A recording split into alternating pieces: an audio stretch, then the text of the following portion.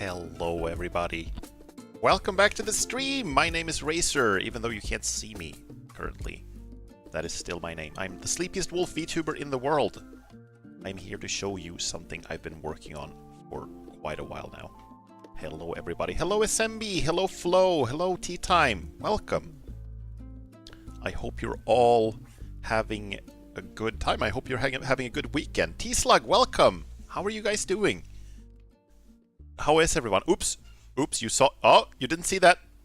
Didn't see that. There was nothing there. Nothing to see. Oh. Oh, no. No, no. It's all hidden. All hidden from sight. If you thought you saw something, you didn't. You didn't. It's still hidden. I hope you're all having a great weekend, guys. I hope you're having a good time. For those of you who don't know what this stream is for, I have worked on making some updates to my streamer model, and I made it into like a little bit of a, I guess you can call it like an event. And I just realized that my Twitch stream is still set to Silksong. That is not correct. I'm so sorry, guys. I thought I had everything fixed. As usual, VTubing and Scuff is an inseparable combo. So give me just a second or two. I'm going to change the category of the stream. Here we go. We're going to set it as an event. And there we go. That should be better. Okay, so like I said, I've been working on some upgrades for my streamer model. I've finally worked up the courage to start working in live 2D again after like not touching it for 3 years or something. And no, more. It's actually 4 years almost. So I finally made some upgrades to it. I'm not going to overstate what this is. I'm not going to hype it up too much. It's still basically the same old Racer model, but it's got some upgrades, some updated features, and I'm very happy with it, and I hope you will be as well. And after that, I was thinking that, you know, I'm just gonna play some games that I normally don't play on stream, but I talk about a lot. So I'll be showing you some games that I've mentioned several times on stream, but haven't actually shown you. So that will also be fun, I hope. Still excited. Nice! Nice. I'm glad to hear that. I'm glad to hear that.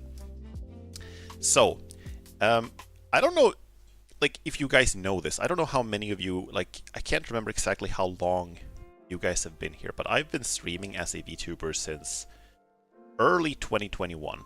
I can't remember the exact date off the top of my head, but we are very close to my, I guess, 5-year anniversary as a VTuber, which is kind of crazy to think about. And for the first year, and a little bit more, I used a model that was based on PNGs. I used a model that was based on static images, but I had like a script that I was given by a guy on the internet, and then I modified it so that it could read the volume of my microphone, and it could change the PNG based on the volume of my voice. There are programs to do that nowadays, like VideoTube Mini, which I have also used, but back then I didn't know about that, or maybe it didn't even exist back then. So I made my own solution. It was very clunky, and it looked kind of jank, but I was very proud of that model. And I could change the expression similar to my model that I have now by using like hotkeys that changed which PNG was showing in OBS. And it was like an auto hotkey script that read the volume of my voice and then sent the hotkey to OBS every time that my volume changed. Also, SMB, thank you. Thank you so much for the subscription. Subscribed since March 10th. Nice. Almost like you said, almost 1 year following and subscribing anniversary. Thank you so much. Very much appreciated. But the thing is, that model, the one I'm talking about, the PNG model, that's the one that I consider to be my like Racer 1.0 model, right? So just for those of you who haven't seen that before, I just figured I'm going to show you a clip. This is from one of my first streams. It's not the very first stream because the visual quality, the video quality in that one was absolutely terrible. Because I messed up the settings. Nice model, looks like it's almost invisible. Yeah, I got the cloaking field on. Ta-da! This is the update! Upgraded with a cloaking device. Hello, Lord, and welcome. Welcome. How are you doing? I hope you're having a good weekend. I'm about to show a clip of my Racer. This is my model. This is Racer 1. This is from 2021. And this is what it looked like. And I'm going to show you like a little clip here. Oh, and here comes the insanity.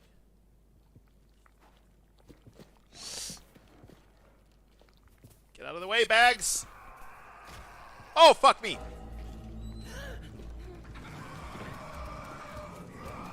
Ah! Ah! Open! Oh my fucking god! No! No, no, no, no! No! No, no, no, no, no, no! Fuck off! Fuck off! Fuck off! Fuck off! Fuck off! Fuck off! Fuck off! Fuck off! Ah! Yeah, so that is... that's what the Racer 1 model looked like. It's it looks kind of primitive when I look at it now, but and also the art for it is you know, I've grown a little bit as an artist since then, so I could probably make like better art for it, but I'm still like happy I made it. It was very fun to make, and it was fun to use too. Even now, Racer 1 seemed to have a hard time. Yeah, I was playing Amnesia Rebirth, so that entire game was a hard time. Good game though, can recommend it. I'm gonna show you like a little bit more just how I could change like expression and stuff. Give me one more second. It's a nice retrospective from where you started. Yeah, I think so too. That's kind of why I wanted to show it. Let me show you a little bit more and see. I think this is a good place. Do not remove tools. So I had most. Okay, I don't think I need those. I'm gonna lower the volume here a little bit so I can talk a little bit over it. Even now, most PNG tuber models have two like mouth states. One is for mouth open, one is for mouth closed. What the and this one has 3. For every mood, I have 3. So for every expression, which is scared or happy or neutral or angry, I had 3. So one where the mouth is closed, one where it's partway open, and one where it's very open, depending on the volume. And even though my solution to this, like having like custom code and a bunch of PNGs that were just hidden and revealed depending on the hotkey, was very clunky solution. I'm still kind of glad that the functionality, I got it to work the way it did with like 3 states for each expression. Can I just pull this and run? Right. I don't want to spoil too much of this game either because it's it's a really cool game and I think you guys should play it. But that was the model I used for the first year, about a year of my streaming, and then I made my own. Which is the Racer 2 model, the one that I've been using now for almost 4 years actually, and I made it myself. From scratch in Live 2D. I did the art, I did the rigging, and I did it with very limited experience in Live 2D. So it took me a very long time, and while I was very happy with it when I was done, it was also had like a bunch of issues. It's a bunch of little bugs and little tweaks that could have been done to make it better, but by the time when I was finished with it, I was very burnt out on Live 2D. I felt like I'd spent so much time with it that I didn't want to get back into it. And when I finally tried to get back into it to start the upgrading process and get back on the horse, so to speak, I I felt like I'd lost most of the knowledge. I'd forgotten most of it. So it's also been cool now to get back into Live 2D because I've sort of regained and relearned a lot of the stuff that I forgot, and I've also learned a bunch of new stuff. Which means that if I want to make further updates to the model, which I think I do, then it shouldn't take so long this time. It shouldn't be like 4 years between each update to it. I can fix things and I can add things and I can do some more stuff. Okay, but without further ado, I think it's finally time to start revealing it. So the thing is, I have put my Racer 2 model and my Racer, this one, the Racer 2.5 model, next to each other, so you can tell the difference. Okay, here we go. Let's see. Okay, so far everything is familiar, right? We have on the left, we have my Racer 2, and then Racer 2.5 on the right. But you might be able to tell a difference if I do this. If I shake my head a little bit. You should be able to tell a difference here. And that is that I finally added, like, jiggle. Exactly! I finally added physics effects. Yeah, the ears are twitching, and the hair and the ears are wiggly in a way that they weren't on the old model. And that is because I didn't know how to do physics effects on the old model. And that is one of those things that I was just like, oh, I can add that later. And now I have. So everything on the new model, on the new version, should look a little more like jiggly. It should look a little more jiggly and wiggly. You know? So let's move upwards. Move upwards a little bit. Jiggle physics. I do have jiggle physics. They're not in the parts that you usually associate with jiggle physics, but there are definitely some jiggle physics. Otherwise, you can see that the model, the base model, is like basically the same. I have made like a couple of additions, which you will see soon. All the fluff, everything jiggles, and it jiggles differently depending on like. It can jiggle. All dimensions of movements makes everything jiggle. And here's the second update, which is a small thing, but my mouth now has a different color. Like the inside of the mouth is now inside of the mouth shaped, or colored, I mean. It's one of those things I couldn't make work on the old version, so now with this one, it's a slight update, you know? Never noticed that your mouth was gray. I mean, I'm glad that you didn't notice. It means that it was working for its intended purpose, but I do like that I managed to get it to be pink this time. This might seem like it's a very simple change, and on most VTuber models it would be, but with the way my model is made, it's like everything to do with the mouth is like it's such a mess. Because I didn't have enough knowledge when I started making it, so therefore it's very messy. And it's very difficult to change anything. But I did manage to do this. And then another thing is that if you look at my model to the left here, you can tell that like the mouth and the nose aren't very well aligned. That is one thing that I struggled with in the old version, is that you can see that the mouth sort of stretches like outside of the sort of nose part, if that makes sense, outside of the muscle. And on the new one,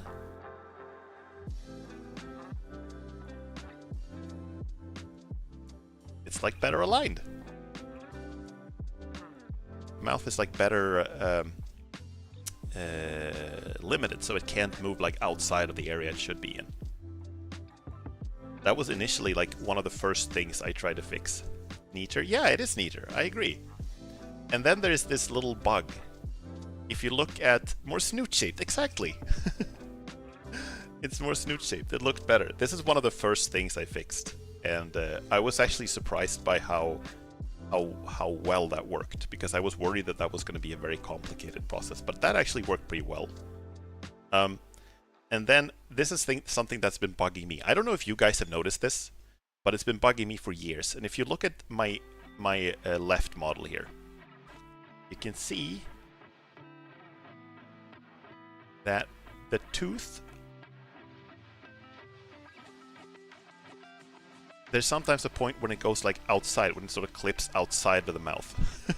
It's such a little thing. I'm not sure if anyone else has noticed it by me,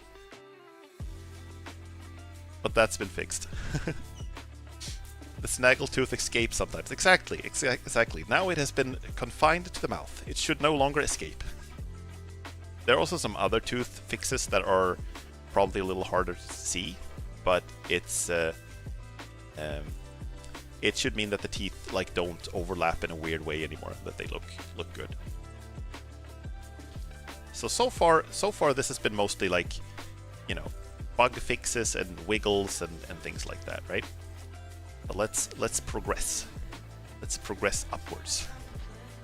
I also have constrained because my older model was very bouncy, like when I moved up and down, and I have sort of constrained it a little bit so that both of them are on the same they move vertically in the same way, just so they're sort of synced up. So that is one thing that has been changed on both of these. No more bouncing. I mean, we do have a lot of wiggling though, and I do still bounce a little bit. I don't know if you can hear my chair squeaking when I do this. And then the straps on my shirt are also like, they have some jiggle physics now. And then, as you guys pointed out, my ears are a little more twitchy now, and especially if I switch ears to this, you can see the twitching. Dangle physics. I'm not sure I would call it that.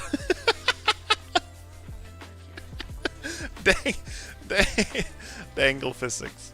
Yeah, let's go with dangle physics. That's fine. Let's go with dangle physics. Right.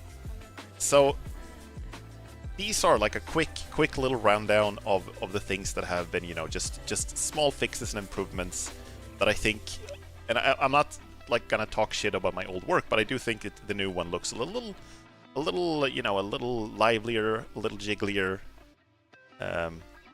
Like it's got a little more, it reacts a little more, right? But that is not everything. I also added some new bells and whistles to the model that the old one did not have at all.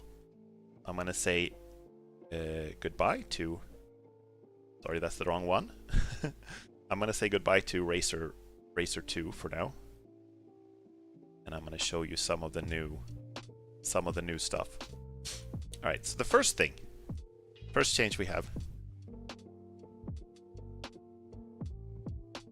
I have tail. This is actually something that the old Mind Racer 1 model had, is that I had like a little tail animation. And I never had it for my Racer 2 model.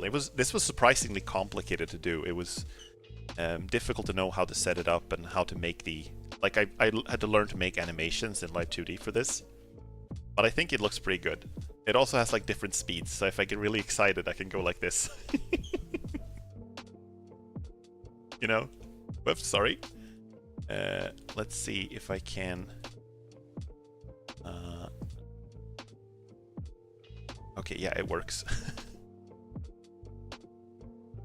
So cute. Thank you, thank you. Thank you.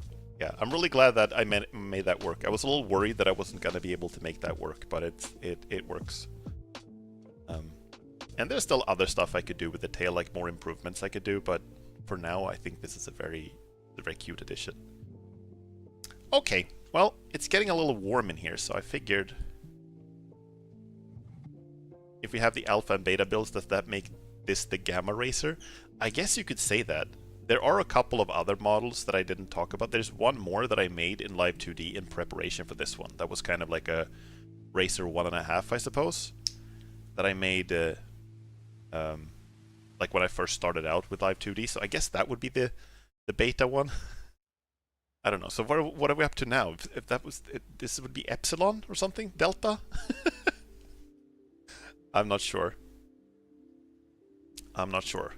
It's me, I'm the Delta male.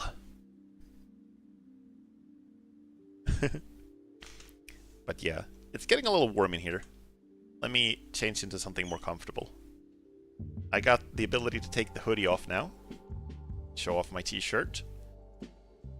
With a little emblem on it. So instead of having it on my shoulder, I now have it on my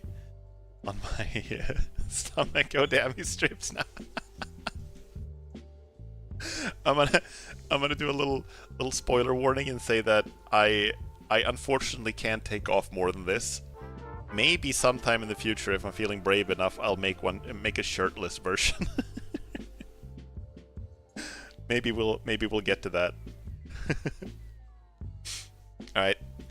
Thing is, I'm not just like I'm like I took this off to feel a little cooler, but there are other ways to feel cool, right?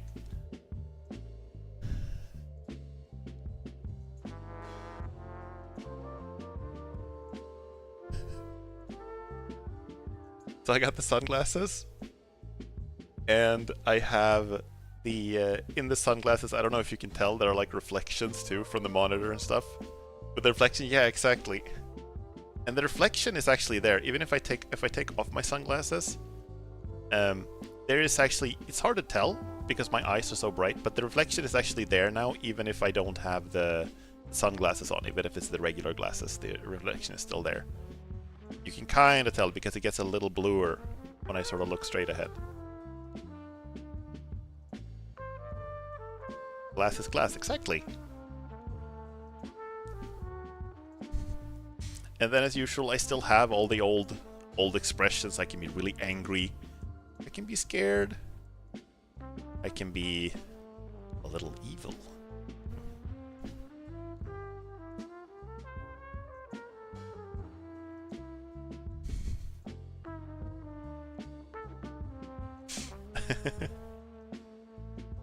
Yeah.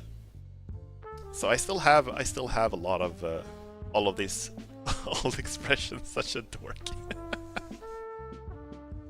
I don't think I look very intimidating when I'm evil. It's not it's not my strong suit. I tried before and people just thought I looked cute. But you know, I'll take it. I'll take it. That's okay. And then let's see. I think I have one more thing to show off. This is kind of, I should be saving this for June, I suppose. But I also got like the pride flags.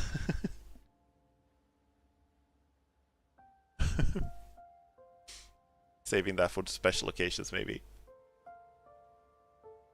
But yeah, I did like a drawing of my.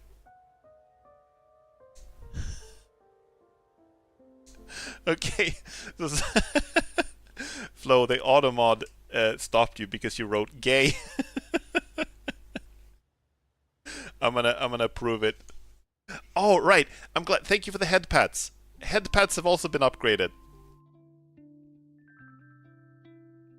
Now the hand follows me around, so I don't have to worry about getting desynced.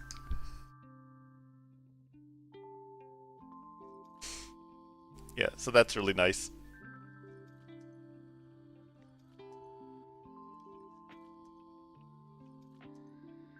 So yeah, this is what I've been working on. And I know that this is not like it's not an entirely new model, but it's got a lot more like bells and whistles. Gay? That's a bad word. Okay, Automod, you do you. A more advanced hand, exactly. We have the new hand technology. More advanced hand technology. Yeah. There's still, as you can probably tell, there are still some of the hotkeys that I'm like struggling a little bit to figure out, so sometimes things get a little weird, but for the most part things should be looking good. Thank you so much for the headpads, both SMB and Flo. Thank you so much. So yeah, and like I said, I now have more recent knowledge and skill with Live 2D, so I can keep doing more upgrades. So maybe next time I'll even show you my legs. Maybe we can do that at some point, you know? Maybe I can get hand tracking. I don't know. Maybe it's a bunch of stuff I could do. And it's also fun because Live 2D is a software. It costs money to use. There is a trial period that is like a month and a half where you can use it for free. And then after that, you can still use it even if the trial period has expired, but you just can't export the models. You can't like finish and export the models, if I understand it correctly. If you want to buy it, it's about $100-ish for a year of subscription, which is kind of steep. But it, to their credit, it hasn't gotten any more expensive. I think it actually has been a little cheaper since I last got it back in 2021. Even when I had a even with all the inflation and stuff that has happened since then, it hasn't gotten any more expensive. Maybe add in a cocktail for when you take a drink. That is not a bad idea at all. That is actually a very good idea. Hell yeah. Oh, sorry, accidentally switched the outfit. Yeah, maybe a little cocktail for when I take a drink. Maybe you know, be able to show my hands, be able to show my legs. You know, Could be a bunch of cool stuff we could do. And then, of course, I'm not sure if I want to keep upgrading this one or if I want to start over with a new one, because when I try to sort of upgrade some things, like I said with the mouth, where the way I made the mouth on this model is kind of a mess. And I think I've talked about that before, but one of the things that, like, I'm not trying to hype myself up too much. I know that this model in some ways looks very, very homemade and janky and stuff like that. And I'm okay with that. But one thing that I do have that almost no other live 2D model has is that I can turn my head and, like, you can see between my upper and lower jaw. And you can see my teeth against, like, the background. That is something that, like, that is kind of something that is almost no other live 2D model has. So when I started making the Racer 2 model, there were no tutorials for how to do that. There were tutorials for how to do other stuff. There were tutorials for how to do the eyes and the ears and the rotation and everything. But for the mouth, like this, there was no one to tell me how to do that. So I had to figure that out for myself. So the mouth is like it's a mess. I made it in a way that is a mess, but it works, you know? It really works. If I started over from scratch, I might be able to make it better, but for now, that is... I'm kind of... Even though, you know, it's part of the charm. Yeah, I think so too. Embrace the jank. Yeah. I'm trying to do that. So... But if I started over from scratch, I might be able to do a better one. Because I think I'm a better artist, I think I'm a better rigger. But there's still some more life I could squeeze out of this one if I kept upgrading it. So I'll see what I'll do. I'll see what to do with that. Yeah.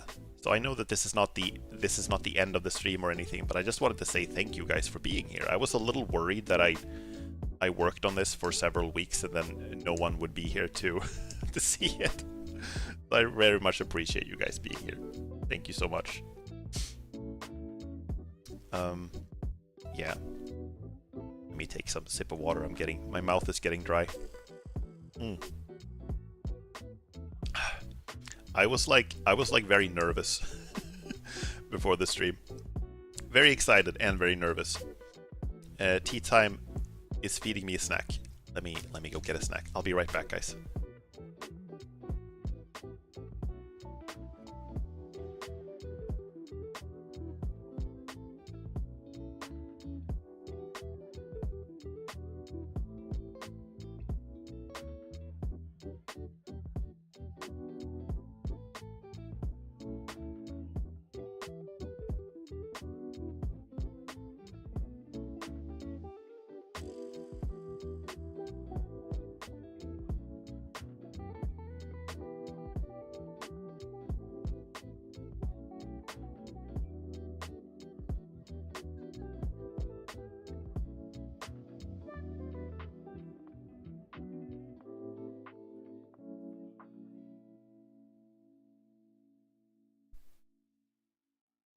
There we go.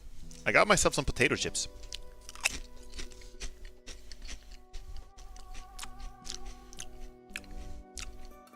Hell yeah. Thank you for the snack. Tea time. Got to see the new Racer. I'm glad you wanted to see the new Racer.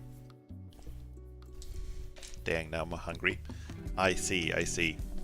I had the fortune of eating right before I started the stream. I got some minced meat sandwiches with like melted cheese and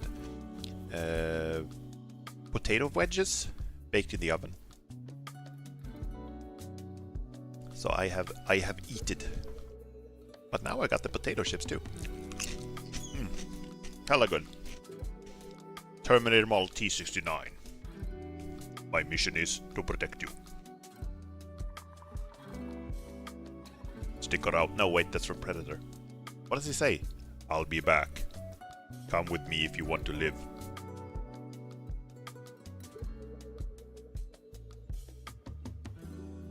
Oops, sorry. Sorry, I'm still getting used to the new hotkeys. We can do that. There we go. My mission is to protect you. Put that cookie down! It's not a tumor. It's not. Terminator feels like... Oh, dear, sorry. Still with the hotkeys. Terminator feels like prime crossover material for aliens and predators. Yeah. I think there is, in comic book form, a Terminator versus Aliens versus Predator. If I don't remember wrong. There's also a Superman versus Terminator. Where, like, and you know, you might think that's a little mismatched because Superman is like, kind of, you know, powerful compared to the Terminator, would just destroy the Terminator. So they gave the Terminator like a laser beam eye thing that can sort of just like actually damage Superman. But I haven't read that comic. I just flipped through it like many years ago when it came out in like the late 90s or something. The Man of Steel versus the Steel of Man. Metal endoskeleton.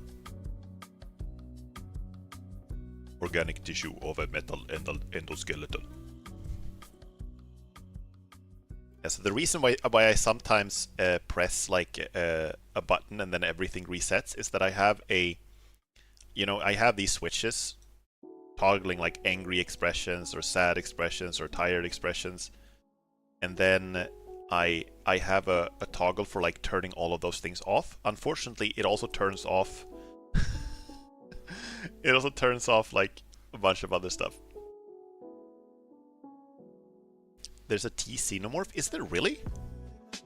A Terminator xenomorph? Is that really a thing?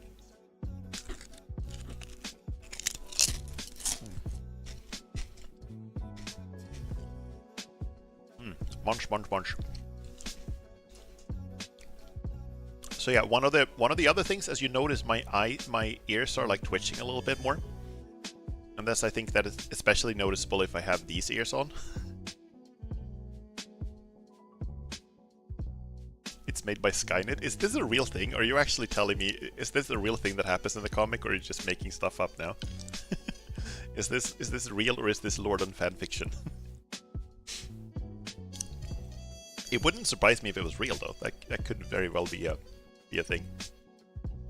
Makes sense if they Twitch, since you're on Twitch. Yeah. Speaking of Twitch, it's kind of weird because on YouTube, the stream wouldn't like start properly.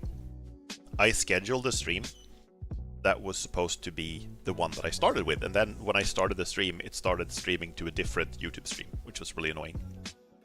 Google it if you don't believe me. Okay, I believe you. I believe you. I just wasn't sure if you were kidding or not. It sounded like fan fiction material, but then again, most of these crossovers do sound like fan fiction material. Speaking of Aliens vs Predator, that is a game I'm thinking of playing on stream at some point. Is the Aliens vs Predator 2, which is a game that I played like way back in the day. It came out in 2001, I think, or something like that. Ages ago, ancient history, you know. But it was, it was like a favorite game of mine back then, when I was a kid. And I think it still holds up okay, so thinking of playing that again. It was made by Monolith, who would later go on to make Fear, and they also made Shadow of Mordor, Shadow of War, and then they were closed. The studio was closed down like a year or two ago. It's just really sad. They made some really awesome games. RIP, yeah, RIP. It's Monolith, and then there's... It's not all of Arcane, but it's Arcane Austin, who I think were the ones who primarily worked on Prey. Also Cloth. Also Clost. I read Lorda's post there, or comment there, so, as I tried to say closed, so it became Clost. They made Claw. Did they make Claw? Okay, I don't think I've heard of that. I have heard of No One Lives Forever. Monolith Claw. Did they make a game called Claw? Side-scroller platform video game published by Monolith. Anthropomorphic pirate cat. This looks cool as hell. Why haven't I seen this? Damn. It's a furry pirate platforming game. A famous cat pirate, Captain Nathaniel Joseph Claw, is imprisoned by the Cocker Spaniards after they attack and sink his ship. This is awesome! Why didn't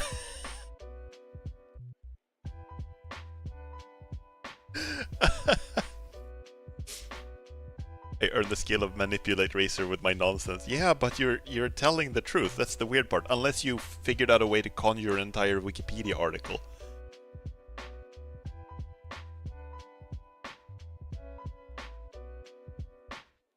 Right. Damn, okay, yeah.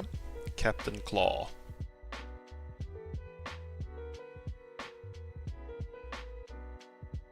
Almost as wild as my L key malfunctioning. So it becomes Wildle. Wildle. Wildle.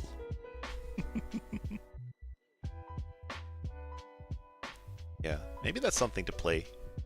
Maybe I should do like a Monolith Games retrospective. I haven't played that many other games. I played Aliens vs Predator 2 and Fear and Shadow of Mordor. And I liked all three of those, but I think Fear is probably my favorite out of those three. How many of you guys have played Fear? The first-person shooter from 2005. First-person horror shooter. So that's... I prefer usually to play games that I have already... that I haven't played on stream, but Fear is one of those games I've played through it a bunch of times, but I think I would still want to play it on stream.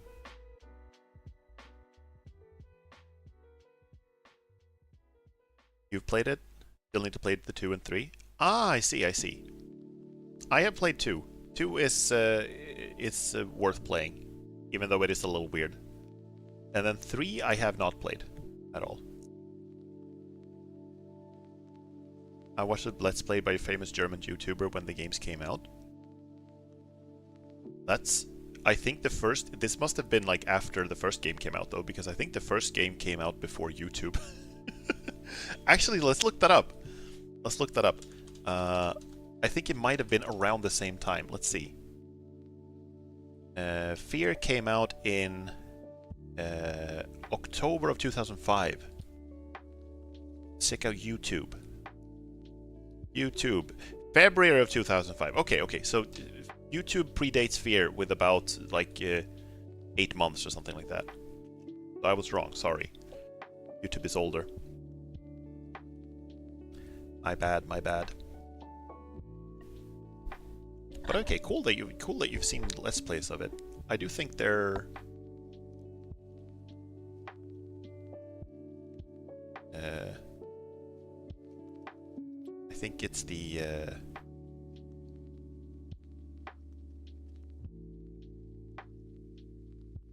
I think they're very worth checking out. Strudel Phantasmotum. I don't know what that means. I know what a strudel is. Strudel is. Phantasmotum. I'm gonna have to look this up. I remember I gave all the videos 5 stars. Oh, that was back in the old days. The 5-star days. I see. I understand. Yeah, my bad. I thought that Fear came out before YouTube.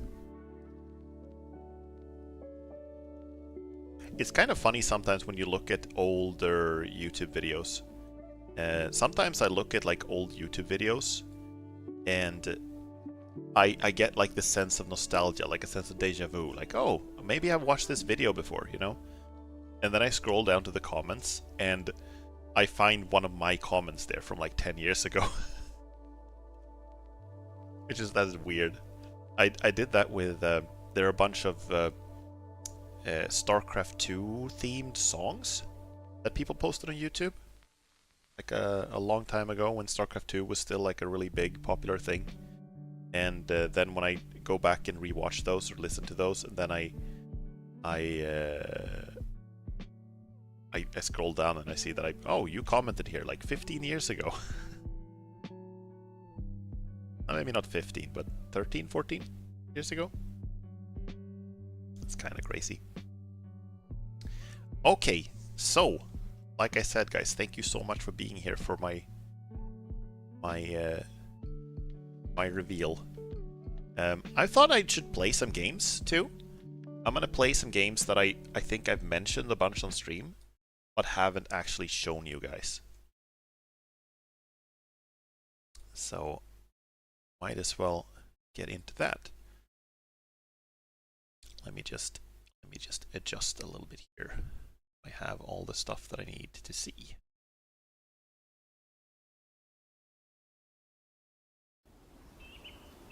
Apparently first Fear Let's Play got deleted, but the Fear 2 Let's Play still up, was uploaded in 2010. Oh, I see.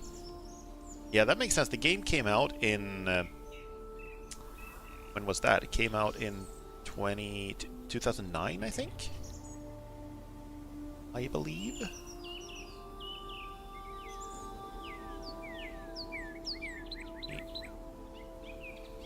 Let me just adjust a little window here. So this is a game that I think I've mentioned on stream a couple of times. It's called Hexarchy.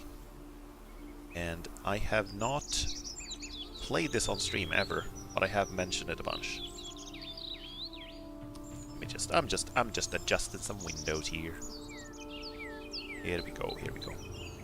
And this is a strategy game. It's a turn-based strategy game. It's very Civilization inspired, but the matches are much shorter than in Civilization. They last like half an hour instead of half your life. I'm sorry for the delay. I'm just trying to adjust the windows here. It's a little weird. There we go. It's very hexagon. Hexagon! Okay, so let's see if we can find and match an online... Wait, no. Here's what we do. I'm gonna play single player first. So basically, I'm gonna set the AI difficulty up a little bit. Basically, it works like Civilization. You play you choose a civilization, and then you try to win. You get points in different ways, by expanding your territory, by having more cities, by having more people, and by building wonders, and by conquering your enemy's cities. And then the first one to 100 points wins. And that's about it.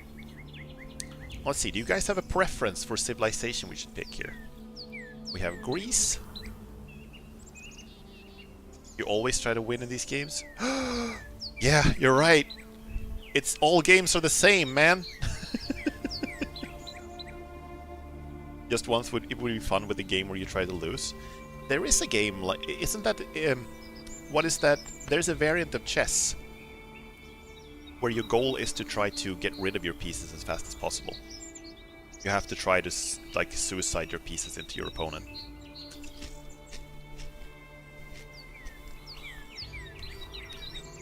They have the Japanese. Wake the fuck up, samurai. We got some cities to burn. Japan is my favorite, I think, currently. I'm gonna show you. I'm just gonna go through them to show you. Greece get like cavalry and science bonus. France have strong culture and they have really powerful special units. Russia have like extra resiliency, so they need less food and happiness, and they have also really strong special unit. Egypt gets like extra food early on and they have a strong early unit. Rome gets like more hammers, which is like a resource you use to do things with. England have boats and longbows. Aztecs sacrifice their own people to get like extra troops. No, they get extra money. The Tau. maybe in the next patch we'll get the Tau. China are really good. They get like a lot of extra hammers and stuff. Persia get like a strong unit and they have to pay less for the troops. Arabia get better trade and they can buy their troops with money. Vikings are also really strong. They need like a lot of luxury resources to recruit their guys. And then Prussia have like a bunch of buffs for their military units, and then Japan have samurai. Let's go with the Japanese if you guys want that. I've been playing the Japanese a lot lately. I think I have to make myself a little smaller here because this is one of those games that has like a lot of a lot of stuff. So I don't want to cover everything up. Okay, so I'm going to try to move myself so I'm not blocking everything. So here's how this works, right? You have a bunch of cards, and then there's a map. And everything you do in this game is cards. And the first thing you do is to play the Found Capital City card. So then you can put yourself somewhere on the map. And you can see, if I zoom in on the tiles here, you can see that they have like a food on them. Some of them have hammers, and some of them have gold. And there's like a bunch of different resources, but hammers are like the main one. They're what allows you to play most of the cards. So maybe I should... Do you guys want... Is the tail distracting? Let me know if the tail is distracting. I think I'm gonna put it here. Do we also get sickles? No sickles. Even if you're playing as Russia, you don't get sickles. And then firewood card is just good for burning, because it gives you extra hammers and science. And then this is like the basic warrior card. If I want to build a warrior, I have to play this on my city, but this first warrior card isn't very good, and I almost always burn it. Get rid of it. And then... Let's see then. Drawing cards, new cards on the deck, it costs you money, which I have here.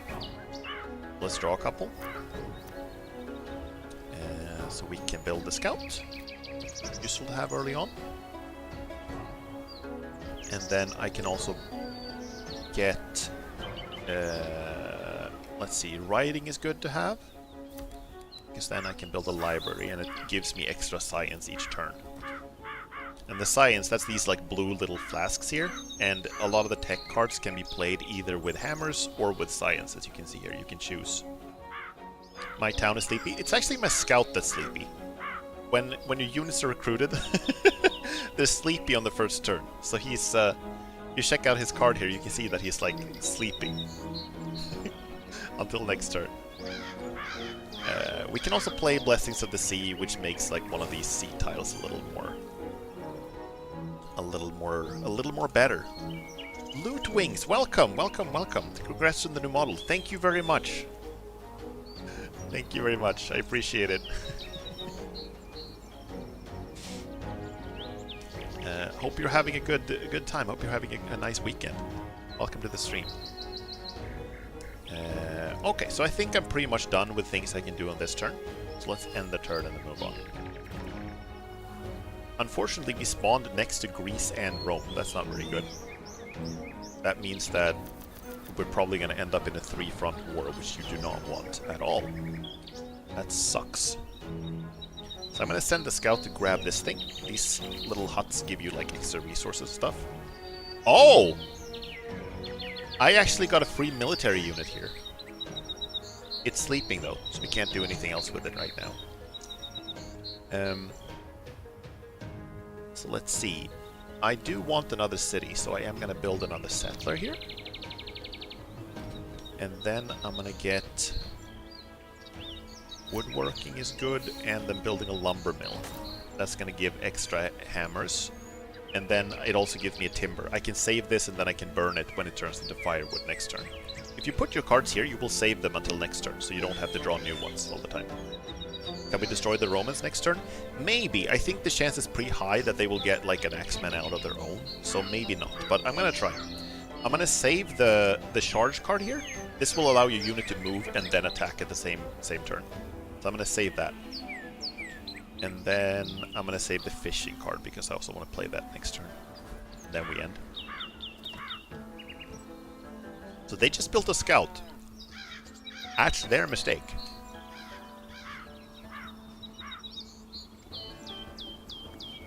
That's their mistake. Let's see now. I'm going to burn these. I have lots of science. Also, is the sound good? I feel like maybe the game music is a little low and that game sound is a little high. We can do this. We lower this thing a little bit. Birds are a little loud, yeah. So let's lower the birds. that better? Silly Greece, that's not where pyramids go. It gets even more fun when you have like Russia building the pyramids or England building hanging gardens of Halicarnassus or something like that. Okay, so I'm gonna send my Axeman up here, and I'm gonna play the... Oh damn.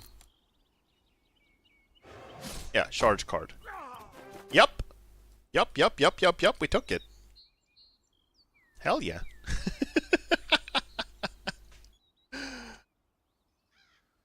Annihilated the... annihilated the Romans on the first try. That's the first turn. That's really good. So, with fishing, I can get a fishing hut, and that can gather these little clams here, so I can get like extra luxury resources to keep people happy. The more people you have in your cities, the harder it is to keep them happy. Let's see, I'm gonna place another city. Let's go here, by the coast. So I can, let's see, I'm out of money, but I can sell my luxury resources so I can draw new cards. Animal husbandry, I don't really have any animals around. This is still good to have though, because you can build farms later, but it's less like further up the tech tree. Get this one. Right, let's build a farm. You'll notice that some of these tiles have dashed lines around them, and that's because my workers are currently working there, and I can move them if I want, but since they're working there, I'm just going to do that so that they keep working on this tile, and now this tile gets a lot more food. He's wiggling his tail menacingly.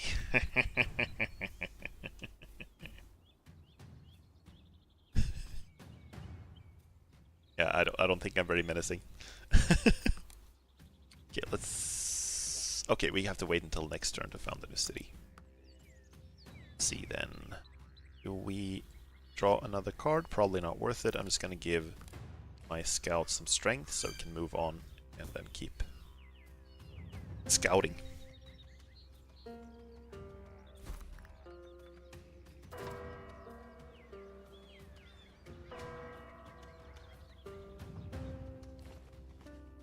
Greece is building a bunch of wonders, which is a problem because all the wonders give you bonuses and they also give you a bunch of points. And I can't see how much points everyone else has, but I can see who's in the lead. And right now I'm in last place, Greece is in the lead. And I have only 8 points. But on this turn we're going to do this. There we go. So I took over Rome, so now my points went up from 8 to 19. And as you can see, people are not happy here. It's because I just conquered them, and people are not happy when they're conquered. And because they're not happy, they're not working. And because they're not working, they're not getting any food. And because they're not getting any food, they're going to starve. So we're going to have to bribe them a little bit. I'm going to have to give them a little luxury resource. That is not enough, so I'm going to have to give them some food also so they don't starve next turn. Yeah. And then we can found this city here. And then I can build another lumber mill. I can save this timber for next turn. And then this card is not very useful for me, so I'm going to burn it. It's useful to burn cards, both because you get extra hammers for it, and also because you sort of trim out the bad cards from your deck. Let's see, we can do that to get some more crabs. And I'm going to take the scout and move it here. Grab that stuff. Got a bunch of horses. It's nice. So I don't think I'm going to need to settle another city because I'm already kind of full here. Well, we could put another one here, I suppose. Yeah, let's do that. So the problem is now, Greece has an axeman of their own. It should take him a while. It should take him more than one turn to get here, but I am going to have to get back there. I'm going to have to get some military stuff up to defend. Otherwise, this is going to be a problem. Charge, mathematics. I can't play that one now, but we might want to save that for next turn, and we might want to save the charge for next turn also. And I think I'm going to save also the library. There we go.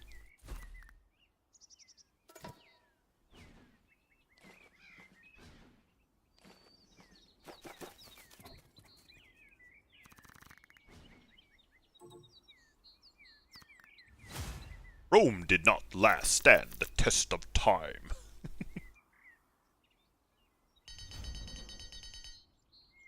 So, here we go.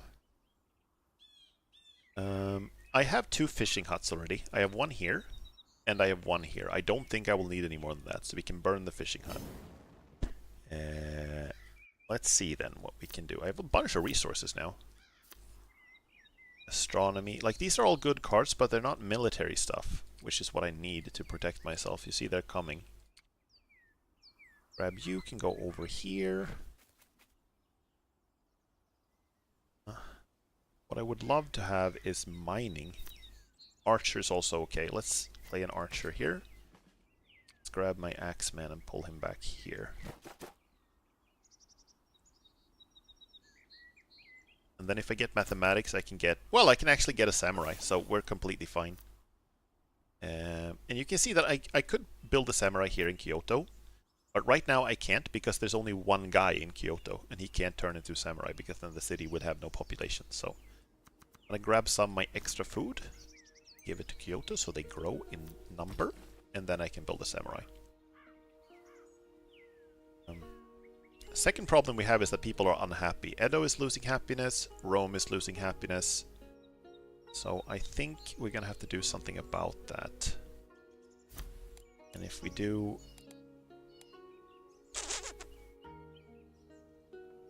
Is it Kanto? I think I said Kyoto, right? Or was I... Were you mentioning something else?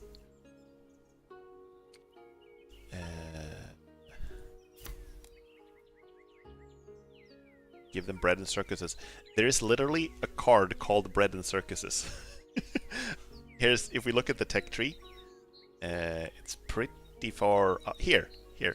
Bread and circuses. You make them happier and give them food.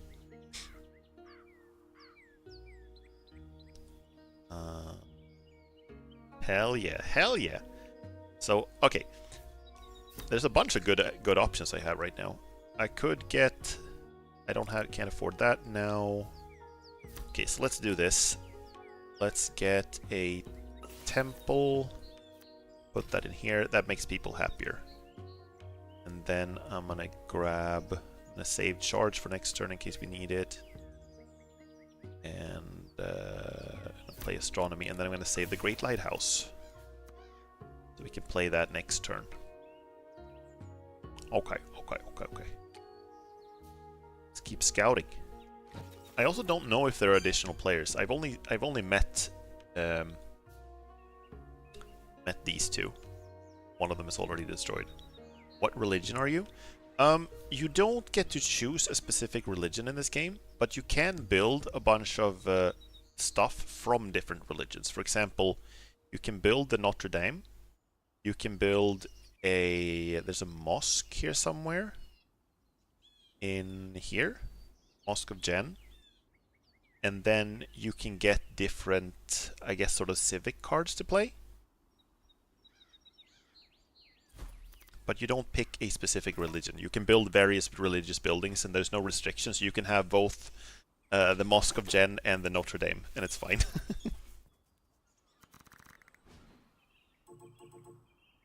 We did see a paganism card. Yeah, you can get that is one of the like civics you can have, paganism.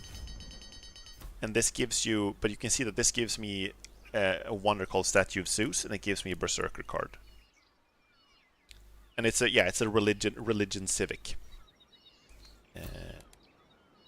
So I guess in that way you can pick certain cards that are like religious themed. So this one is really nice because it means that my units won't be sleepy when I spawn them. And this one is nice because it gives me more money. I think I'm gonna get this one first. But I don't have any good place to put it. Right, it has to be placed on the coast. Ah, let's get the other one. Statue of Zeus. I'm gonna burn the scout card. Don't need more than one scout. And mining. Get masonry. And then metalworking is really good to have. But I don't have any iron yet. I can gather a little bit of iron with my scout here. But I don't have a... like an iron mine. Let's see. Right, so I think I'm gonna have to get, like, I don't have a lot of mining resources here, so I think I'm gonna have to get a bunch of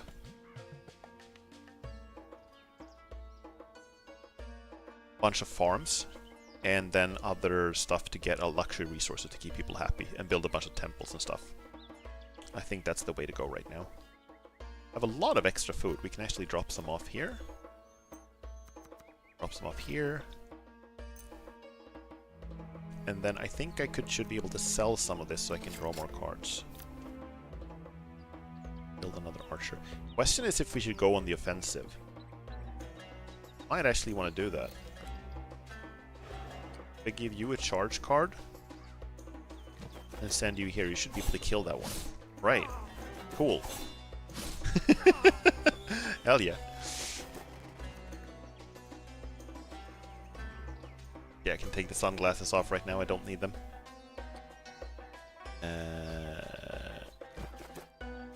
Go.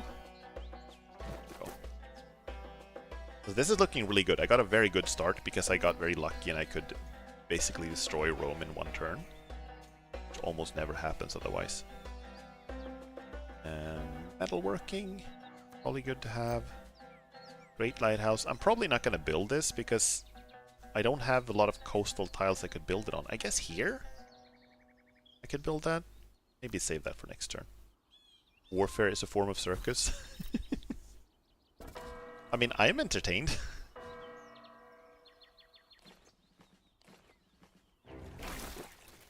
Oh shit. Oh, that's not good. That's actually really bad. They can get over. That's really bad. That is very bad.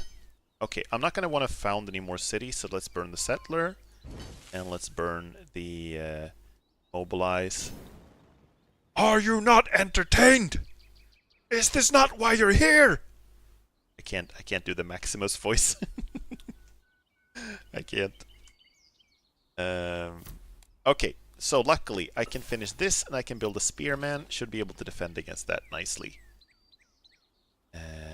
Then I can shoot you. And then I can attack you. There we go. Nice. Cool. Right. They got themselves a harbor here. Which means that they can transport units by sea.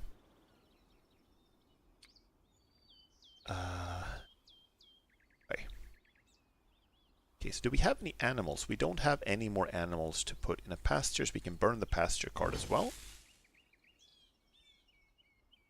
Education gives me great library, actually useful to have.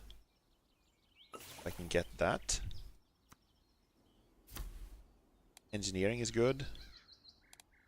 It's a lot of good stuff now. I'm not entirely sure what to focus on. I think I'm going to focus on... Hold up a second. Let's draw some more cards. Here's a different civic I can choose. And this one I actually can have. Give some more gold and happiness. Put even more resources here. The nice thing about the Japanese is they have this Blessings of the Sea card, which means that you can buff a water tile up to 3 times with extra bonus resources that you can harvest if you have a fishing hut there. And I can do that here, and then I can do that 3 more times here to get a bunch of extra resources.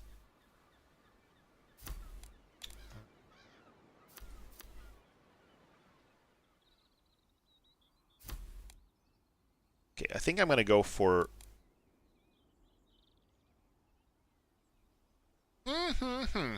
I'm I'm a little hesitant here because I have a bunch of good stuff, but I have almost too many things to choose between.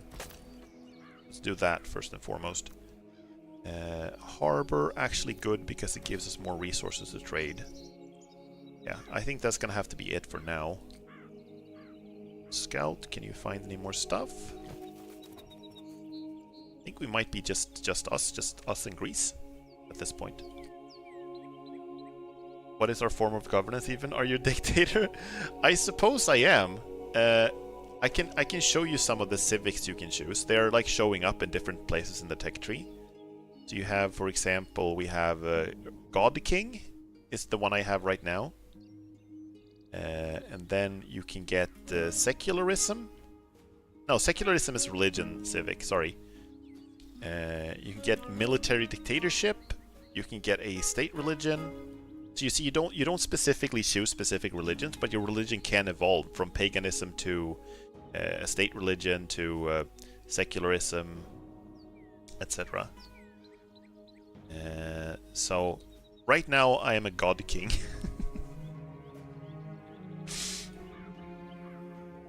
Which is nice.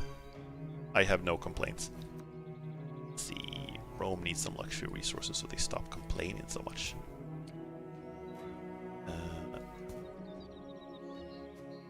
Cool. Okay, so these guys have already been given orders. Okay, let's see. End the turn. Have a drink.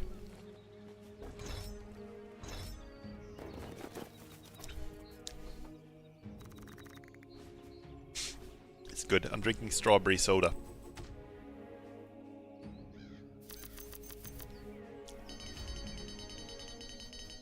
Okay. So this is going really well. I have a lot of hammers per each turn. I have a lot of choices. In fact, let's add some more farms. Rome needs a farm. Primarily, though, we need more to make people happier. That's the primary thing.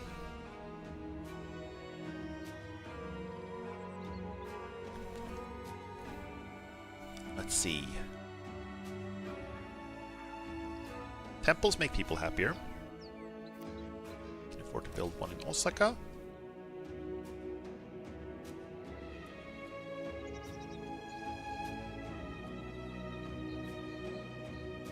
Horseback riding. I do have some horses.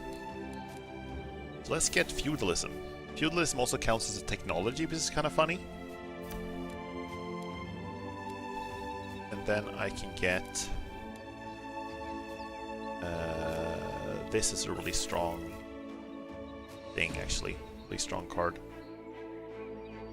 I would love for my archer here to be able to shoot this guy, but he can't because there's trees in the way. I'm just gonna have to attack him like this. The samurai. And then you attack. Here we go. But you see this, he's got double swordsmen here, and those are really strong, so that's not gonna work.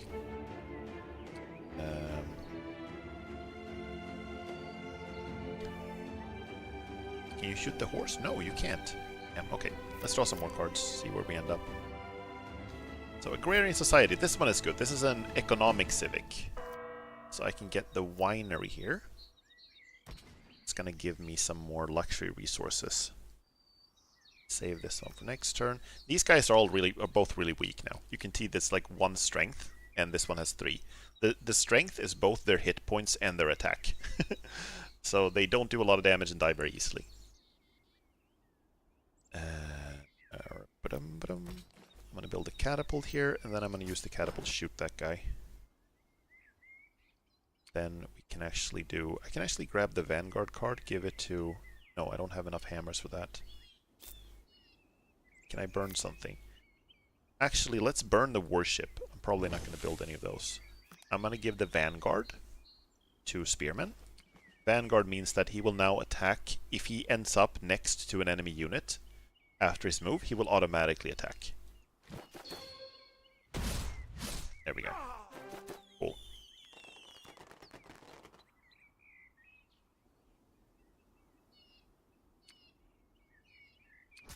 Bonk! I think it's just us. I think we're alone on this island now. Except for Greece. So if I destroy Greece, I win. That's basically it. Okay, let's end the turn.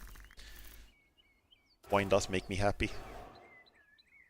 There's a quote from Amnesia the Bunker, where the game takes place in a French bunker, and there's one of the officers is like complaining that they're out of wine, and then he says like, "Armies march on morale, and morale is built on wine."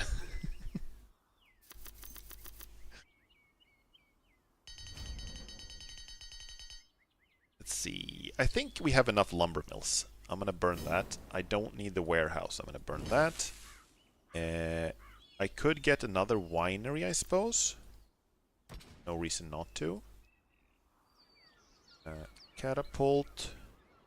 You can shoot that one for sure.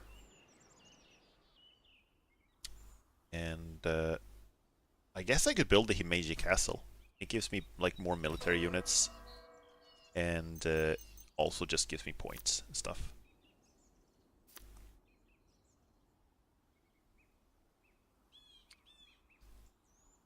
Scout is scouting around. No, I can't. Can I bonk this thing? No, I can't. I'm just gonna defend. This guy is gonna kill him next turn, so we need more military stuff, otherwise this is gonna be a problem.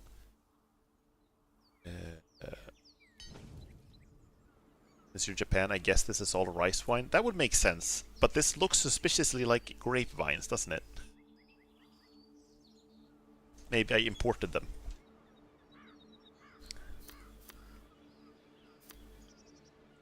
Right, this one... I guess we can give you that so you get a little more... do a little more damage when you get attacked. Like, here's what I want to do. I want to get... Where are we? Where's engineering? Don't tell me I burned the engineering card.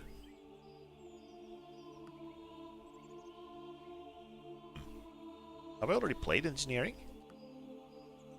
I'm confused. Engineering... No, I need construction to get engineering. I see. Engineering is like where the really powerful military units are locked behind. I just need construction is what I need. Blessings of the Sea. Divine Decree. I'm gonna sell some of my luxuries now so I can draw more cards. Boom, boom, boom. There's construction. Thank you. Here's engineering. Let's cultivate our wine. Get more food from it. I'm also gonna burn the library card because I think I have enough science now. I just realized I think I only... Wait. I have one library here. Do I have one here? No? No? I thought I had two. Ah, shit. Okay. One library. We're gonna have to make do with one library. Damn it.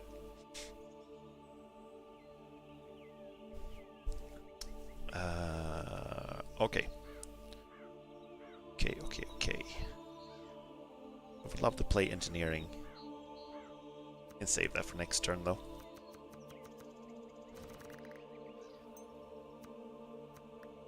Why are they running so low on money?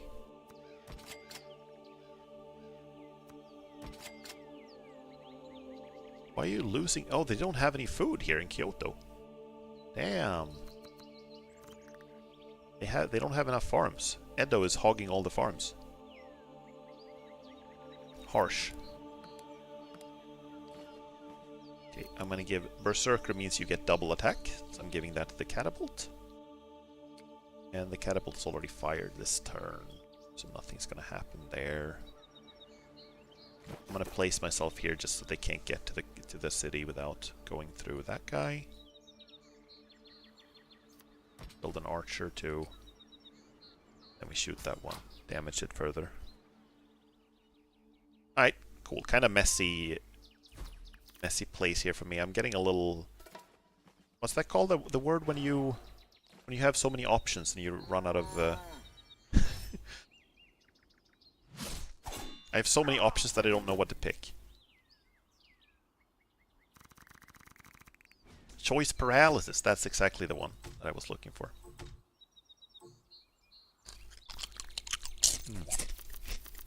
Crump.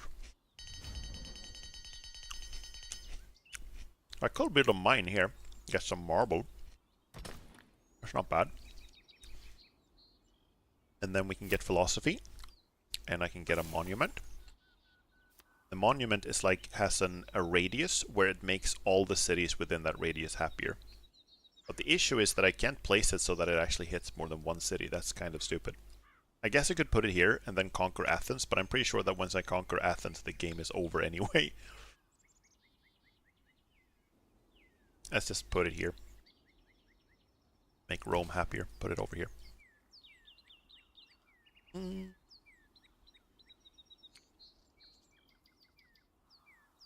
Let's see then what we can do. Engineering. And then I'm going to get gunpowder. And here we go with the really stupidly powerful units.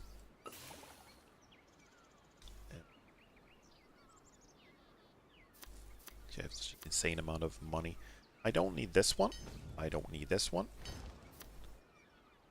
I don't think I need more farms. I need more temples. Probably, but not this time. Secularism. Here, we can choose go from paganism to secularism, and then we lose the paganism card. But we can get the university, which gives more science and happiness, so let's get that one. But that's not the one I want right now. I want to build a musket man.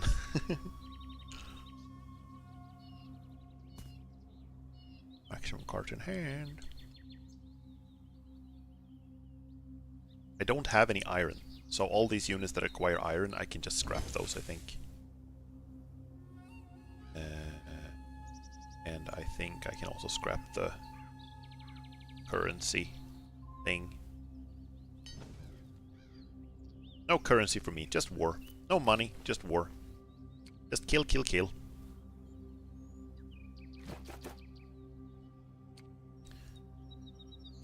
Shoot him. Shoot him.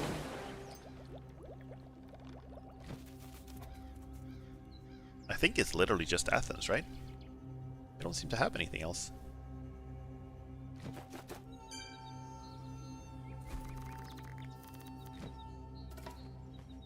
Oh, they also have musket man. That's unfortunate.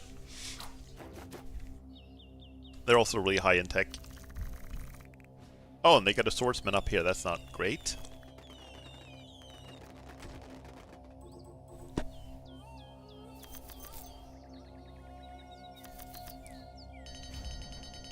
Okay, that's fine. I can make one of my own. We don't need more wineries.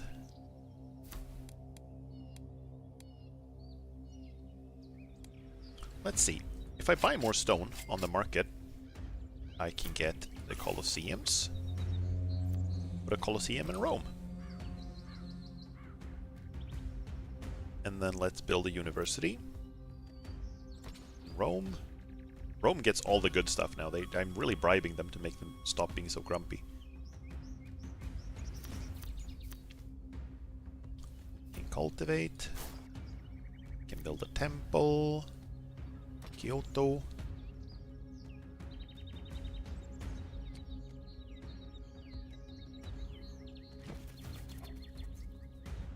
See, they're trying to get another city up here. Trying to get one. Can burn this one. I'm not gonna build any roads. No roads, no money, only war.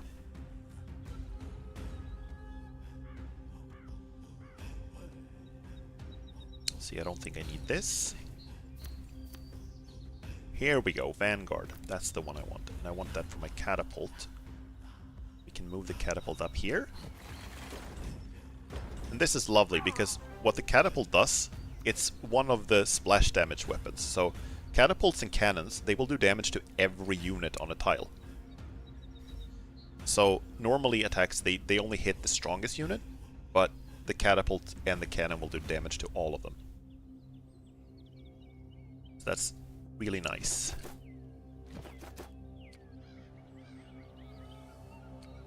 We can move you up here. Cool. I think I can burn the monument now.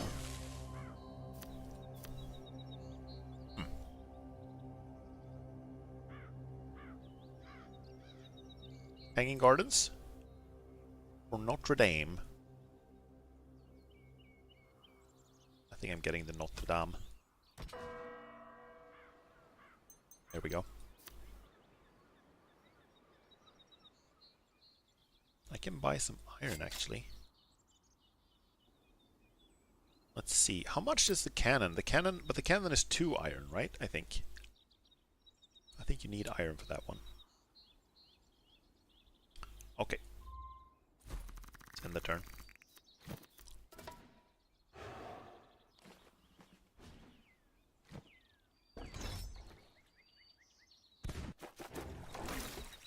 Oh shit. Oh shit, they just took my catapult. That's the thing, if you don't protect your catapults, they can just walk up and grab them.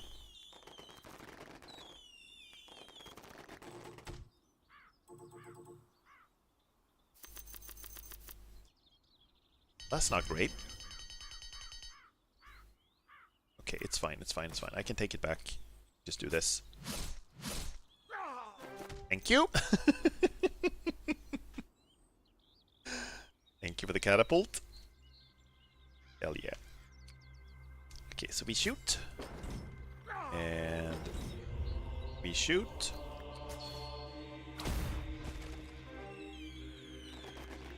If I have 1 more iron, I can build a cannon of my own, but I don't have that. Heal you. Spearman can.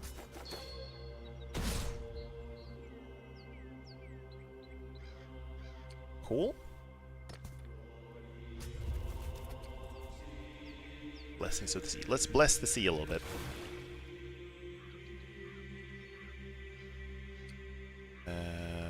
Yeah, we're getting there. We're wearing them down. I can build a great library just because it gives me a bunch of points. Normally you want to keep your deck of cards a little slim, so you want to keep burning cards so that you don't get too many of them. And right now I have a few too many cards. I think it's going to be fine this time because I think I'm going to win anyway, but it's normally not fantastic to do it that way, the way I've been doing it. Burn this. Can burn. I don't think we need mine. But I need some iron so I can build a cannon. Okay, so now we can change the government civic. So I'm no longer a god king, now we have a hereditary rule. And now I get bread and circuses. And I also get this one, Royal Guard, which means that my units they get like stronger if they're close to the capital, right? 2, 3. So here, catapult is stronger. I like the hammer sound on each turn. Yeah, this game has some satisfying sound effects. I do like the sound effects a lot. Charge, nice. Let's save that for next turn. Fort. You can actually build a fort so this guy doesn't take as much damage, I suppose. Cool. Craftsmanship.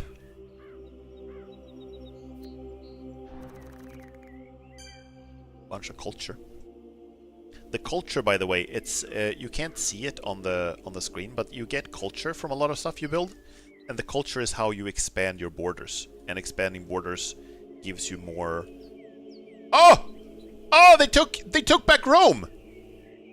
Oh shit! They're like retaking Rome. We can't have that. That's not okay. I didn't even notice. The samurais have reclaimed Rome. It's all good.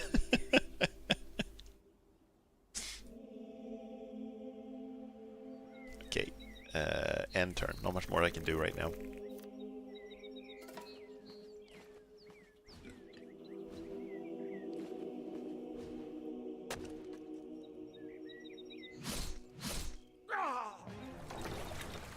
They do pump out a bunch of units.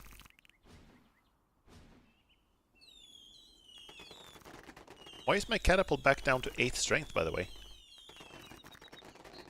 It was 16 just a little while ago. What happened there? Oh, I win. That's what happens. Okay, kind of an anticlimactic ending, but I got to 100 points. Japan, 101. Greece, 50. Rome, 1 point. Okay. So, you can also play this in multiplayer. And there are enough players that you usually don't have to wait very long before you play games. I think this is very fun. The games don't last very long. There are enough civilizations and enough different strategies you can do to keep things varied. And the map generation is random. The downside to the random map generation is that sometimes you get these extremely unfair maps. Like a little while ago when I got a map where I started on an island that was like rich in resources and I got to be all alone, and then the opponents started on tiny islands with nothing on them. So sometimes the map generation is kind of bullshit, but overall, this is a fun game. I can recommend it. It's not very expensive, it's not very big on your hard drive, and if you like sort of a slow-paced kind of chill strategy game, I can definitely recommend it. When you're playing multiplayer, you're on a timer, so your turns can't take forever. You have to be a little quicker about it, but it's still not like a very stressful. Compared to some other strategy games, it's still kind of chill.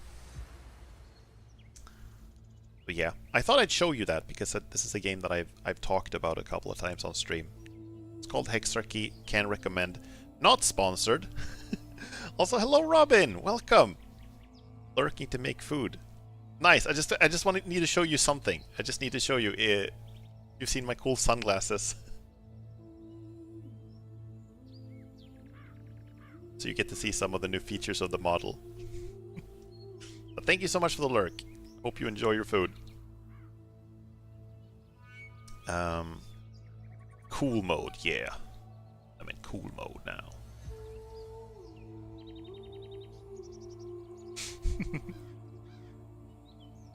Okay, so it strips. Yeah. don't don't say it like that.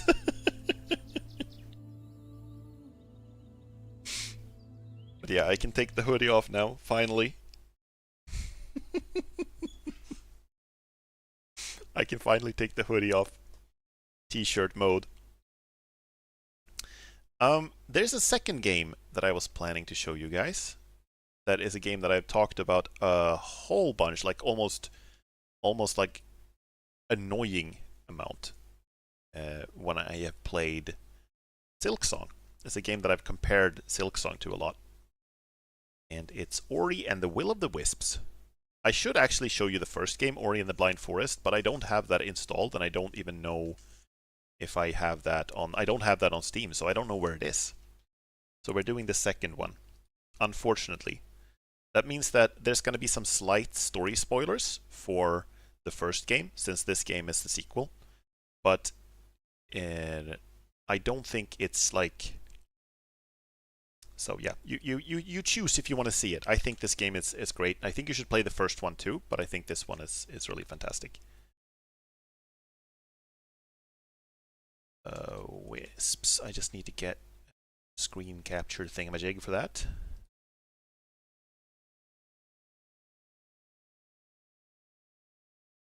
If that works. You can hear the music, but you can't. There we go. Sorry. Move that in place. Oh. There we go. Cool. So, this is the game that I've been comparing Silksong to so much when I played Silksong. I do think they're interesting games to compare and contrast, so to speak. I do think that it's Silksong and Hollow Knight 1 also are are bigger games. There's more stuff going on in them. There's more to explore on the map, more hidden bosses and the like. But these games do have a very special charm and a very special atmosphere. And they're very pretty. ridiculously pretty games, especially the second one. Would you say Ori is easier than Hollow Knight? Yes, but it's difficult in different ways. In the first Ori game, is extremely challenging in the moment to moment. Like, you die a lot, like a ridiculous amount of times, but it's less punishing in the sense that you don't have to restart and go back as far, because the checkpoints, you can make your own checkpoints in the first game. You use a little bit of energy to save, and you can do that almost whenever, right? The second game I think is even easier, at least if you're playing on normal. If you're playing on hard, it is still very difficult in the moment to moment, but checkpoints are now automatic, and you rarely have to go back more than 1 minute, you know? So it's hard, but less punishing than Hollow Knight. So you die more frequently, but the death is less punishing. I guess that's how I would say it. Okay, I think I should start a new game from the beginning, right? So like I said, this will be some minor spoilers for... Or not some minor, this will be some spoilers for the first game, since this is a sequel that takes place afterwards. Let's play on hard mode, just so you get to see like how the difficulty in the game can be.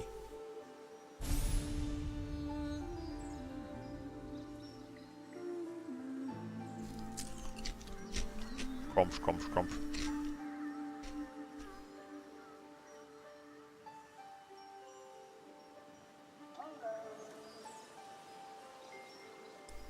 I also love how it transitions pretty much seamlessly into gameplay.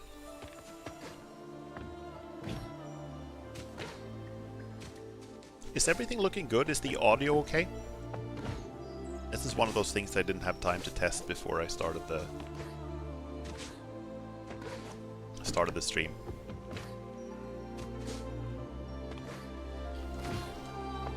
So, audio balance is great. Nice.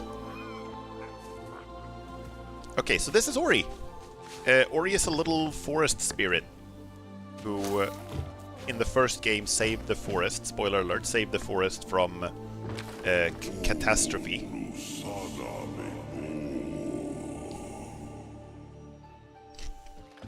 And the big thing in the background, the glowing thing in the background, is the spirit tree. And in the first game, we restored it so that it could save the forest. And now Ori is living with their adoptive family of a couple of weird trolls and an owl.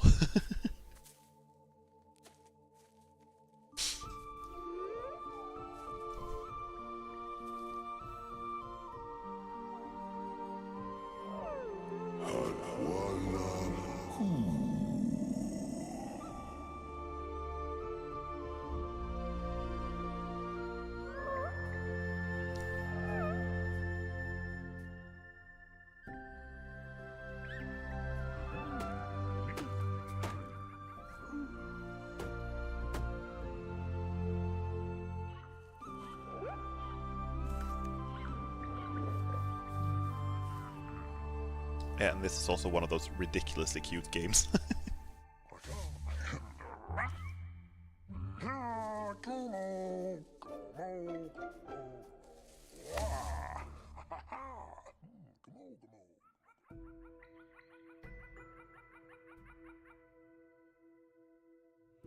Let's wake up.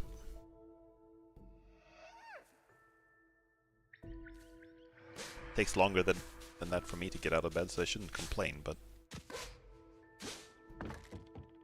It's also a little funny because some things are accessible to other characters, but not to you.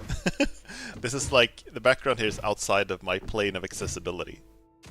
So I have to take the long way around.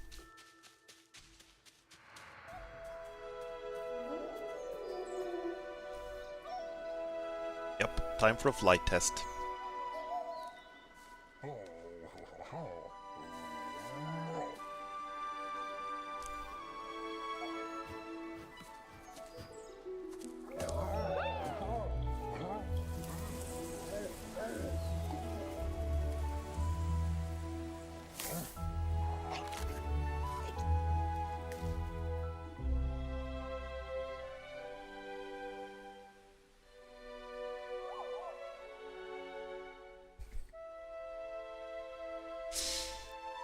fucking hates oranges. Unacceptable food for an owl.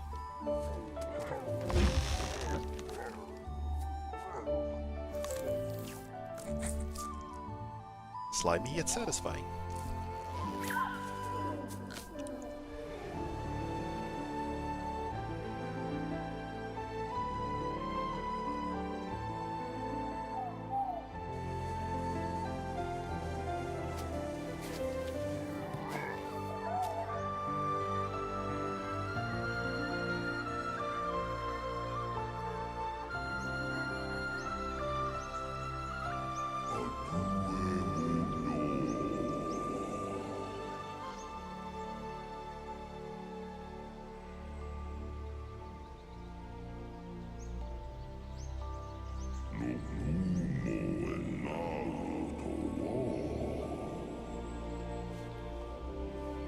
On a worm of some kind in some sugar piece today was not slimy or satisfying. Ew.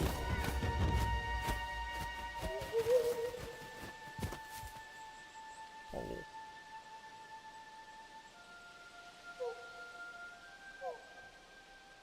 Yeah, her wings are a little fucked up.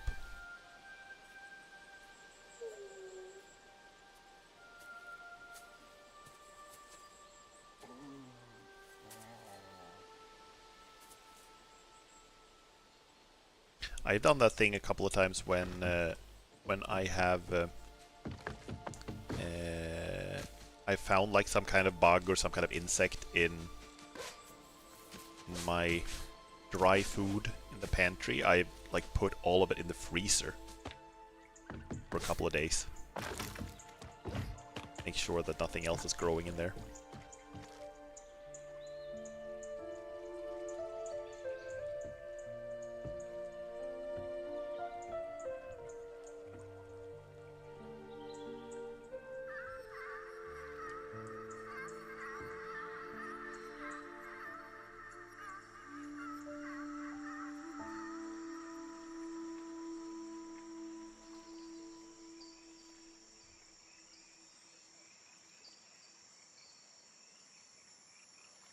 Alright, she needs an upgrade to be able to fly.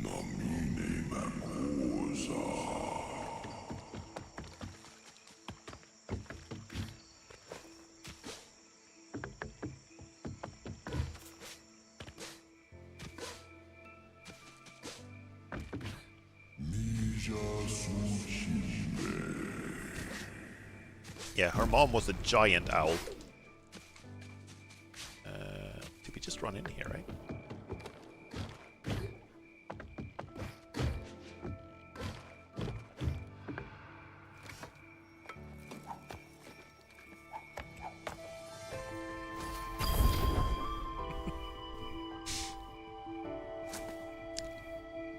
Just keep a spider in there? I mean, you're not wrong. It's like spiders are nice to have in the household. It's just if I give myself a heart attack every time I open the pantry by seeing a spider, I would be less than thrilled.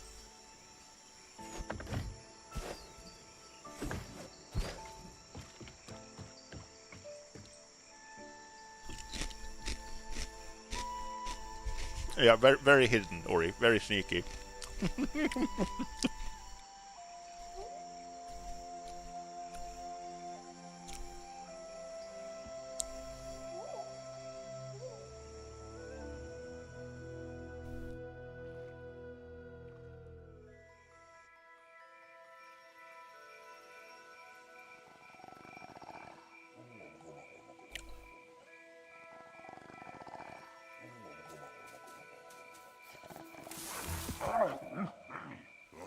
So you learned in the first game that this guy in the middle, Umo, he came from a like a civilization of people who were like builders and inventors and stuff.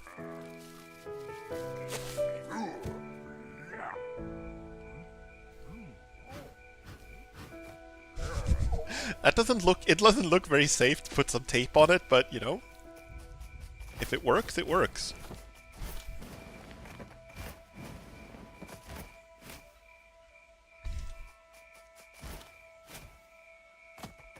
So I can double jump and then I can glide.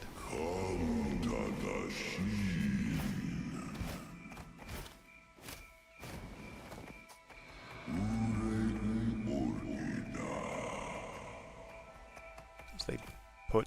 That's her mom, I think. They put as one of the constellations. Is this the plot of How to Train Your Dragon? how to train your owl sister? Kind of is, yeah. Oh shit.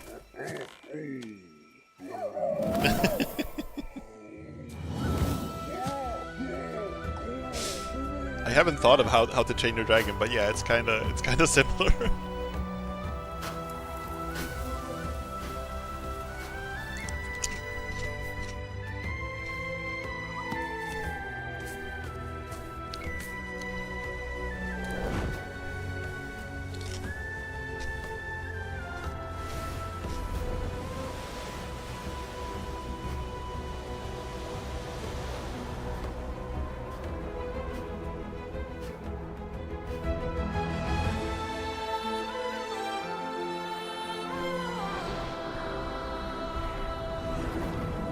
There's something very special about flying scenes. I don't know what it is.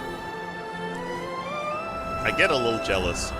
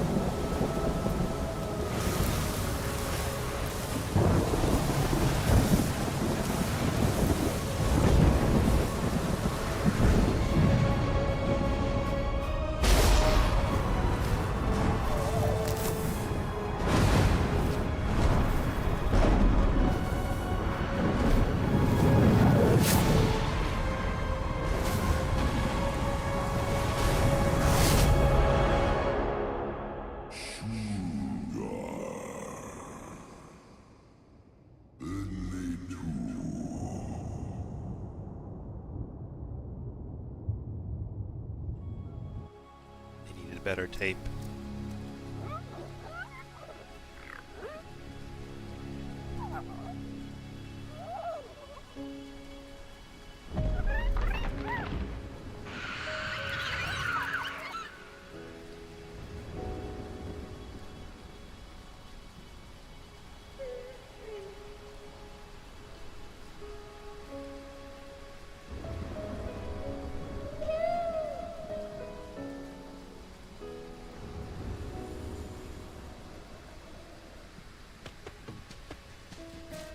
Right, so this is the start. This is where the game sort of properly begins.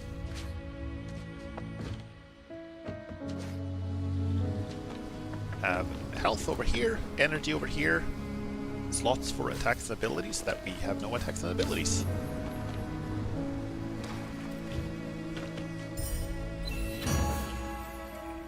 And this is use this to buy and upgrade. This is basically like Geo in Hollow Knight.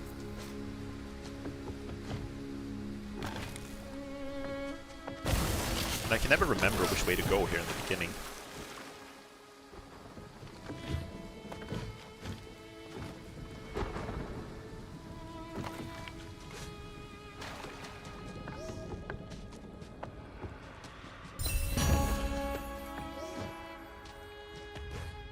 One thing that is very nice that this game excels at is movement. It feels very nice to just move around in the world, even now before I get like most of my abilities and stuff. It feels really great. Just run and jump around. Okay, no one's here.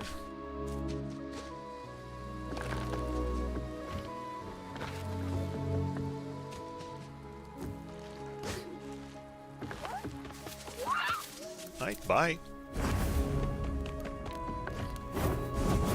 You you can look like this game came out a while ago. I still think it's one of the prettiest games. Like I just love the lighting effects. I just love the use of color and the everything.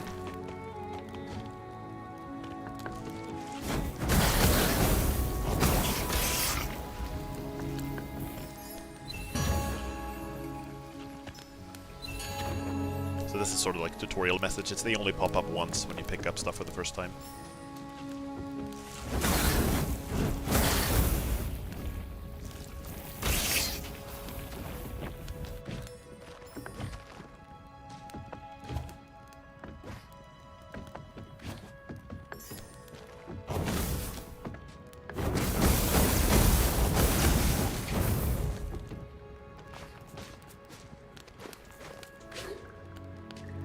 Hello there. Squirt?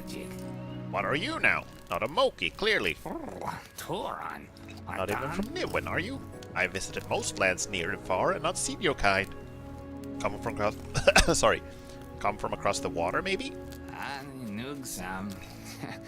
Well, whatever you are, I'm Tok, a wanderer in these parts. The better parts, at least.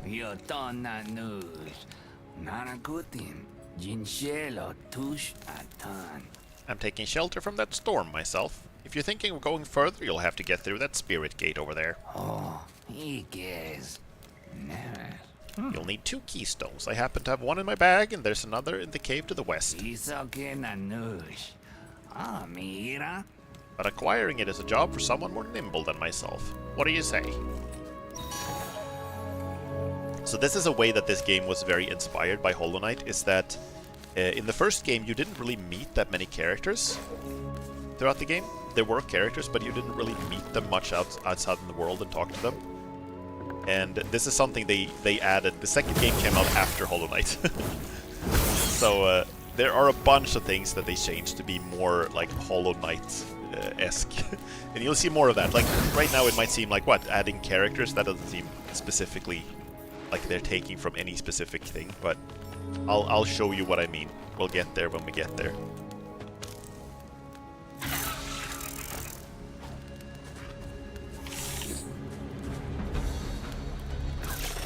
Ow! Ah, shit.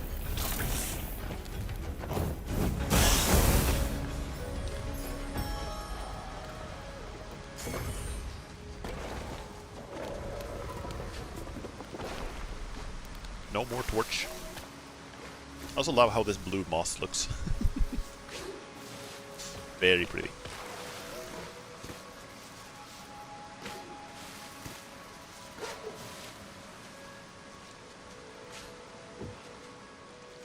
Fortunately, I lost my torch, so no more fighting for me. Wait, I'm actually not sure where to go here. Right, you can jump up here.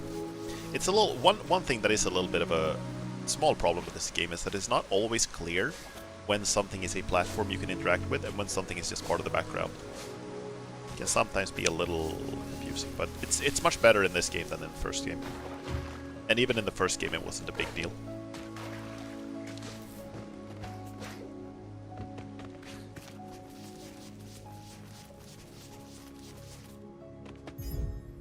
Bling.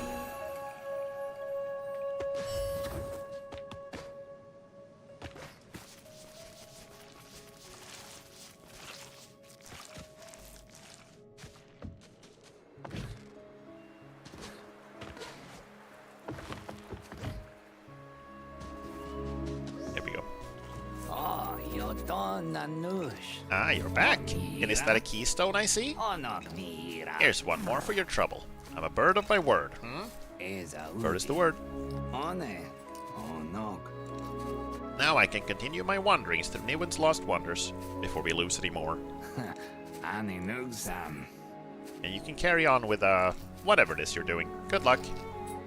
Hornbill. Yeah, that's the... Yeah, you're right.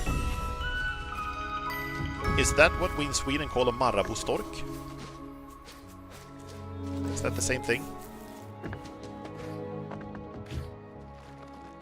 So we can't get in here yet. No idea? Okay.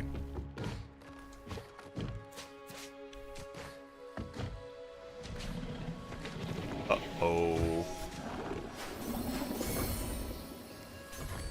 It's like a chocolate bird. True. True. Not even wrong. There's a little something here. We can't swim, by the way. You can't swim. If I don't remember wrong, in the first game you have to like unlock the ability to swim. But here you can swim from the start. Otherwise, we don't really have any abilities. I don't have any double jump, or except for the climb. Ah, wolf! Hello, friend! Ah, he's not friendly. Damn it. God damn it. Wolves in fiction always have to be angry and evil. Sad. Okay, kinda boss fight time. The boss fights in this game are not very complicated. Oh shit. Whoops. Sorry. Accidentally clicked outside the window. Give me a second. There we go. Ah! Dead. Now you can see how easy it is to die in this game. This is gonna take a couple of tries.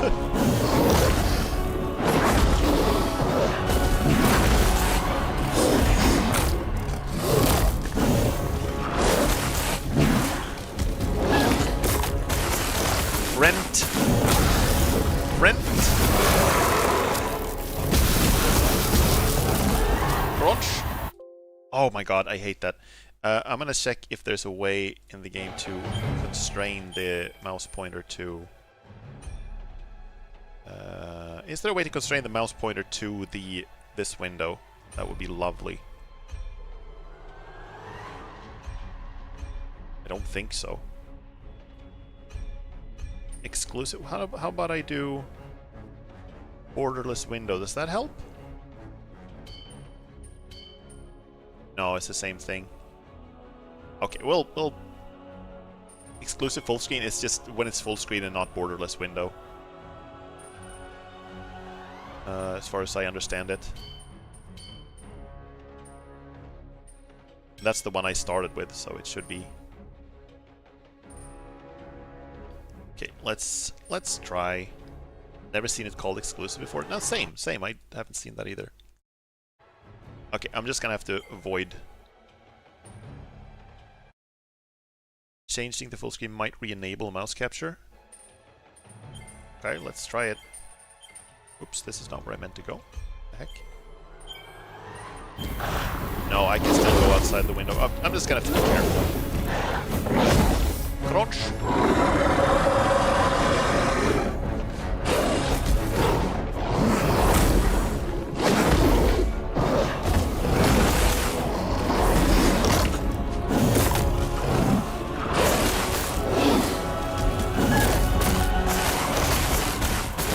At me.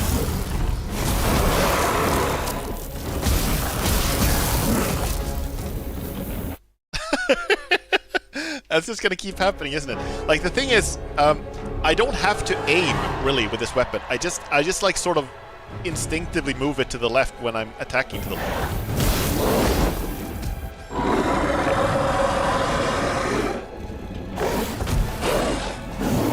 Let's try changing it to borderless window. Let's try that. See if it helps. No, it doesn't. Okay, I'm just gonna be careful.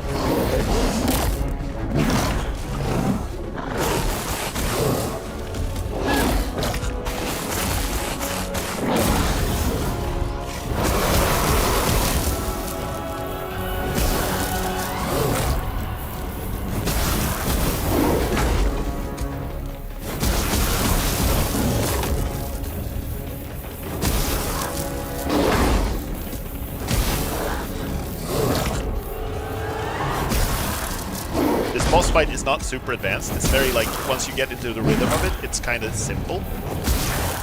You just have to like hit it a couple times and then back up. There we go. Perhaps a controller would help. Yeah, you're not wrong. But this game does play very well. There are other reasons this game plays very well with mouse and keyboard, though. There are some. It requires a little more aiming than something like Hollow Knight does. Hollow Knight, I think, would play really well on a controller. This would play well on a controller, but there are a couple of reasons why mouse and keyboard is actually very good for this one. Whoa! Shit! Always forget how far you fall here. Also, you can see we can have partial hit points. I have like a quarter, a quarter of a hit point.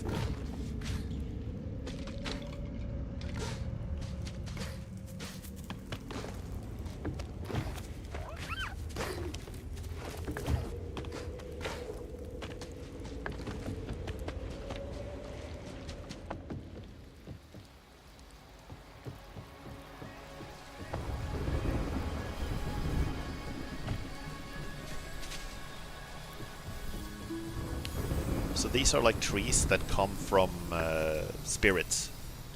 Spirits that have sort of like tree spirits that like kind of die and get reincarnated as a tree. Unlike Silksong, where they round up 1.1 damage to 2. Do they actually do that?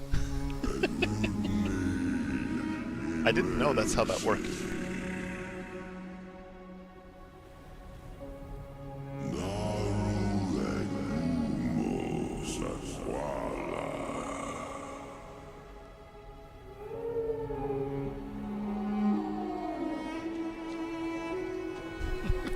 Spiritual spirits sprouting spiritual sprouts in spring.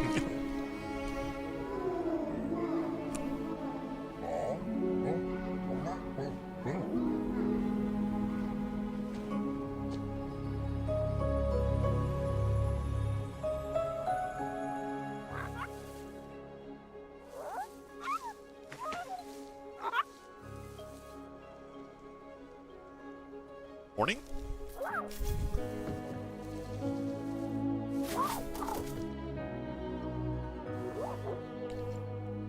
You're not like the others. The Shrieker, the Howler. In you shines an ancient light. The tree remembered. It knowed. It glowed. It has shared its memory with you. Spirit Edge. It has shared the memory of sword. Weapon. So this is a cool thing. You can change your abilities out. You can have 3 equipped at a time. And you can choose which key to have it on. If you want it here or here or... Now use the light. We want to see.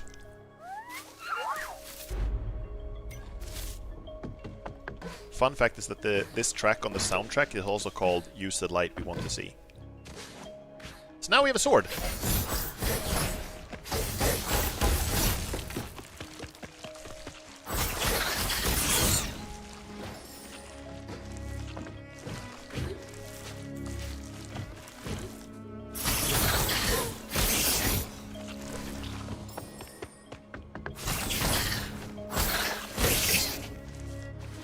In the first game, you have a sort of a companion that is sort of like a ball of ethereal spirit light, and that one attacks for you. In this game, you have like sort of weapons on your own that you can summon.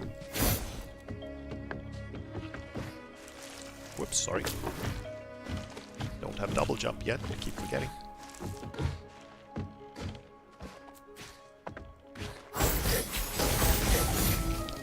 Get this one though. Magnet.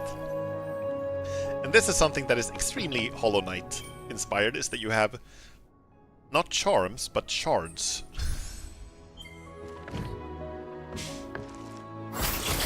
And unlike Hollow Knight, you can equip them whenever. You don't need to get to a save point or the equivalent to do that. You can do that whenever you want.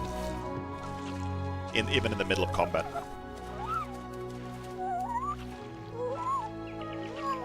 The light listens to you. You must be a spirit after all.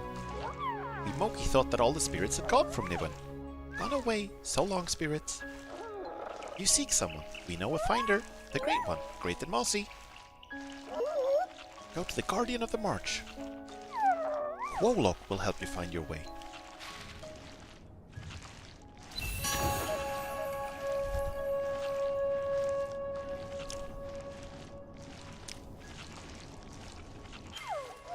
logs all over.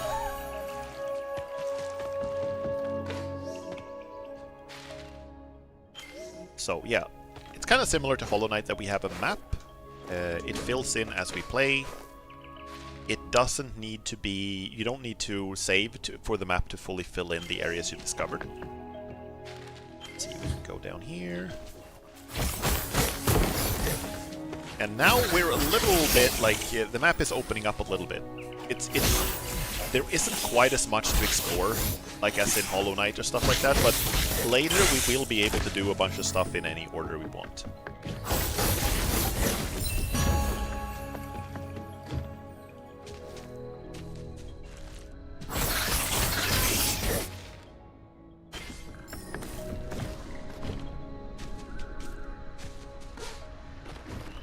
Let's see, I don't know if we can get up here. Probably not, actually. Oh, right, never mind.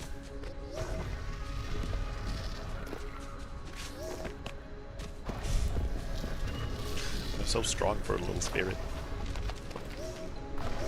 Ah! Get up there!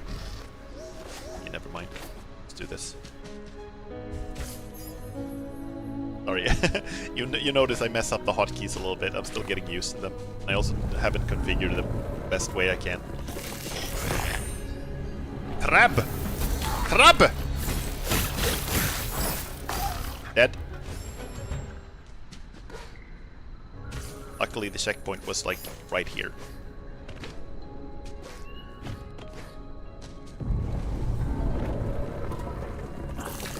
Come on, crab! Maybe this is more of a crayfish type deal.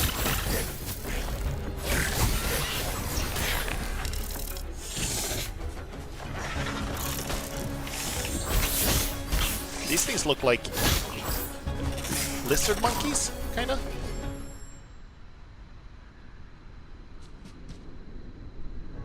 Oops, sorry. Yeah, I'm gonna change my hotkeys a little bit after this stream, so I don't accidentally remove everything. There we go. Ow! Ow! Yeah, so kind of like I said, death is very quick. Like, you die very easily, but you very rarely have to start over far back. It's very... Sometimes some fights can take a lot of tries, like as many or more than in Hollow Knight. But checkpoints are like everywhere. It just auto-saves for you, without you having to worry too much about it.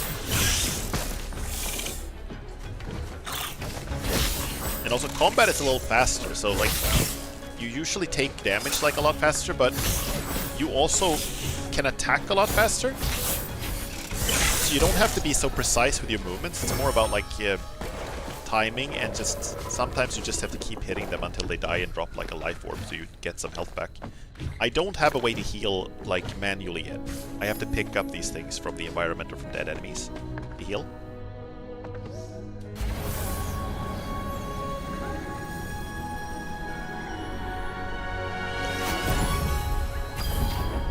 Here we go. Double jump.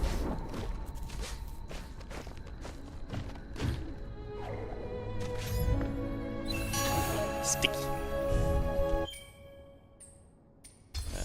So now I can cling to walls without having to worry about sliding off. Like this. Spirit stickiness. And we also double jump. It's hella nice.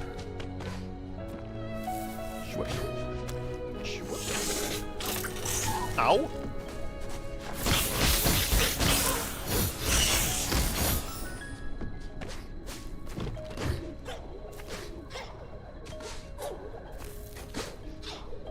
Wait, hold up a second. Oh, shit. Also, the rules for like what happens when you hit like an environmental hazard, like some spikes or thorns or something like that, is different. In Hollow Knight, when you hit like a spiky surface like this, you take 1 damage and then you start over from the last like safe surface you were standing on, right?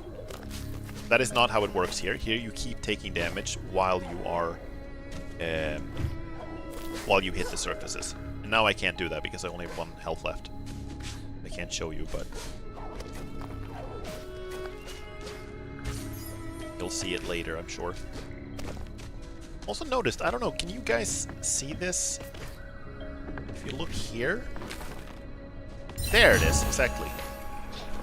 I thought I saw that.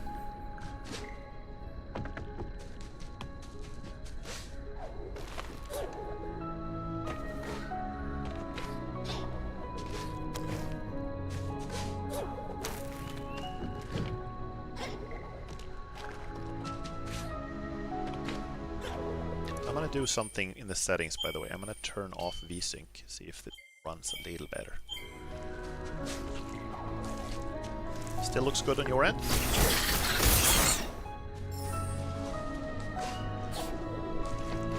Okay, so I'm not entirely sure where to go now.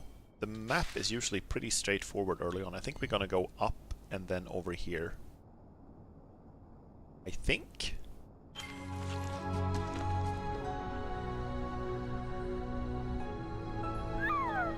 The light from the wells runs all through Newman. It joins, it heals!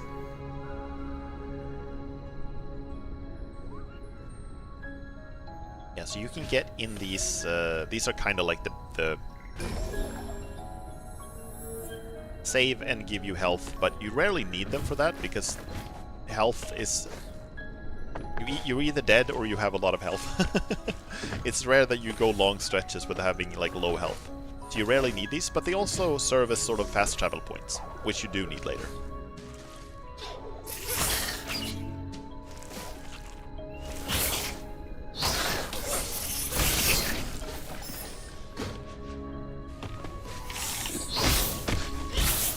You kinda can't really pogo in the same way either.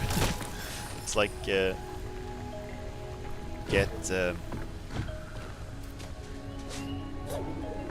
get one shot and then after that next one you can't keep bouncing indefinitely. You can only do it once. The same sequence. I think we have to go around. Bumping around.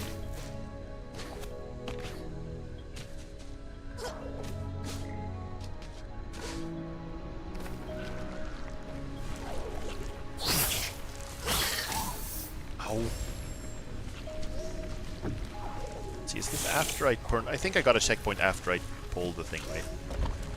Yeah, it should be down, not up. There we go. Cool.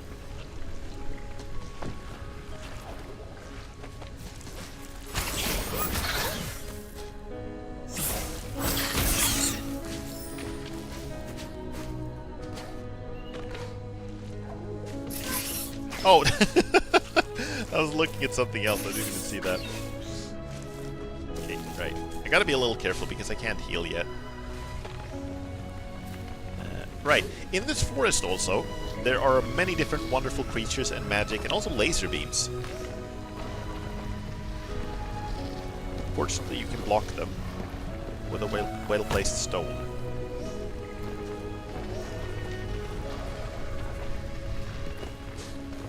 Spiritual lasers. So right now I'm gathering keystones so I can get through another door.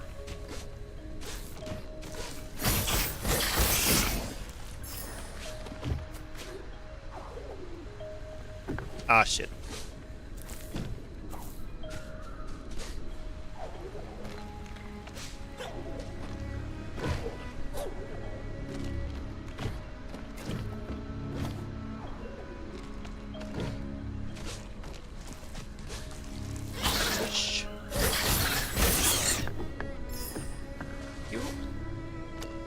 See, where's even the door that I need to unlock? It's up there.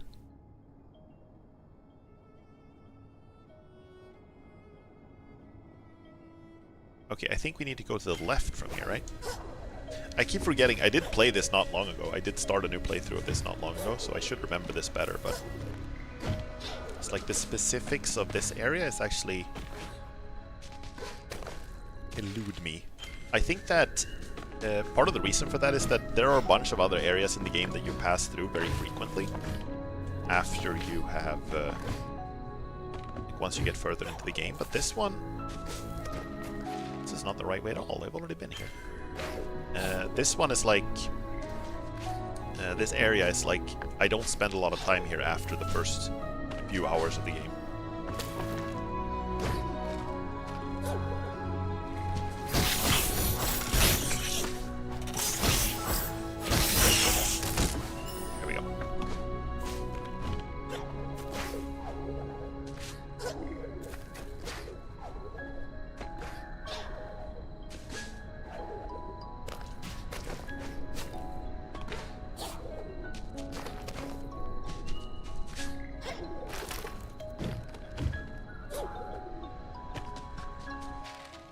Right, I also lost the feather, so I can't glide anymore. Head back up, right?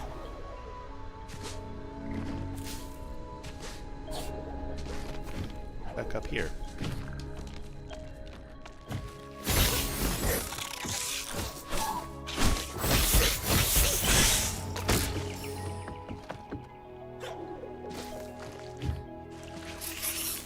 Ah!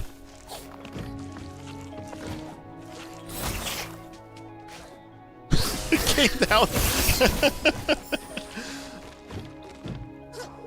Almost knocked it down in my head. There we go.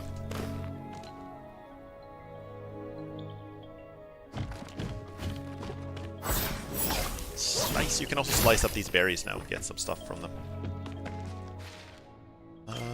Left, I suppose.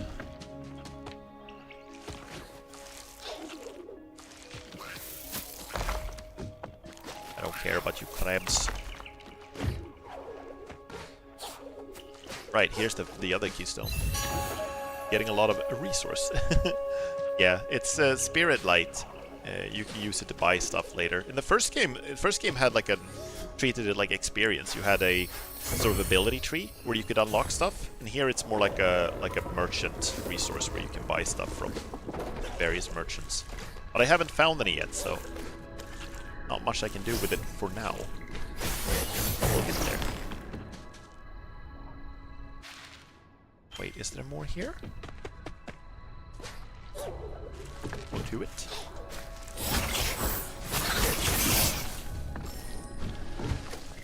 The stuff you have to buy is kind of expensive, or some of it anyway. Some of it is very cheap, but so you can gather quite a lot of this stuff.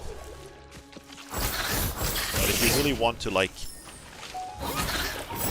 most of it, I think it's easier to get from exploring and finding secrets than it is to get from farming enemies. It's balanced in such a way where you get most of it from environmental sources. I don't think I can make that jump. No. Nope. Can't make this one. Whoops.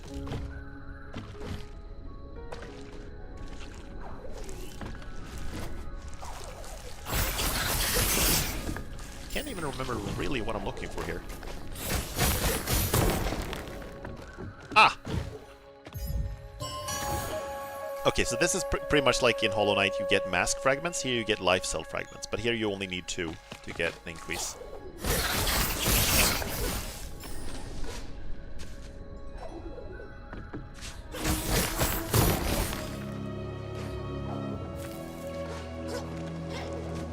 Right, now we can get back up here. Are you a spirit? Then tremble, spirit! You stand before Mock the Brave!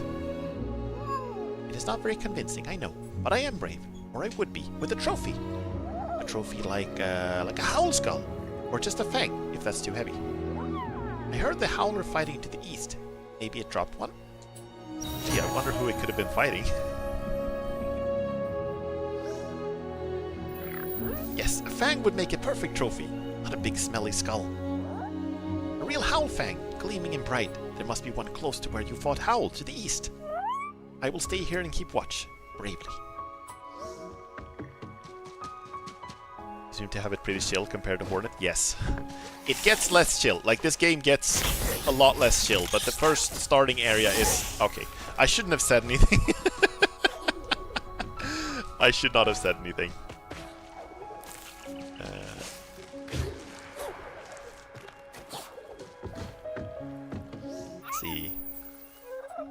here's also a difference. It's like you actually lose the progress where you talk to the NPCs and get like quests and stuff like that if you go back to a checkpoint. You don't because in Hollow Knight and in Silksong they have this sort of Dark Souls rules where saving, where you go back, it doesn't mean that everything in the world resets to the way it was. Some things are still, some progress has still been made, and some things are still like resources have been lost and stuff like that. Ow, ow, ow, ow. These things do double damage. Don't want that. There we go, thank you.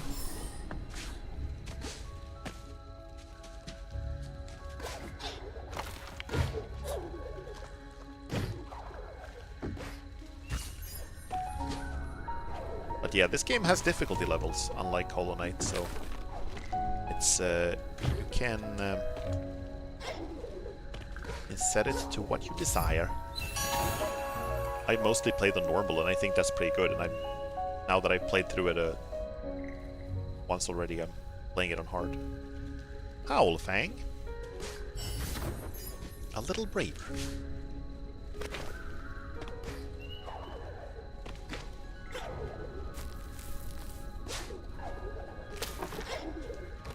The platforming also, I think, requires a lot of sort of timing, but it requires not a lot of precision. The game is pretty generous with letting you grab stuff. Okay, never mind. I thought it would let me grab that rope. There we go. You rarely have to be so precise with it. And we get like more and more movement options as we move on. So, also I love the music.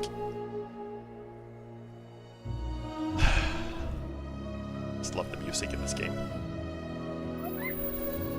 Oh, a real Howlfang! None will doubt mock the brave now! This is for you. I'm brave, but I'm also generous.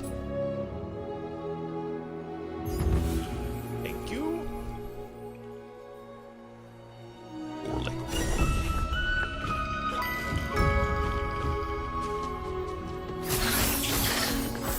Slice!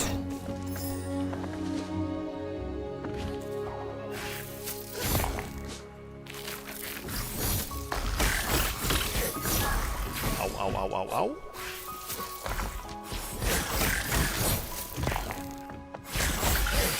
There we go. So a lot of the enemies, you don't get energy directly from hitting enemies, or health, but you do get it because a lot of enemies drop it. Reckless. Deal and take more damage. This is kind of one of the few that isn't just straight up a positive. I don't think I'm going to use that one. I'm already taking too much damage. Give me the fruit.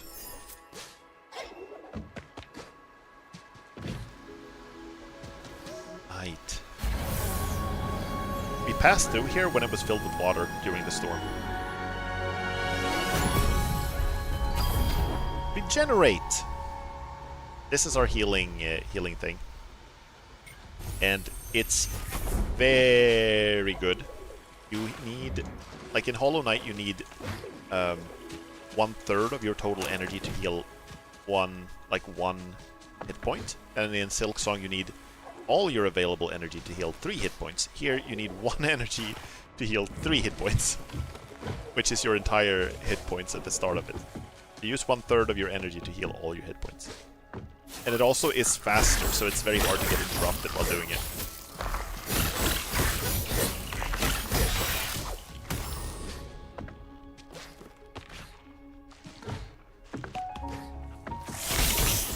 Now we have to worry a lot less about these guys. Oops, never mind. I spoke too soon. Was too cocky.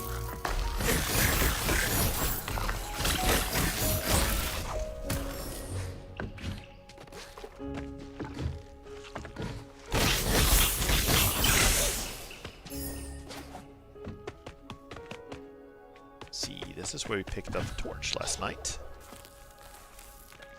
We're basically just climbing back up to where we came from. Beginning. Can't read the sign. Oh, right. Check this out. Nanush. Greetings, traveler. I am Lupo, map maker extraordinaire. Quite the storm that passed through made my maps a little soggy, so I'll give you half off. Agreed? Sincero. After all, rumor has it that you're looking for a friend, and what's better for finding things than a map? Care to purchase a map of these fine fens for 75 spirit light? And this was not in the first game. The first game did not have like a traveling map maker. So where could they possibly have been inspired to put one in? I snack. Much obliged.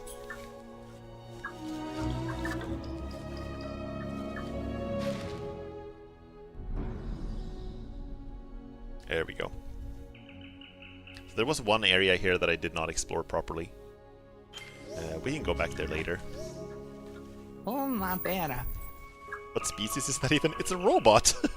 He's got like springs, I think. I don't know. Like he makes like robot sounds. I've always thought he was kind of mechanical, but I don't know if he actually is.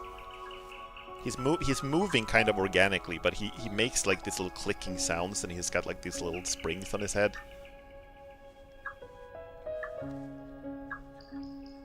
So I always thought he was like a robot of some kind, or some kind of yeah. Not every. Also, the creatures in this game are not all like real creatures. They're very much just like, some of them are very made up. There's danger in a name, friend. Say, for instance, the name of this place, Inkwater March. Oh yeah. I tried using some of that water to draw my maps, and well, waste of good paper that. Oh, You've seen that feathery wanderer about, have you? Tok, he calls himself. Oh yeah. Tok was a fine map maker too once, the finest maybe. I learned a lot from him. Again. He's overly fond of flights of fancy though. Rumors, legends, the past. You ask me, map making is about the present. Take it from me. I use my outdated maps as kindling. Oh my better.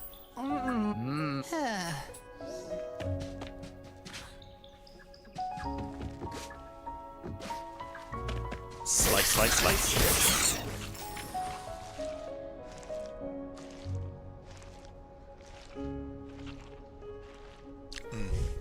I'm drinking some raspberry soda. Celebrate the occasion.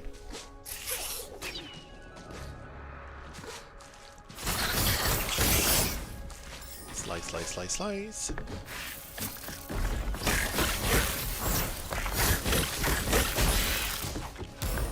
There we go.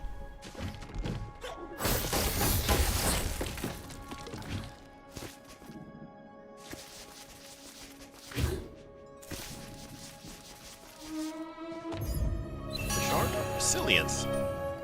This one just means we take less damage. That one is strictly positive. You can upgrade some of the shards later when you find like a sort of a shard vendor guy.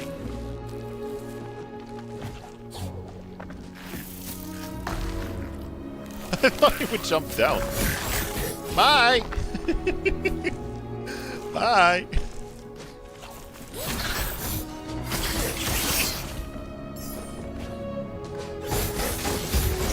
Is the game loud, by the way? It looks like when I'm fighting it gets a little loud. Please let me know what you think.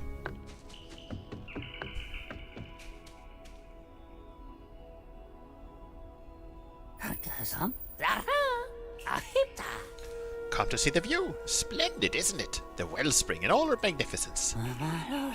It's fine on my end? Okay, nice. A whole generation of Mogi have come and gone since the old mill's wheels last turned. Oh!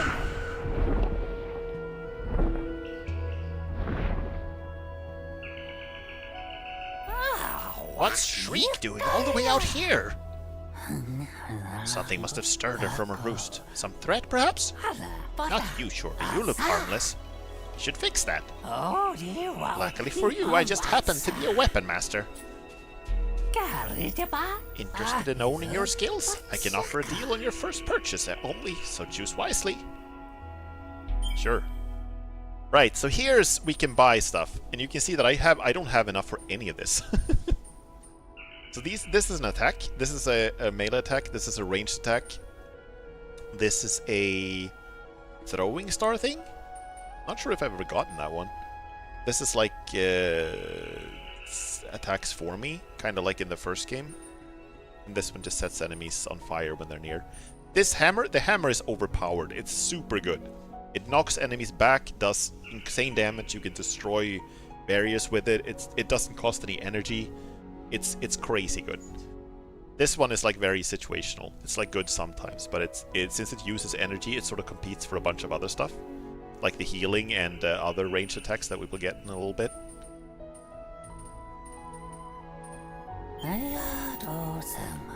If you care to put your skills to the test, there's a spirit shrine nearby. Just the place for you to prove your mettle. Our paths will cross again. Till then, keep your blade at the ready and an eye on the sky. Thank you. Thank you, thank you. Yes, it's a bunch of stuff, bunch more stuff we can explore if we want to, but let's get some progress. Let's get some progress.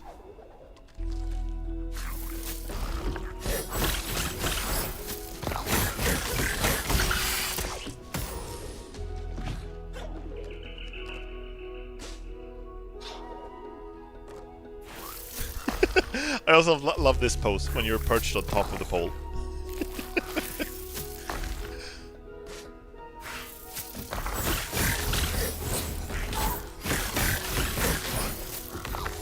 Okay, I just realized I still haven't used the heal. Let's do it. There we go.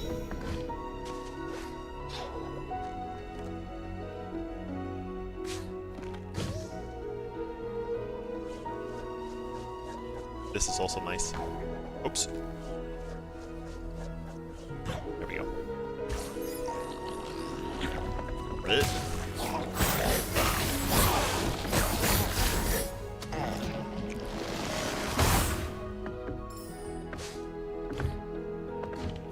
These blue crystal things give you more energy.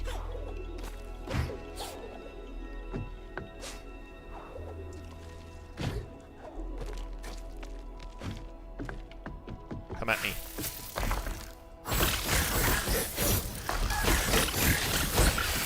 There we go. So yeah, the game does get more challenging. But now after you find the heal, there's a while where it's very forgiving. For a little while.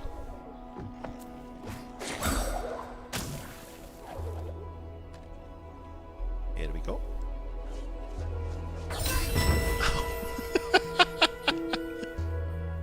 That was kind of a trap.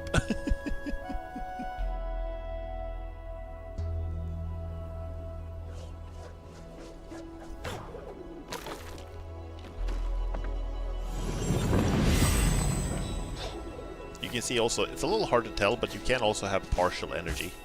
Healing always costs one entire cell, but there's other stuff you can use later that costs like partial cells and stuff like that, so that was a kamikaze attack.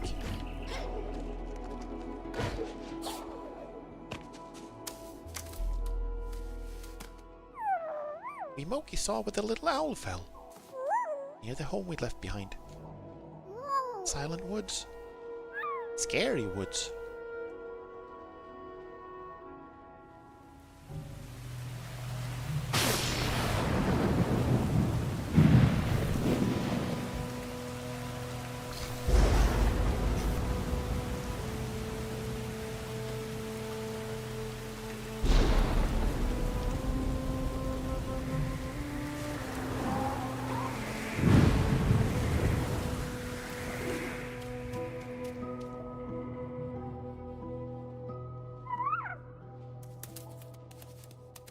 Quolok is kind. Quolok can help.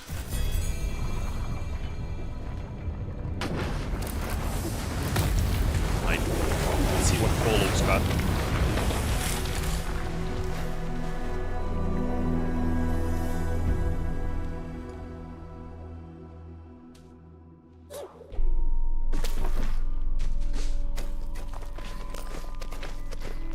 Hello there, Marabustork. The gaze of the great Quolok admits only the worthy. Oh, knock me. Or so the legend says. Of course, this isn't Quolok, it's just a statue. Ajisa mi hira. Come to think of it, it doesn't have any eyes either. How it's supposed to gaze at anything? Mi ajisa. Some legend. Bah. Bah. Ah, humbug. Oh, no, meme. The great Quolok is no mere legend. Nice. Now, he's quite real. Ginchelo, tusha. The light left the spirit willow and decay spread through the land he was watching. If it weren't for him, the Moki might not have a place to go where the woods where they used to live grew too dangerous. That's why they call Quolok their guardian. He's kept the decay at bay for now. Oh, no, me. Ginchelo. Aight. Let's go talk to Quolok.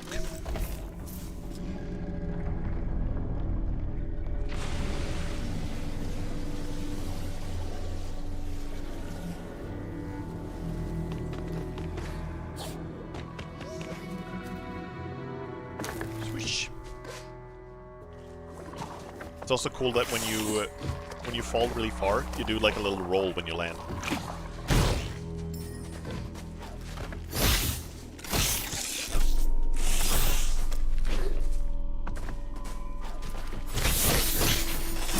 Ow. Ow, ow, ow, ow, ow.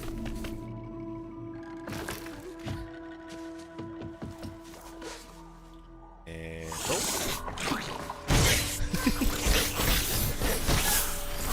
There we go.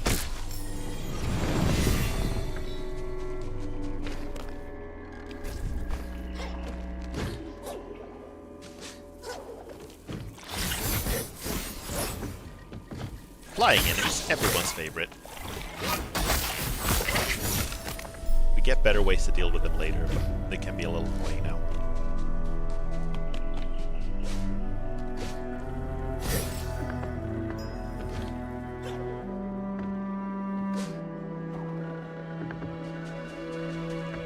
See, is this where we came from?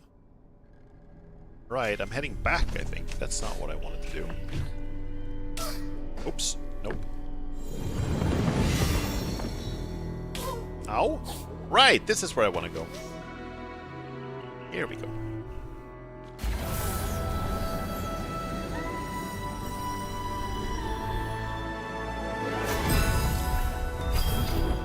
Spirit Arc.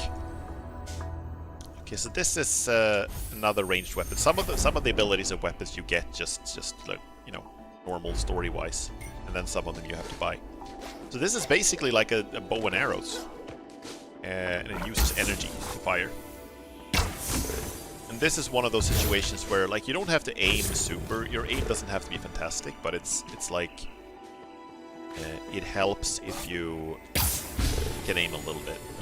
Here I think this seems to be better with mouse and keyboard. You can tell that this only uses like a small fraction of one cell.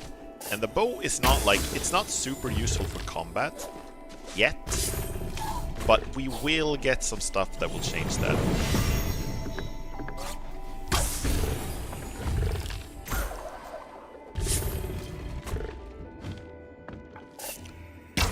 Now we're mostly using it to activate these things.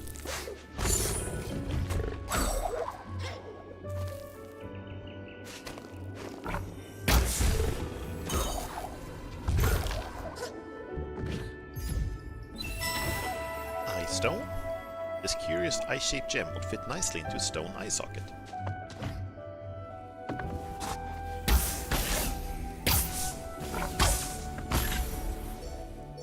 And I'm out of energy.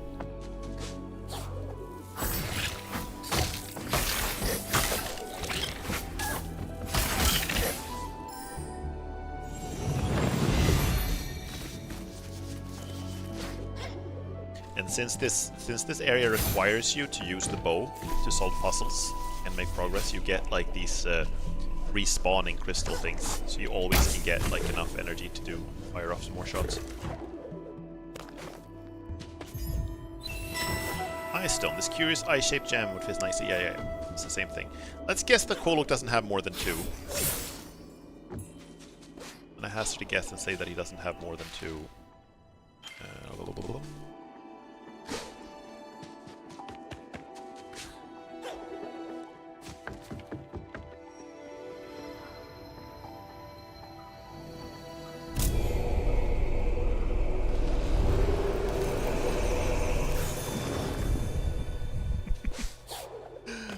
cool.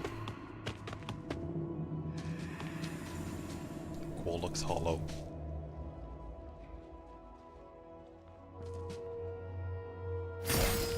So this guy. Oh. The glowing stranger my customers speak of with such awe. Tell me, is it usual for your kind to fall from the sky? I have met many curiosities in my travels, after all. Oh yes, some fall, some fly, some prowl, some slither. But all are customers, you see, just customers who want spirit shards. Right, so here we can buy a bunch of shards. You have... This one is good, because dealing bonus damage to flying enemies is nice. Gain additional life cell, gain additional energy cell. Yeah, I'm gonna save my money for now, because I do want to go back and buy the one of the upgrades from the monkey guy. Of course. Whoops. Crunch.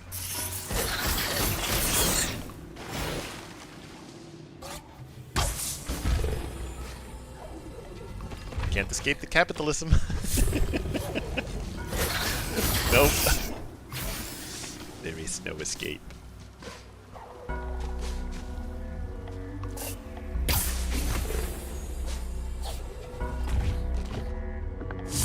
Hello. You're a spirit, yes? I've seen your ghost. No, it's true. There's a place where the ghost spirits run and play. I tried to race them once, but I'm not so fast. Yes, these are like challenges you can do, where you do like platforming challenges and make it past like a certain obstacle course, basically. Well, it's basically just from point A to point B on the map. Why are the ghost spirits in such a hurry? Where are they going? They are all that is left of the old spirits now. I hope they do not leave too. It's kind of funny that you have a ghost spirit. It's not enough that you're a spirit or a ghost, you have to be both.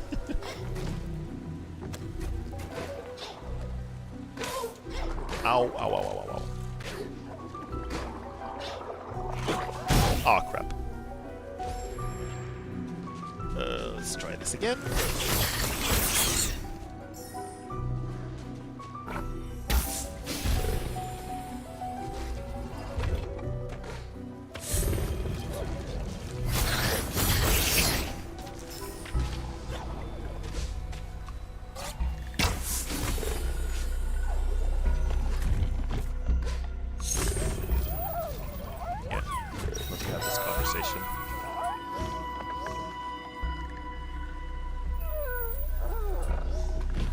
Okay, so I think the better way to do this is to jump and then shoot this guy in the air.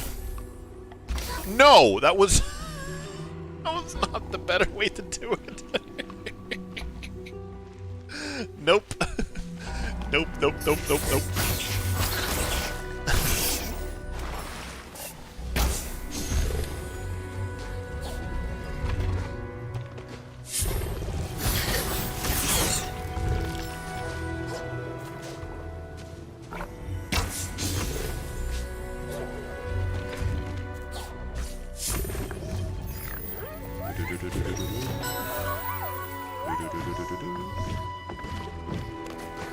Let's not die a third time here.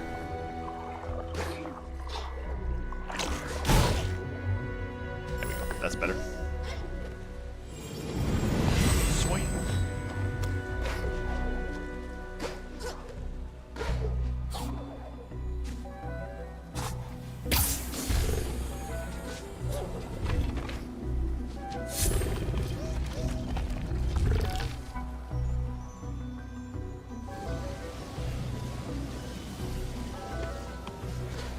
A lot of levers in this forest for draining the water. Very advanced machinery.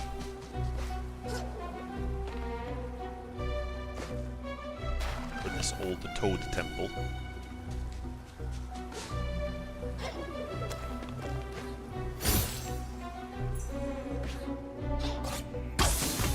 Oh no. What the fuck?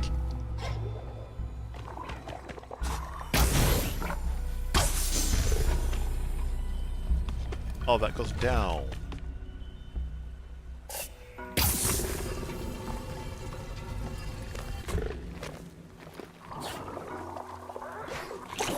Ah! Shit. I was trying to get back, like, my original position. Wasn't fast enough.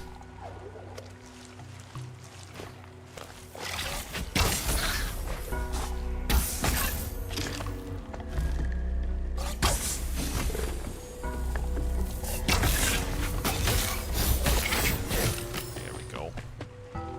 See, I don't remember quite how to do this. I do like I mostly remember.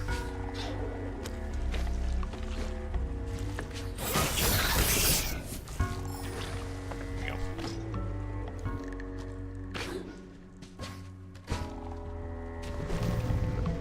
Right, we gotta find something to push it down there. That's how that works. Schwoink.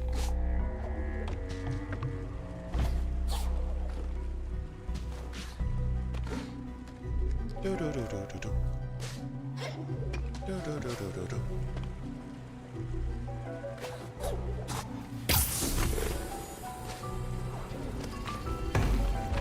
Right.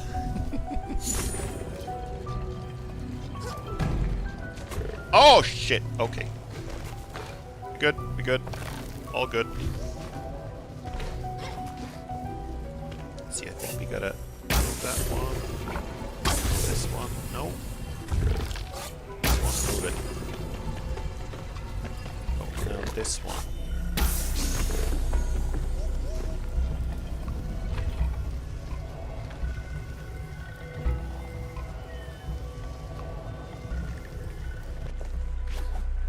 So I think... Okay, wow.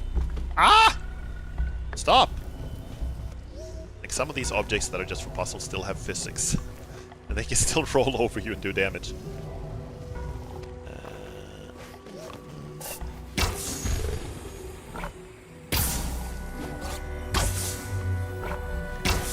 Oh, come on. Be a little nice. No. That's not what I... Shit! Mess up.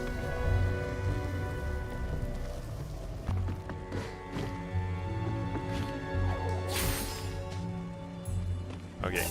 So boink. Boink. Right, so we don't need to shoot it again. It will activate again by itself. No need to shoot it again. See if I can get it to tip over so it doesn't like vertical like this. Come on.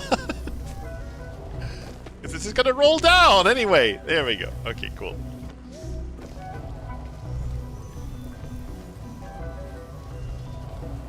Okay, so now we shoot you. Swing. And now we shoot this like that. Cool. There we go.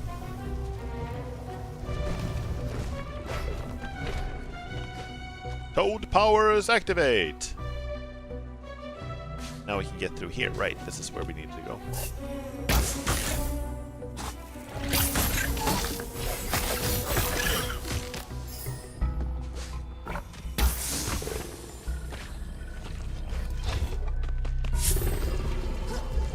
Slice, slice, slice, slice, slice. I'm about to jinx myself by saying this, but I haven't clicked outside of the window for a while.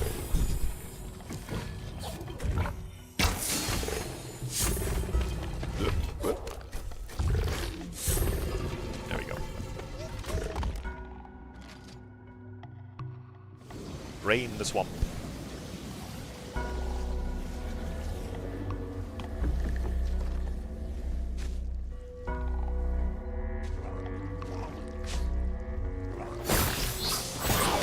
Oh shit! How do you explode yourself several times? That's insane. See, this is after I drained the thing, right? Goddamn snail! Fuck off! Maybe it's more like a caterpillar than a snail. Let's see.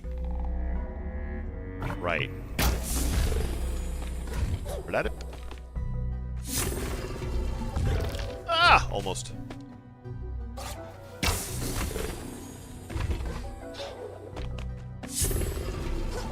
There we go. Nice! I think I have enough for one of the upgrades now. We can go back to Monkey Man.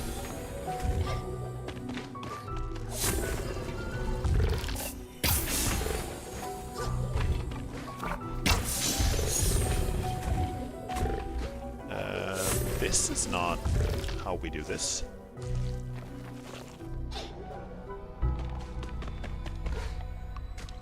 I remember I got kind of stuck here last time I played this part as well. Couldn't remember how to do this. Ow!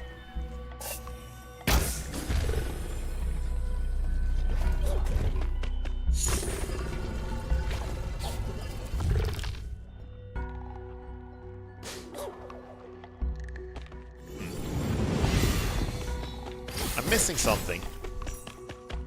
So I think I need to shoot that. And then get up. Whoa, sorry. Nope.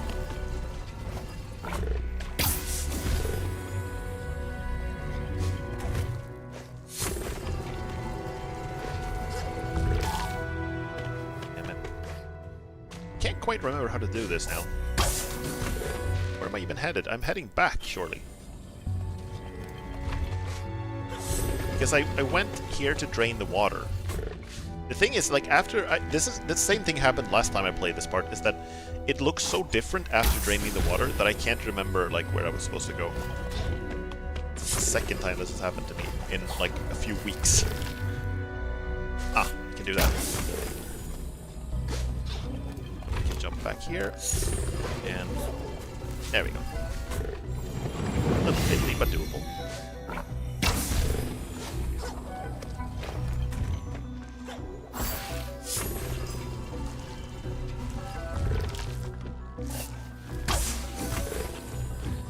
Wait, no, hold up a second, I'm missing something.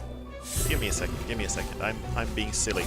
There are two levers, one of them was for draining the water, the other one is for removing the big stone pillar obstacle thingamajig. That one, the stone bridge. Retract the plank!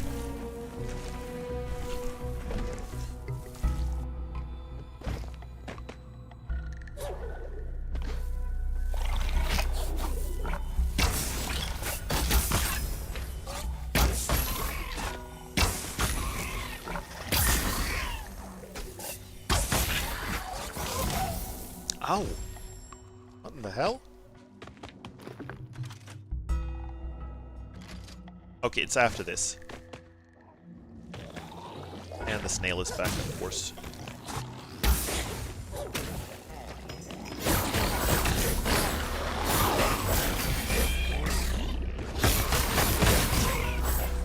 Die, mosquito.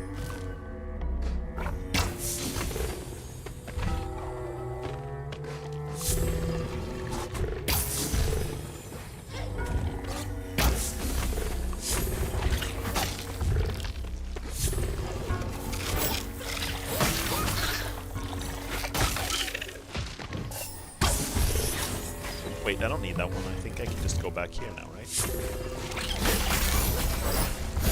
You can also do quite long combos in air, in the mid-air. Until you die. There we go. Let's heal. Yeah, so you probably get the point right now that like dying is easy, but checkpoints are very frequent. So I guess you could say that this is harder than Silk Song, but it's a lot less punishing, you know? It's harder moment to moment, but it's... You don't have to go back nearly as far. Bad things happen. This segment is always like longer than I remember it. It's always like quite long getting access to Quolok's Hollow.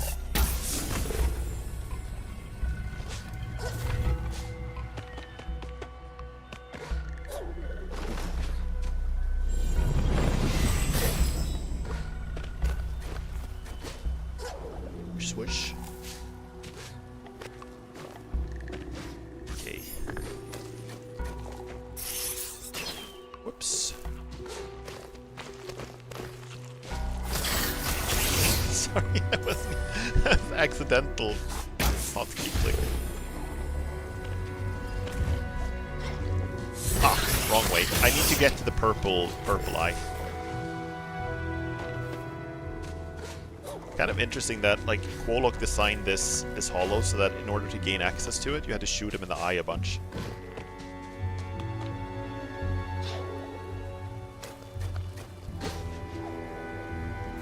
What the heck am I missing now?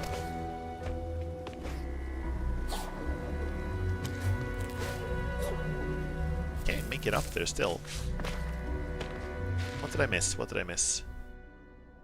It's still stuff. There's still stuff down here. Okay, we might have to do another step. Give me a second. Right, we haven't been down here yet. Energy cell fragment. You.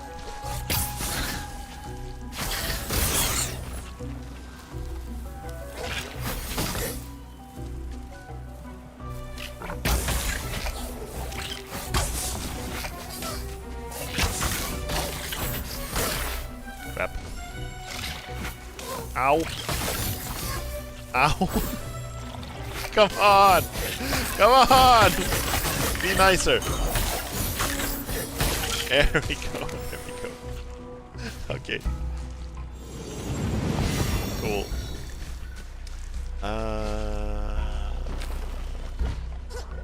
Okay. All right. Let's see if I remember correctly what we get from here. We can't open this yet.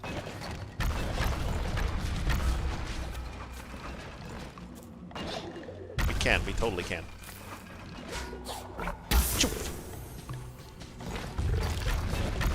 Okay, okay, okay. So if I remember correctly, this is about to transform the bow from a puzzle-solving tool into a machine gun. Okay, so we got a shard called Quick Shot. I'm gonna replace Resilience with that one. So now instead of shooting like once every second or something like that, we can now rapid fire that thing.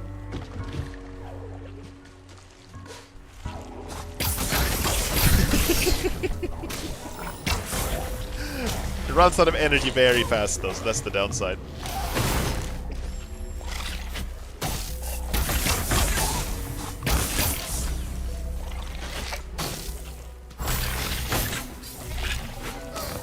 Shit. God damn it. Yeah, this spawn point is not very nice. It's kind of mean, actually.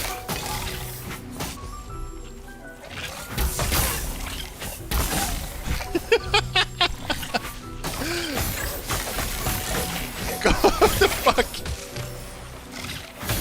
This is not a nice checkpoint. These mosquitoes are awful. Okay, it drowned itself. Now I have a chance. There we go. There we go. There we go. One of them was nice and gave me a chance by drowning itself. Into the drink you go! Oh. Hello, Mr. Mapman.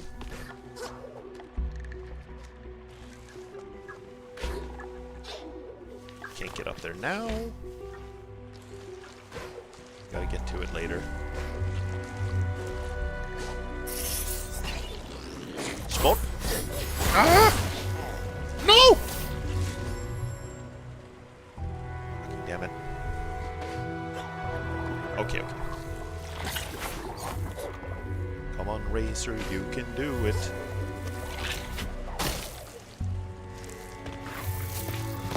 I cannot... I never remember that this section is so long.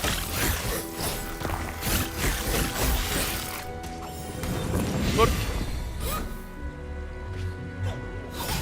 There we go.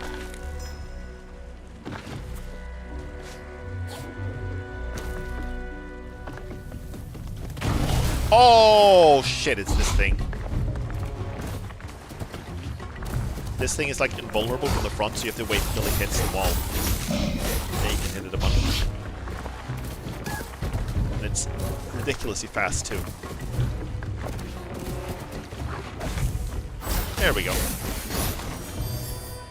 Didn't realize you could actually tire it out. I think I noticed that before.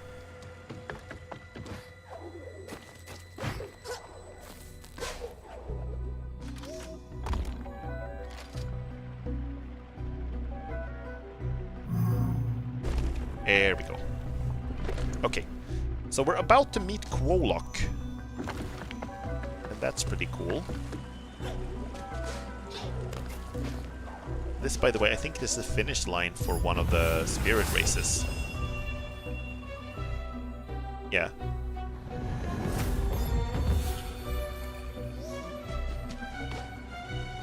I found the goal line, but I haven't found the start yet.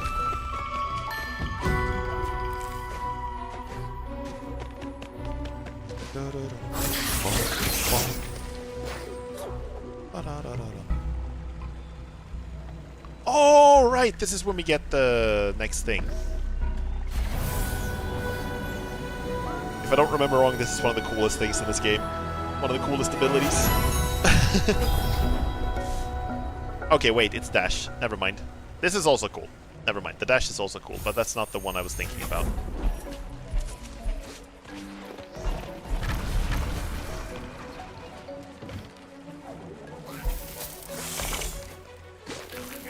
Swish! And this is when the movement in this game starts feeling really nice.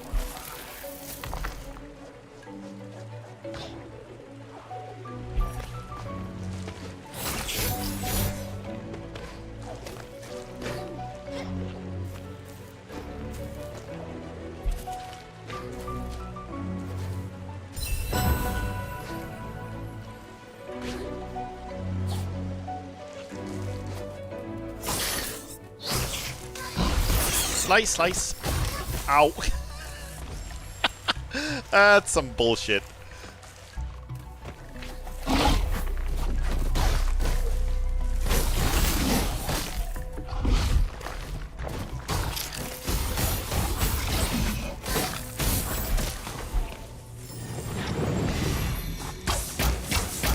Show yourself. There we go.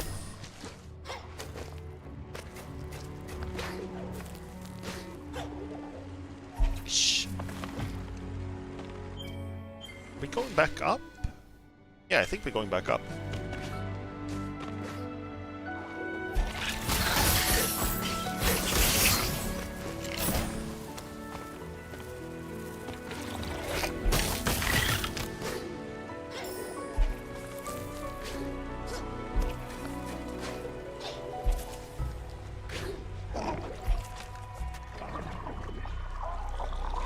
No! I was trying to jump off it, I wasn't trying to climb. Promise.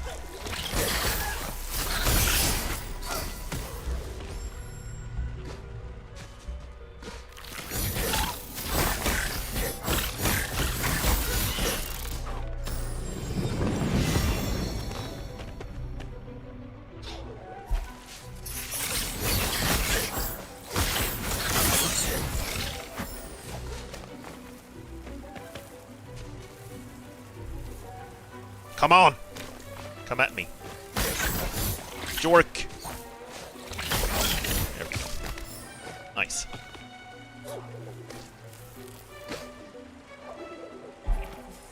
Okay, so the map man was up here sometime, at some point, right?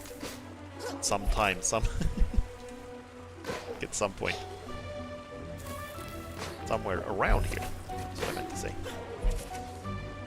How do you find the map maker without a map? Oh! You absolute... Oh. Okay, this time the checkpoints actually were a little bit mean. I actually do have to restart quite far back here. There we go. So the bow is very nice, especially against flying enemies. It gets even better later on. You can get some crazy shard for it that makes that you get like shoot double arrows and then triple arrows. And they do less damage and have less range, but if you're close up to an enemy, it essentially becomes like an automatic shotgun.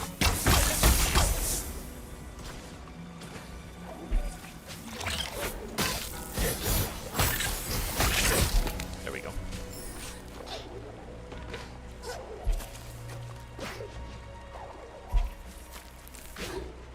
I don't know why, but I tend to like bows and arrows in games. Anything that has like a sort of medieval setting or something resembling it, I'm always like, yeah, give me a bow. I don't know, I think I might have asked you guys this before, so I'm sorry if I'm repeating myself, but do you guys have like favorite weapons in like sort of a medieval setting or like a fantasy setting?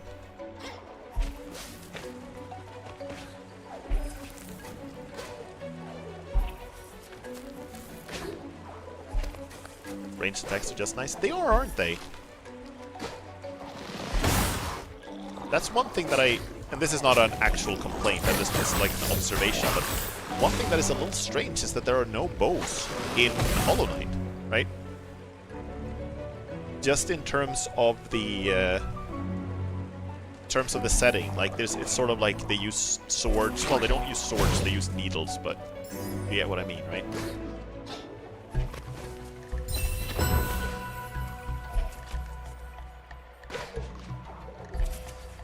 So it's a little weird that they don't have bows. Every game that has a BF hammer, I'm gonna play with the BF hammer. The boyfriend hammer? Is that what you're saying? You wanna play with the boyfriend hammer? Oh, fuck! Come on, there we go. Okay, so I'm gonna pause just a little bit. I'm gonna change a little thing in the settings here. I'm gonna change something with my hotkeys right away. Because there's a thing that happens where I accidentally, like when I press a certain hotkey and it removes my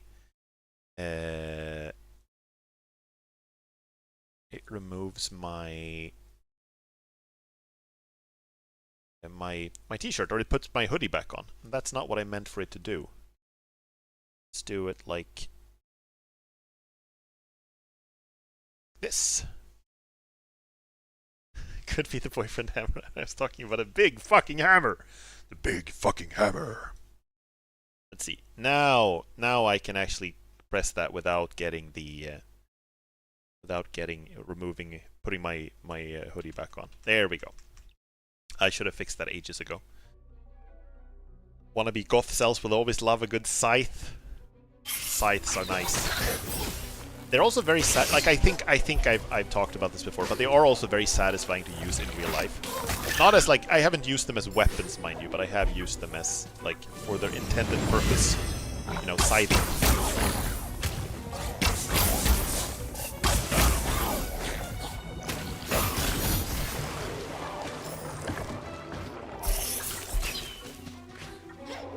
Okay. Now we can get to map guy. Hello, Lupo. Nanush. Hello there. Welcome to Qualog's Hollow. Oh, Uji. Here we are in the domain of the Great Qualog, guardian of the marsh. Thanks to his care, why, things have hardly changed since around here since the decay came. Ah, Inashuko. Care to purchase a map of the Big Toad's abode for 150 spirit light? Yeah, he looks like an augmented frog. Like a cybernetic frog, that's what he looks like. Ajnak. Much obliged.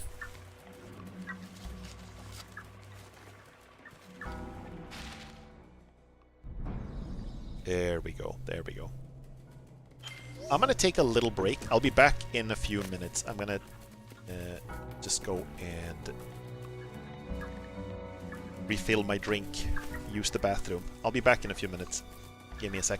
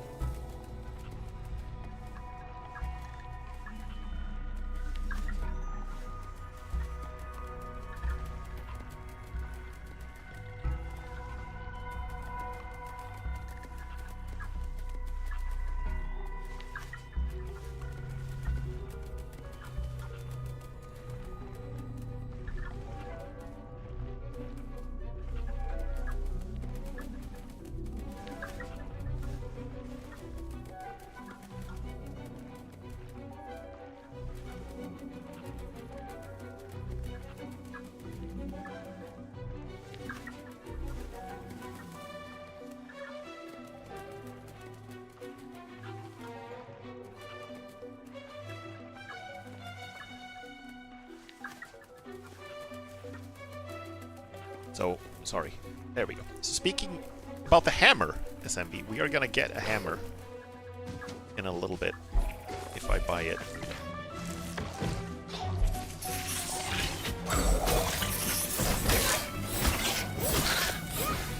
I'm just ignoring these fucking mosquitoes because I'm so tired of them.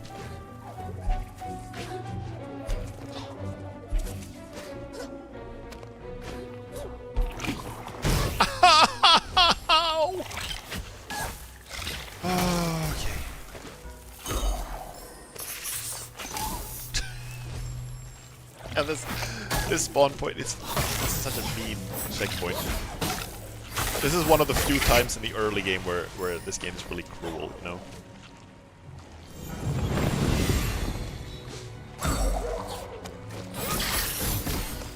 Go. So long. Farewell.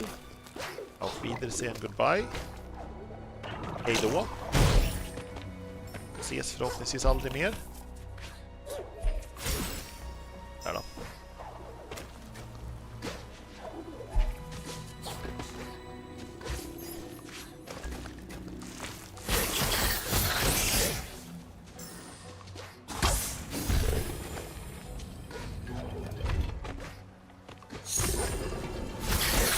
Oh, I forgot again!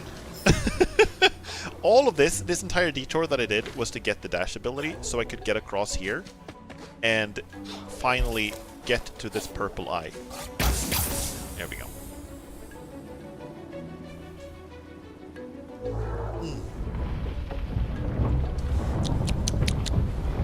Raspberry soda.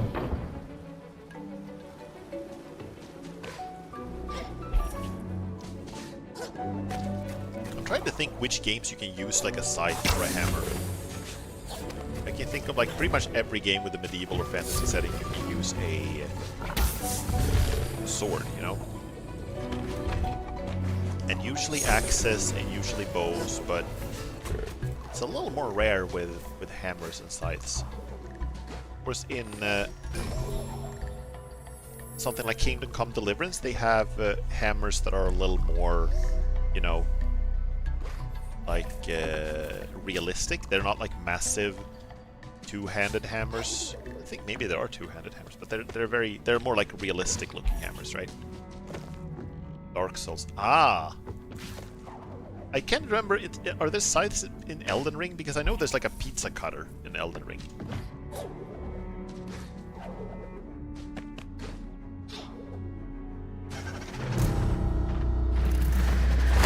Oh, right, I forgot about you. This thing.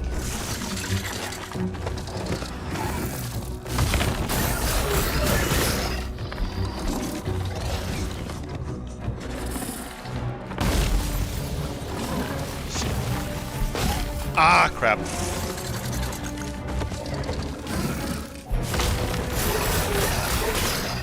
Elden Ring has a cool scythe too. Oh, okay. I didn't find them. Crab? This is more like a beetle. Giant beetle.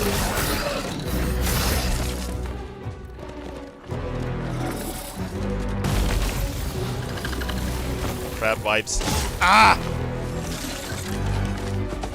I looked up, by the way, the phenomenon of carcinization. You know, that idea that everything keeps evolving to crabs.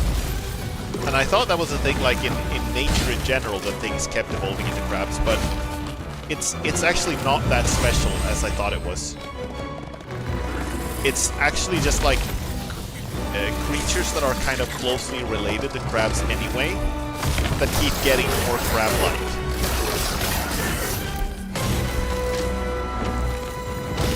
Which is like less special than I thought. Reality is often disappointing. Also, my skills in this boss fight is a little disappointing.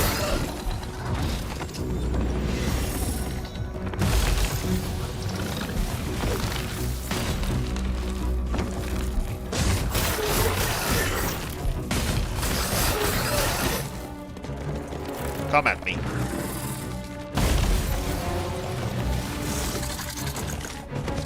Right, no. There we go.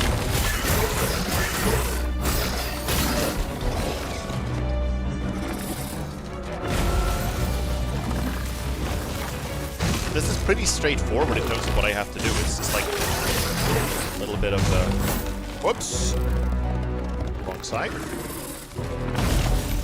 Like, I can't jump over this thing because it's too tall, so I have to, like, wait for it to jump and then go under it.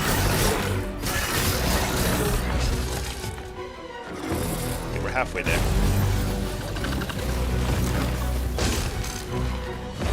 Swish! Whoops. Crab burnt.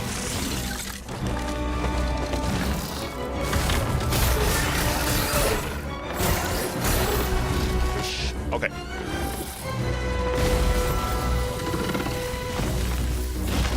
And jump. There we go. Whoa! That was fast. Was not expecting that.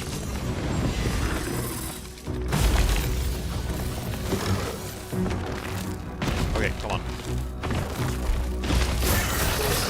There we go. Thank you. Your soul is mine.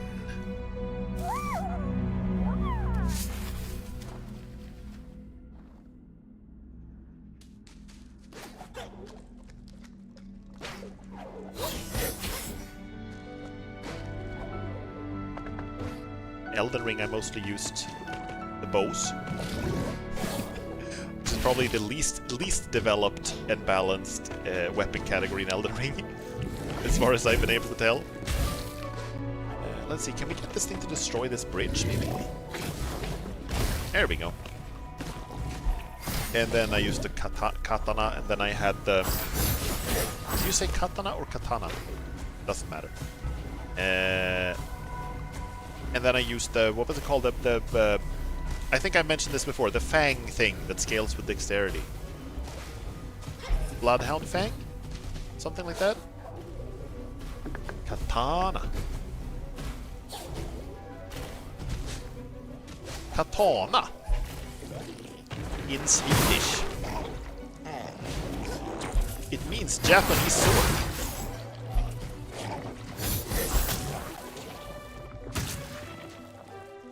There we go.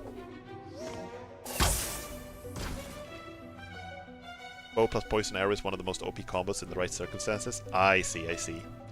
I used mostly a lot of bleeding arrows. Lots and lots and lots and lots of bleeding arrows. And one of the nice things is that you could get the rain of arrows thing for some of the bows, for the long bow, which is like the starting bow. And then, oh, by the way, sorry, this is one of the coolest things in the game. There are certain objects in the game, projectiles and certain environmental objects, and also enemies that you can lock onto and then bash from, like this. You get to choose a direction, and then you send yourself in one direction, and you send the thing in another direction. So you can go like this, and then you can combine it with everything else. So I can do this with this guy, just bye! Bye!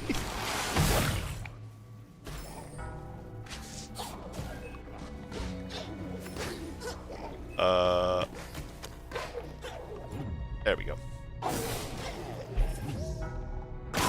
Bye! Okay, bye! That was stupid. Sorry. Let's see, did I pick that up? Did I get a check? I got a checkpoint after that, at least. Good. But yeah, I lost lots and lots of bleeding arrows, and the rain of arrows thing meant that I fired like a bunch of arrows, and all of them activated the bleeding thing.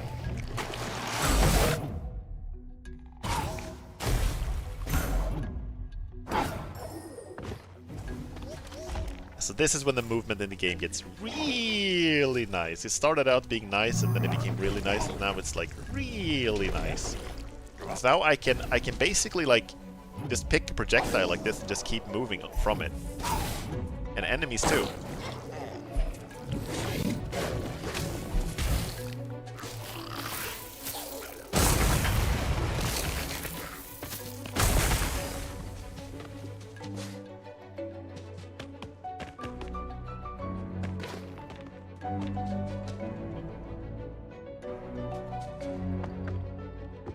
At one point I tried to see how far I could cheese my way through the game at like level 30, and there were a lot of poison arrows. Okay, I see.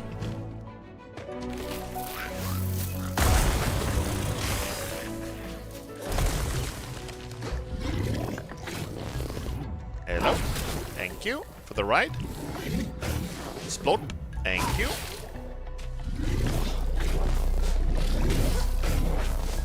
Thank you.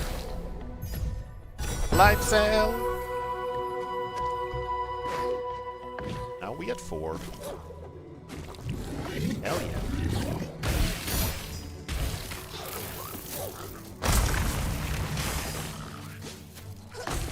I know some people in Elden Ring who tried to do this thing where they buffed their like their one-hit ability. This is the next thing for the bow. I'm not sure how much we're going to use it right now, because this is mostly good in close quarters, but what you can do basically is like this. It shoots several arrows, right? And they do 50% of the damage, so total is 150% damage now. So against some of the bosses and against some of the bigger enemies, it's really good. At longer range, it's not very good, and against like faster, smaller enemies, it's not very good. But in other ways, it's excellent. But yeah, I saw someone in Elden Ring a while ago who tried to like one-shot as many bosses as they could. So they had, and that was actually a hammer. They had a giant hammer, and then they tried to put on like various abilities and buffs and stuff like that to make their ability to like hit once really hard, like insane.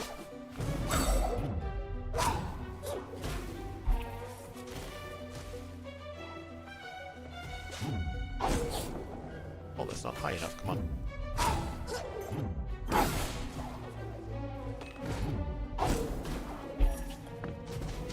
Should be able to get here too, right?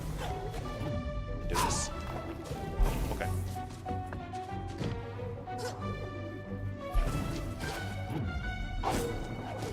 There we go. Energy cell! Nice.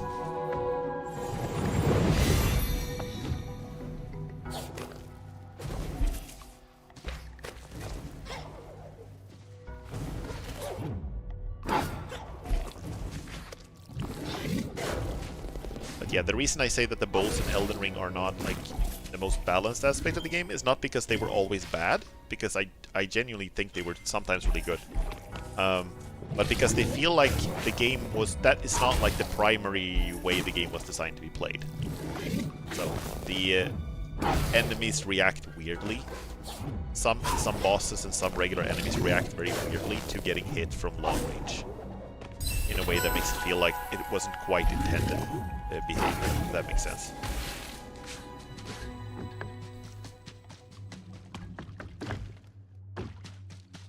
Let's see, I would like to go back to the...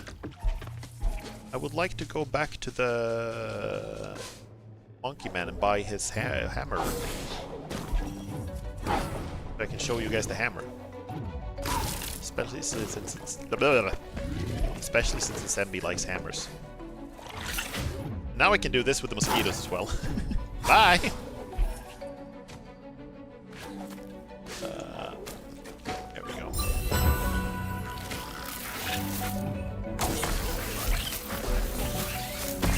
Now enemies become more like launching pads than enemies.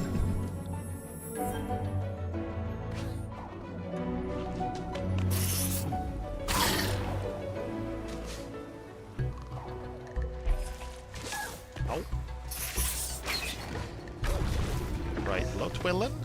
He also has some nice stuff for us now. You can upgrade the splinter shard thing that I got.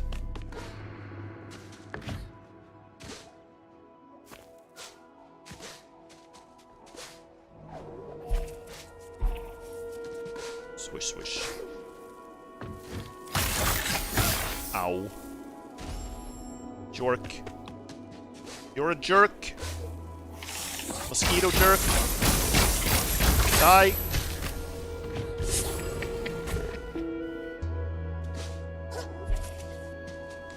See, I wonder if he's still there. Maybe he's left. Maybe he's no longer here.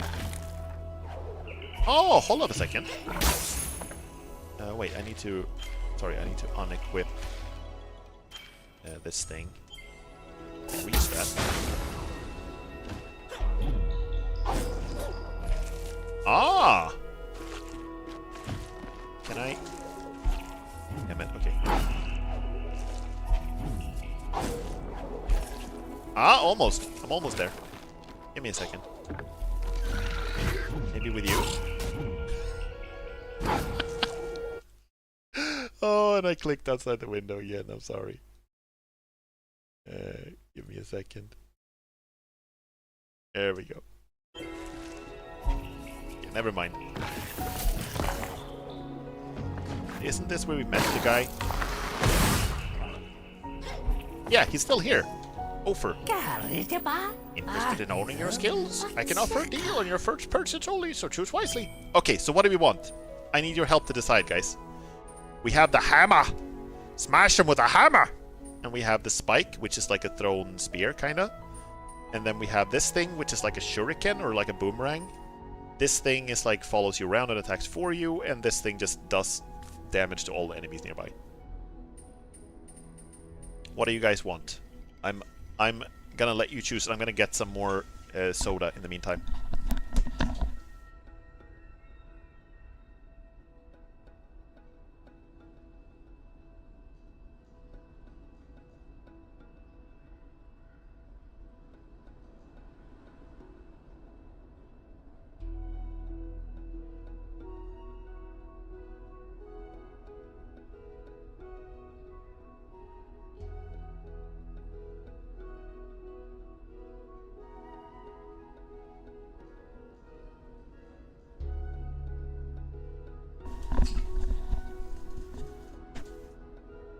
Right, big hammer or auto attacks?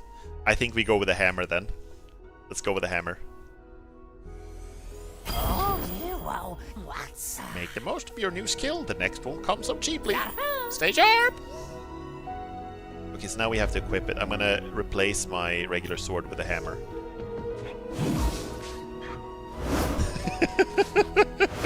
Like, it's not the biggest hammer I've ever seen, but it's as big as the character. It's also because the character is tiny, you know? Let's see, how much does the shuriken cost? I'm not sure if I've ever tried that. That's 1200 now. Jesus Fucking Christ. Okay, well. We'll get back to you on that.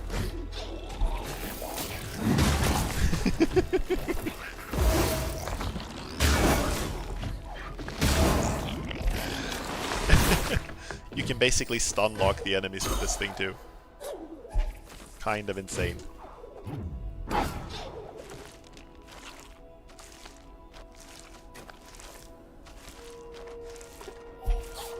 Shit, okay. Can't dash. That's bad. Too far to the side. Shit, okay. I should be able to make it up there, I think. Not even sure what's there. Like, it feels like I should be able to get that.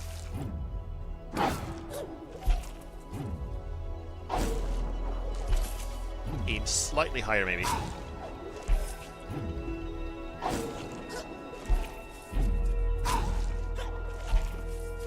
I can't quite attach myself to that surface. It's a little too high. What if we try it like this then? No. Okay, never mind. It might be that you're not supposed to be able to do that yet, but I'm not sure what ability I need to in order to do that. A lot of the movement abilities now, I have most of them. Okay, let's head back. Warlock is waiting.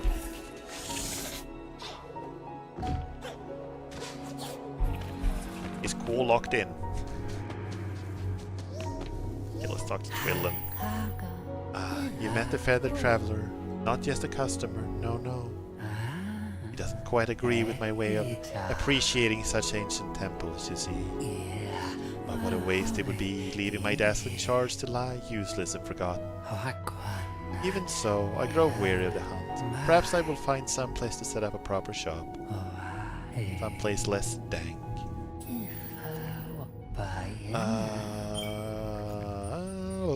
I would like to upgrade this one. So if you upgrade it, you get 4 arrows. But we can't afford that yet. Thank you for your patronage.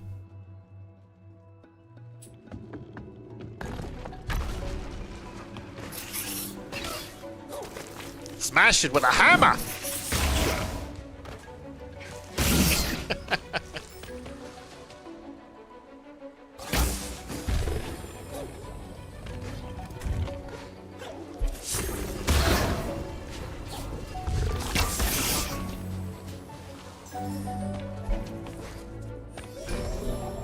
Here we go.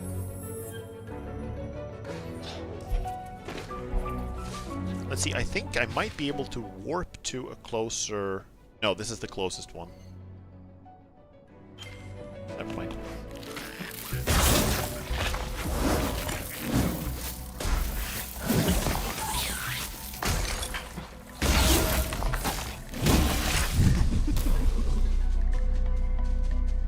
Hammer!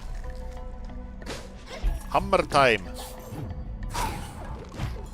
Sluta, det är hammardags!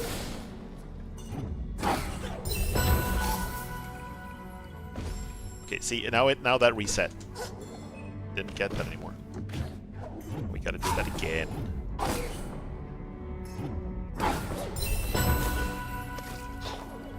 Oh, up.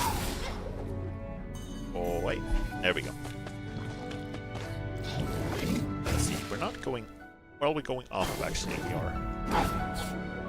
Swish. Do.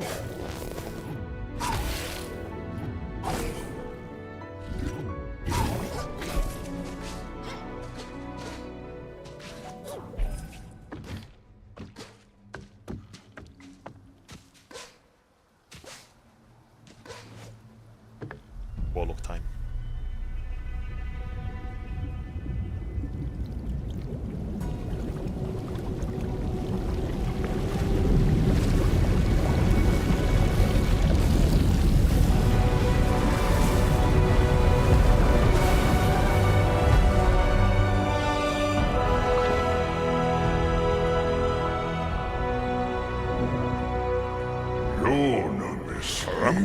spirit in my march.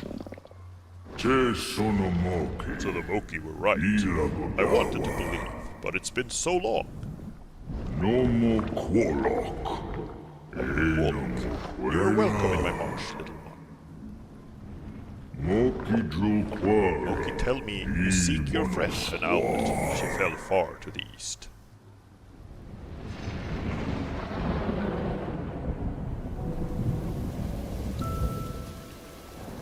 Sad owl updates.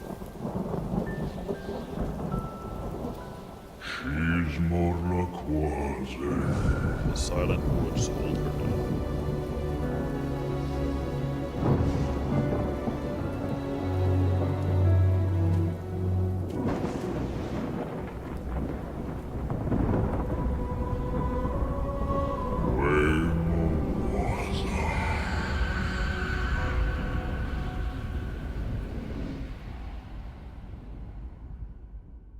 No, he's also not a crab.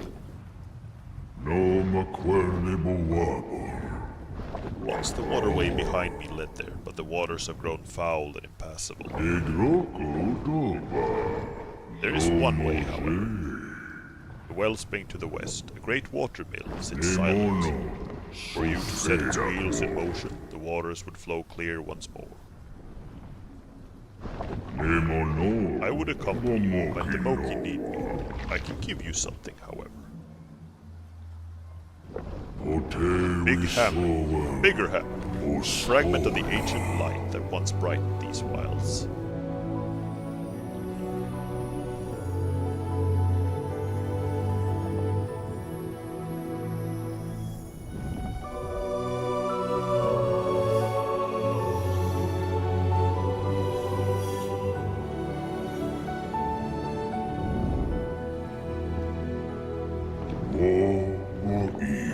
Please be your guide through this perilous land. I am the voice of the forest. It has been a long time since I last saw your kind. It's been a long time since I last left the marsh, but I will do my best. The wellspring needs us. Yes, go to the wellspring. Teach its waters to flow again.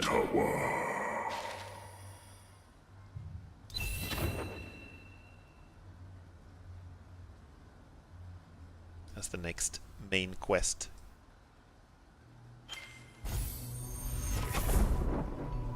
Now we get like extra health and energy. You start the mill. So this is kind of cool. Like he kind of follows us with his gaze, like when we go back and forth. The wellspring mills in silence, its great gears unmoving. No fix what ails it, and the waters may flow once more.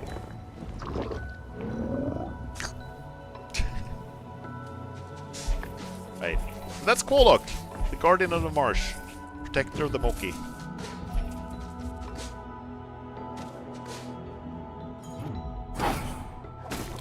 I'm not sure if you can go to the wellspring like right away without having to go to Quolok first. I don't think you can do that. No, they have to open this gate for you. That's how that works.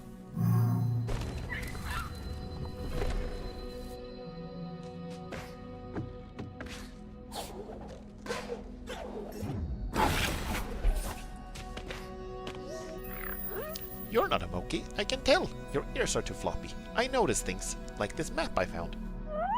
I would give it to Lupo the mapmaker, but he has enough maps. It should go to the one who wanders. I hear he used to love maps. Maybe he would love this one. Could you give it to him? I saw him up in the Wellspring Glades. Old map. Cool.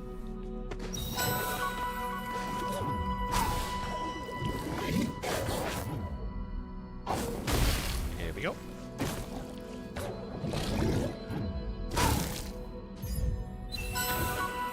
Gorlikor? The bash reminds me of Dishonored with the time stop links. It kinda does, yeah. Like it's not really a teleport, but it's similar in that like time stops a little bit while you do it. And you do have a limited amount of time. Like if I hold it too long, it will automatically go off on its own. I have like a couple of seconds, but like this I'm going to show you. I'll wait for you again. So you have like 3 or 4 seconds or something like that.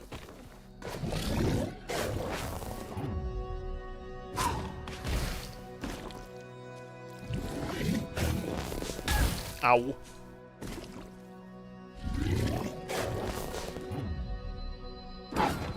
Bonk. Hey! Who tore down my wall?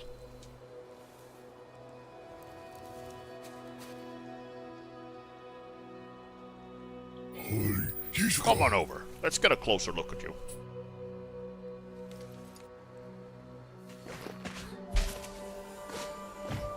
Oh, Monkey Man is here.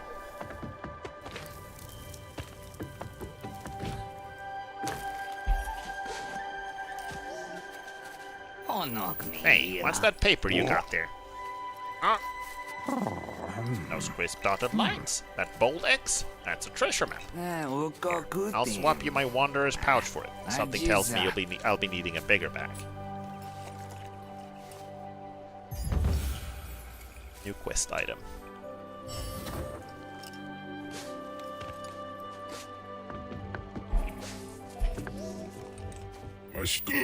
I didn't dare to hope the rumors were true, but here you are. Newman is home to his spirit once more. Made quick work of the wall there. Guess my building skills aren't what they used to be. Still, I made a promise I would provide refuge from the decay here. These glades are counting on me, spirit. But without ore, I fear I will let them all down. The materials I need were abandoned when my kind fled to the mines. And without the proper supplies, well, my dream of haven might end before it has even begun. Care to help make these glades a better place? Yeah, so this is what the Gorlek ore is for. We can build, we can upgrade like this area. This is like a sort of like home base area for the rest of the game. You can upgrade and unlock new parts of it by giving him ore so he can fix things. I'll get right on that. Now that I'm building again, I can call myself a true Gorlek once more. Few true Gorlek are left, so be wary if you see anyone out there who looks like me. Not all of us escape the corruption in time.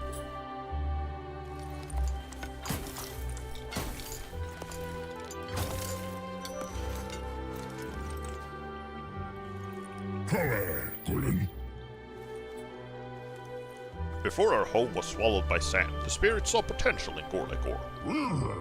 They disappeared before they could try what we built them. But now you're back, and that can change. Care to help with another project? I don't have enough ore for another project. Better to take your time than regret a hasty decision, eh?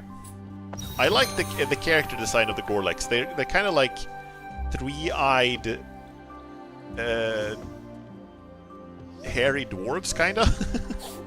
They're very like dwarf similar in that they mine and they have ore and they build stuff, and that's kind of their place in the fantasy pantheon of creatures, you know. Ow!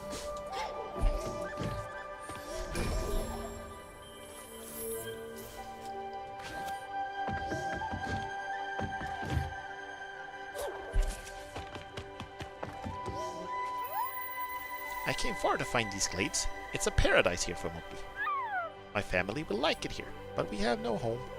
The Gorlek Chrome knows the building ways. Maybe he can help.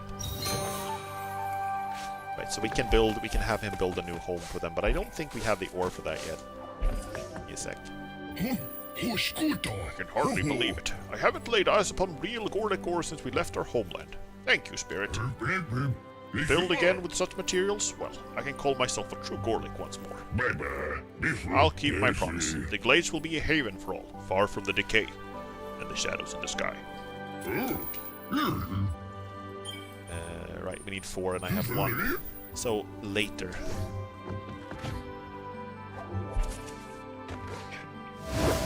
So I think we have the hammer. Also, here is Twillin again. A returning customer. Always a welcome sight. Oh yes. Your name is spoken even more loudly. Even so, I have heard many names on my journeys, you see. The names, they buy my shining shards and pass along. They all sound quite the same. Oh yes. Still, my shards do gleam more brightly around you. Perhaps your name is one to remember. But for that, you would need to do something worth remembering. So I kinda wanna try, I kinda wanna save up. Because we can upgrade this thing. So that it does double damage. The bow.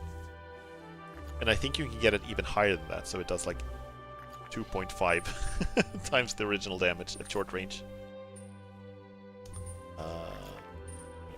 But I don't think I need that yet. I think I want to try to get the shurikens, the throwing stars, because I've never used those. It is said the ancient spirits could wield many shards at once. Maybe you could too. Oh yes. Rumor. The shrine close to the wellspring. Alright, gotta remember to check that out. I can't remember exactly what that unlocks.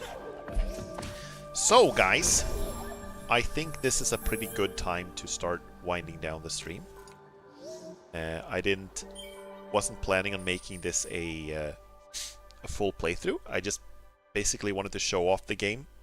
I've talked so much about it because it's like I've compared it so much to Silksong, and I do think it's interesting to compare, because the first Ori game came out before Silksong, or before Hollow Knight, and then the second Ori game came out after Hollow Knight, and it's taken some clear inspiration and moved in that direction. I think that's an interesting thing to note.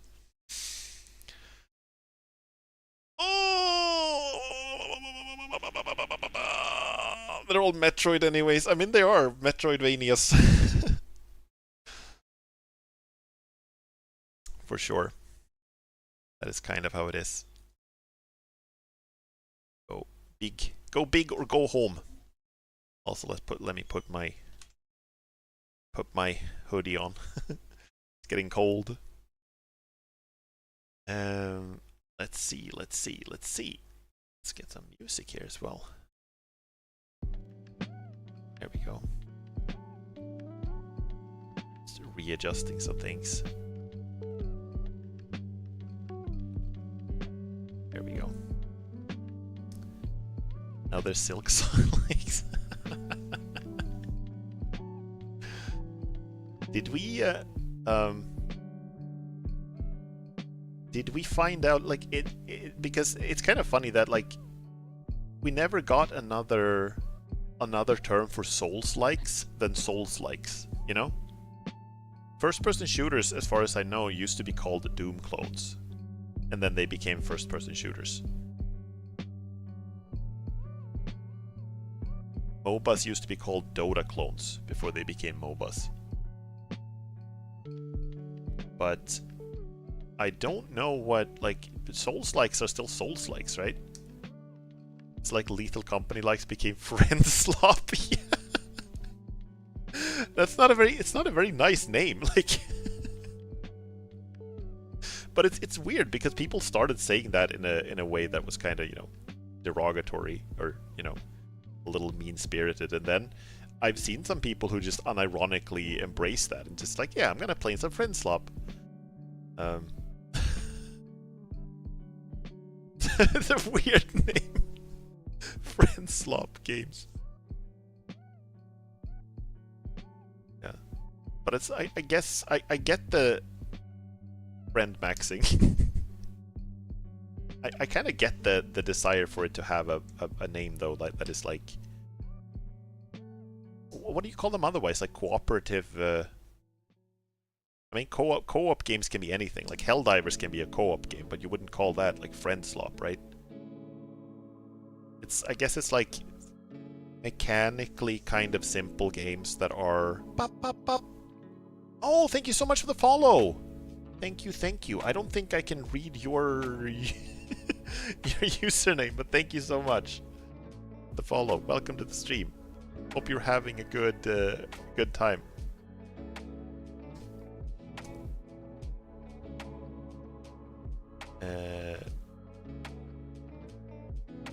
Party games, just co-op would be the overarching term. Can't you see the bit effect with the emotes? I don't think I can. Is that... I wasn't aware that that was a thing. I can see your emote in the chat. I was not aware that that was a thing you could do. Give me a second. Why does that not show up? That's weird. Paid for... I can refund you that, I think. Give me a second. Can I not refund you that? Let's see, where do I have that? Give me a second. I think I can...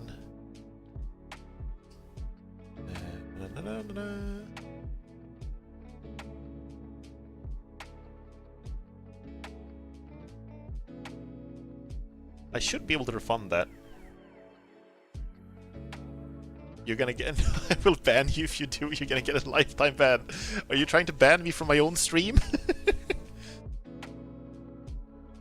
I mean, we got to see it. Did it show up? I didn't see it. Did I miss it? Did I just miss it? Am I crazy here? It did. Okay, it was just... Okay, right. I think it's just for viewers? Wait, why can I... But okay. Right, it only shows up if I'm looking at the right window. I see. It only shows up in the Twitch window. It doesn't show up in OBS. That's why. Okay, never mind. Never mind. But yeah, welcome to the stream. I will avoid the lifetime ban and not refund you.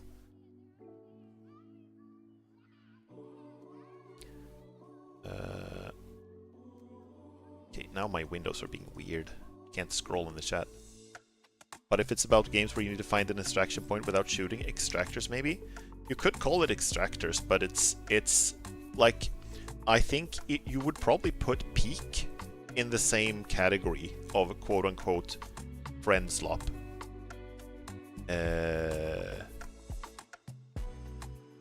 Right? But that's not... I mean, I guess that you need an extraction point. Like, you're finding an exit. That's kind of what it's about. I suppose you could call it an extractor, but you're not really extracting anything except for yourselves. What do you think about Forsen? I haven't watched him in ages. I used to watch him a little bit back when he was still a StarCraft 2 streamer. Like maybe 10, 15 years ago. So I don't know that much about him. I know that he used to be a StarCraft 2 player for a brief time, and that's kind of when I knew about him. What do you do if you get to a point where you can get extracted? Yeah, that's true, that's true. Old Choli, yeah. Old. That's what we do in life. We get old. That's what it's all about. I guess that is what all these games connect to. Yeah. Yeah, maybe they are like all getting to an extraction point. But how about something like, you know, those cooperative cooking games? Or are we straying too far from the friend slop thing now?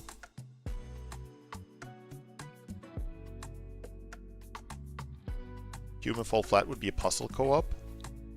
We're all gonna be 30 one day. well, for some of us that day has come and gone a while ago. Overcooked is a stress co-op. Maybe you just take the word co-op and you add the emotion that it invokes. So these games would be Extraction Co-op. I guess that's not a bad name for it. I guess that's not a bad game for it. Extraction Co-op, you know? I guess it is kind of a wide term, because in some of them you only extract yourself, and in some of them you extract, you know, items and stuff like that, right? In, what's that called? The one where you steal stuff. I never played it, I've just seen people play it. The one where all the characters look like little garbage cans with their mouths flapping. But that game does have some combat, right? You can shoot things, you can find guns. It's like... But that's... Yeah, but wait, that's not... It's not Lethal Company, it's the other one. What's it called? I keep getting it mixed up with Lethal Company. I keep forgetting. It's kind of spooky, and you pick up items and you put them in a cart, and if you... Repo! Exactly, there we go. There we go. That's the one. And if the items get damaged, they are worth less. Worth less stuff. You get less cash for them.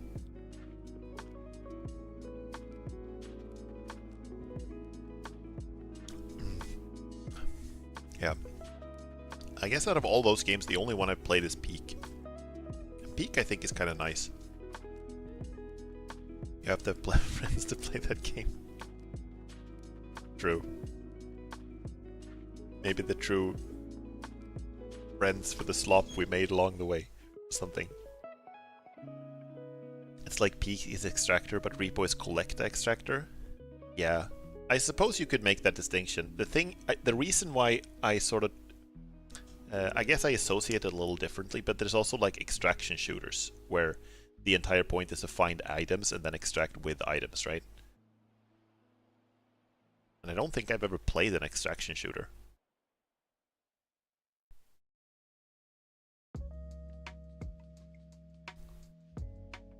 But apparently that's a thing. Big thing. Large. I gotta rest my eyes a little bit.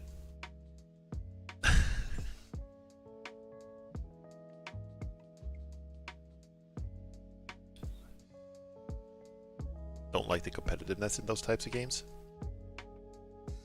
Which ones have you played? Do you have any, like, which ones have you tried that genre? The ones I like know about are like Escape from Tarkov and Arc Raiders, and there's a marathon extraction shooter coming soon. I haven't played any of them.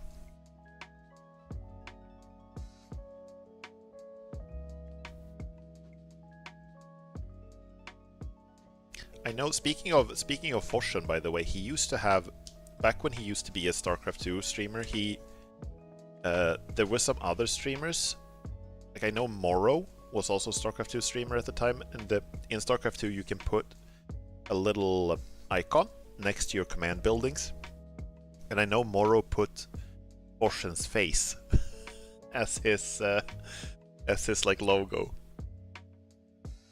Is Forsen Swedish, or is that coincidence? As far as I know, he's Swedish. To the best of my knowledge, he's Swedish. And I think most people would probably pronounce him Forsen, but in Swedish you would pronounce it Forsen. What year was this? 2014, maybe? I think. This was before Legacy of the Void came out. Does Forsen mean stream? It kind of means like rapids, like the rapid part of a stream with water. But yeah, kinda.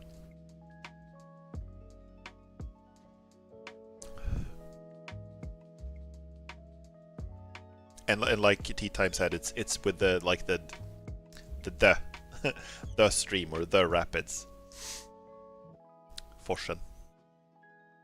But yeah, this was a long time ago, and that's basically mostly what I remember him from. Is that one of his friends had his face as like an icon.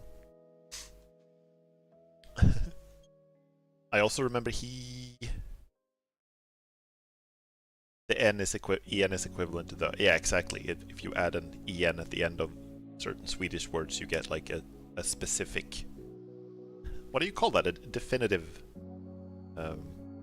version. I can't remember how to explain it. I'm bad with grammar terms.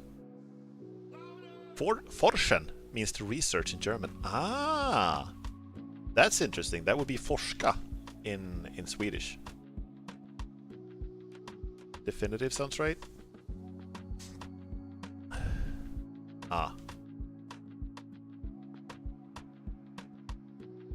I also know Forsen that I don't think it was him, but it was someone from his community that made a remix of PogChamp.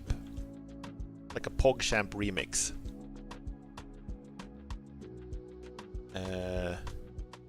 See if I can find that. I can probably play like a little bit of it. But I'm not sure if this is from Forsen or if I'm getting things mixed up. You're also German and didn't make that connection? I see. Forska in Swedish, yeah, exactly. Maybe that will... Let's see if this is the one. Is this... maybe you can answer this if you're a fan of Forsen. Is this him? Hold up a second. Did you guys know that Kappa is the most used emote on Twitch TV? And then it's Kipo. And then it's PogChamp. The third one is PogChamp. Is this him?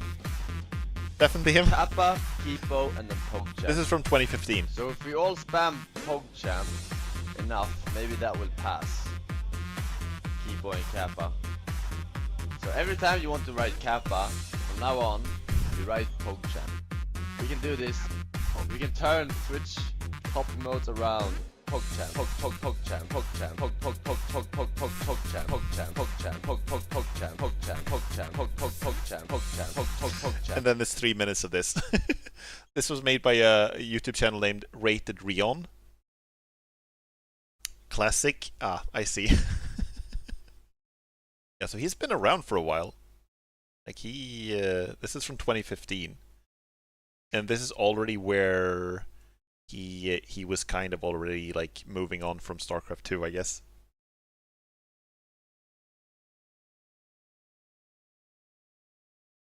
Yeah, this was very much an earworm.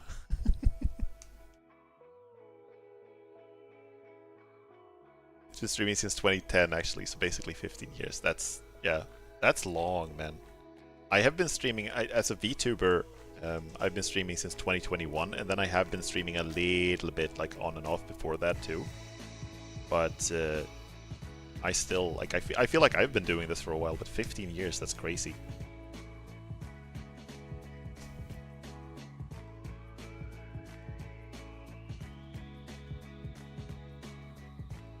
I wonder what Day9 has been up to since I watched StarCraft 2. He is still doing YouTube. As far as I know, he's played a bunch of other games. I think he played a lot of... what was that game called? It's weird that I can't even remember. Hearthstone. Hearthstone. He played Hearthstone for a while. And even that was quite a while ago, but he still does YouTube stuff and talks about games and plays games. Actually, let's look up what he's been up to. Day9 TV. This is him. He's like posting Let's Plays and stuff. He's done a Silk Song Let's Play. Blue Prince Let's Play. Or should just play League of Legends nowadays. Oh, damn. He looks older now, which makes me feel old. Yeah. I think Day9 is like a little older than me, actually, even. But yeah, he's still around. Still doing stuff. Playing Blueprints and Silk Song, and he's kind of doing the same thing I'm doing, but he's lazier about his thumbnails.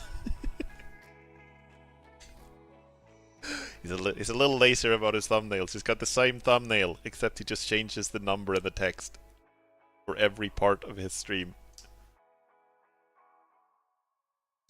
It's been so long since I abandoned Blizzard, and therefore SE2 still required more minerals. You're between the age of 33 and 38. Yeah, that is an accurate span.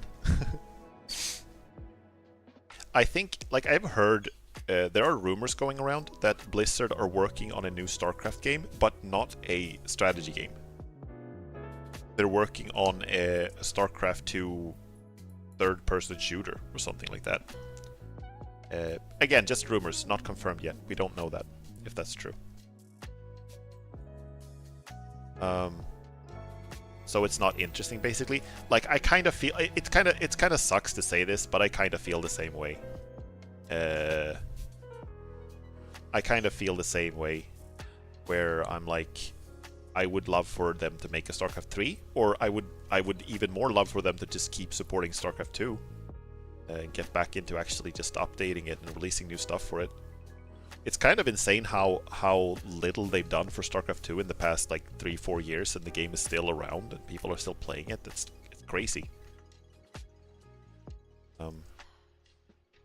But I'm guessing also that there aren't that many people who actually know that much about RTS working at Blizzard anymore, you know? Those developers probably aren't around anymore, so... I'm not sure if Blizzard can make a good RTS. They are actually updating the game. They did get back into releasing more updates for StarCraft 2 just a few months ago. There were some balance updates and stuff like that, so... They're working on stuff, but it's just... It seems like it's very low... maintenance mode type of deal. It's not entirely 100% abandoned, but they're definitely not putting a lot of effort into it these days.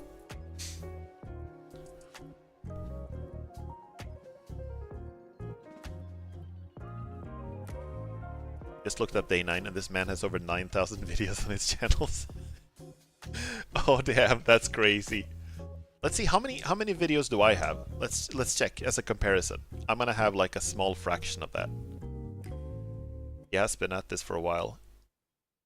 So let's see if we do this. So I have 272 videos, and then I have 161 live streams that are updated that are also videos. So somewhere around 400. That's quite a lot still, damn. But it's not 6,000, 9,000. Is Stormgate still AI riddled? It would be the closest to a proper modern RTS. They have AI for some things in the campaign. They have AI for some of the character animations in some of the conversations in the campaign. As far as I know, that's the only thing that's AI. Math is hard. It is hard. You should never try to do math on stream, and maybe that applies to viewers as well as streamers. Stormgate is interesting because the developers, they released the game as close to finished as it was, and then they basically ran out of money, so they stopped updating that as well, which is a shame. Because I actually had fun with the game, with the multiplayer. I did think it was a shame about the AI stuff in the campaign. I was not a fan of that, but I did enjoy the multiplayer for what it was. The issue is that there aren't that many people playing, so it's very difficult to get good matches against equally skilled opponents, you know?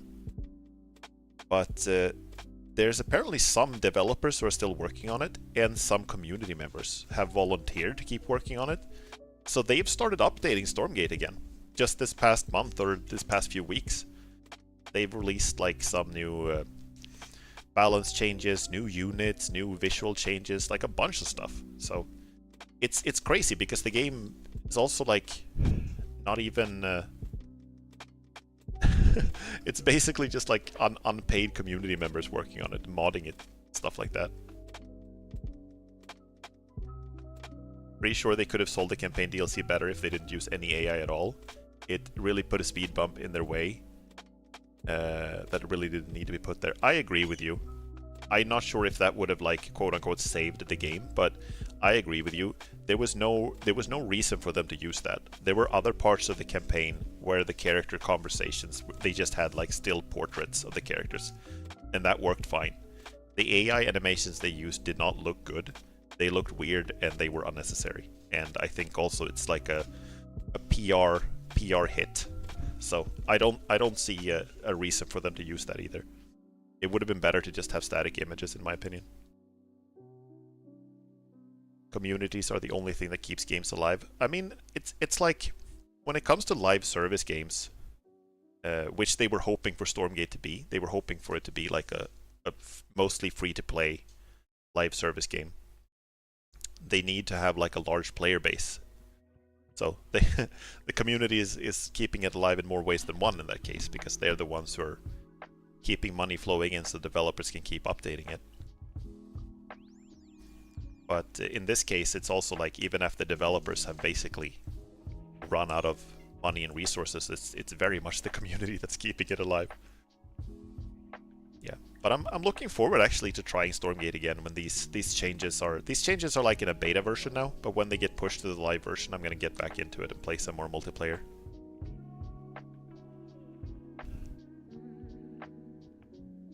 I didn't see that. I didn't buy the DLC because of that. Same here.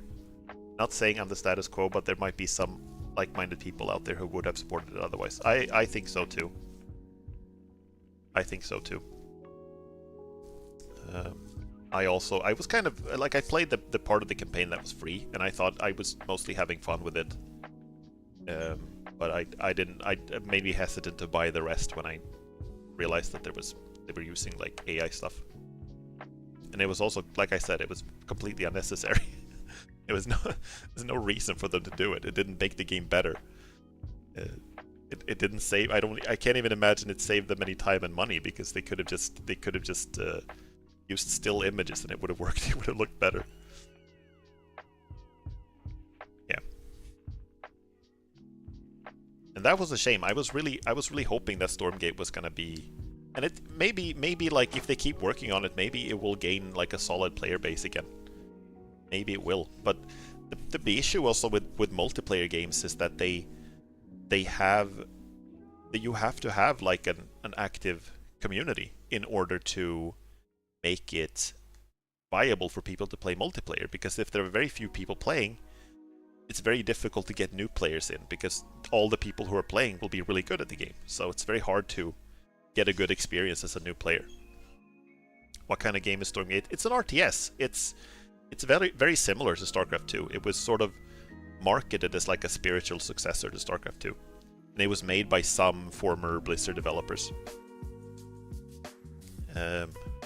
So it's mostly free to play if you want to check it out. The campaign is like, the first part of the campaign is free to play, and then after that you have to pay for it.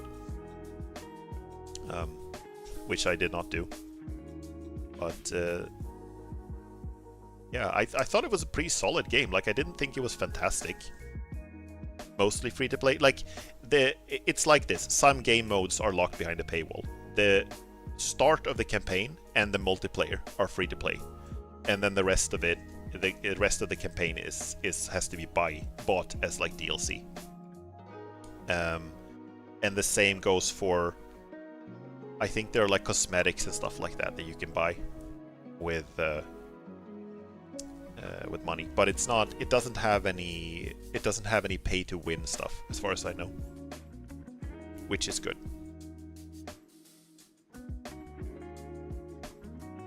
Sadly, expanded mobile game Insanity to PC now. I mean, I think it was probably not a good marketing decision, because I think that they would have needed to have a very big active player base to keep supporting the game in long term. And I mean, I don't think it's a terrible, like, for me personally, it wasn't a bad deal. Like, I paid nothing for the game, and then I played it for like 30-35 hours, and I mostly had a good time. So I can't really complain and say that I felt like I got scammed or anything like that, but I don't think it was a sustainable business model for them for this type of game. There was another RTS that was released also last year called Tempest Rising, that also didn't have like a lasting multiplayer community. Like, most people left the multiplayer pretty quickly, and it didn't have like a big player base, but that was a paid game. Like, it wasn't a free-to-play game. It's just, you just bought it. And I think they made quite a bit of money because people bought it, played the campaign, and then they were satisfied with that. So I think that was probably the wrong choice to do that with Stormgate.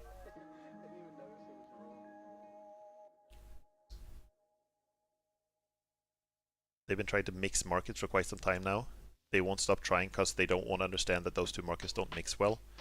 I can see that, yeah. I think part of the issue is also that when it comes to live service games, there are only so many that people can play at once, you know? If you buy a game primarily for the single player component or to play multiplayer a little bit, they do this thing where they buy the game and then they play it for a little bit and then they move on. But in a live service game, you kind of have to keep players interested for a really long time, which means that they can't play several of them at once because it takes up too much of your time, you know? It's like, I used to play a lot of Apex Legends, and it's like it takes up so much time going on. Do you guys not have phones? No, sir, I don't. Fuck you. Yeah.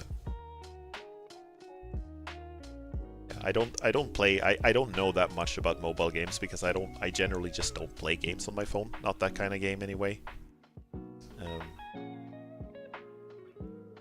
Diablo devs definitely created the apocalypse. I'm not sure if they did that. I feel like the live service trend has been going for quite a while. It's been going for a long time. It's been going since, I don't know, I guess since Destiny came out in 2013 or something. But it's like, so I don't know if you can blame that on the Diablo devs, but they definitely do not, like, the Diablo Immortal thing, they definitely sort of assumed that people would be more on board with a mobile game than they were. I would be glad to go back to the old Nokia 3310, even have one here for emergencies. That it also had games. I remember when I was a kid and I borrowed my parents' phones when we were on long car rides, and I sat in the back seat and I played. It had Snake, and it had like it had Snake, and it had the it was like a space game, like a space pew pew game. I can't remember exactly what that was. I played small Sudoku-like games on mobile that work very well for like waiting for the bus. I think that kind of stuff works really well on phones. And I mean, a lot of people are apparently playing Diablo Immortal, so maybe it's a good game. I don't know. It just seems like the monetization is like, from what I've heard, is not fantastic.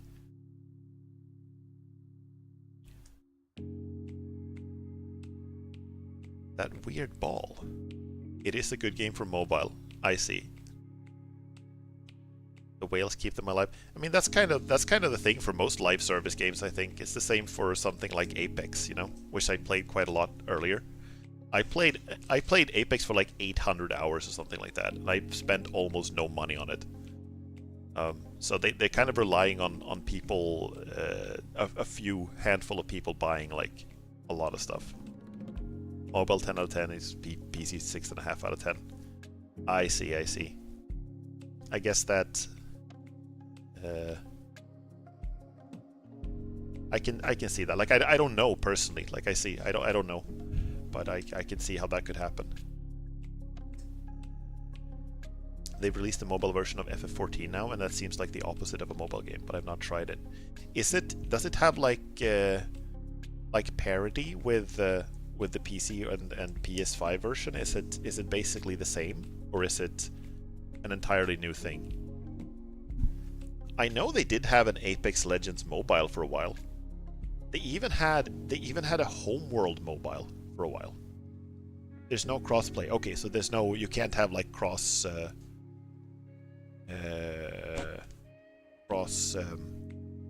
progression. No, you can't progress from one to the other. You could technically run GTA 5 on mobile nowadays, which makes it a mobile. I guess technically. My healer needs 3 keyboards to do basic heals. 3 keyboards. you have to type out the specific illness you have to heal.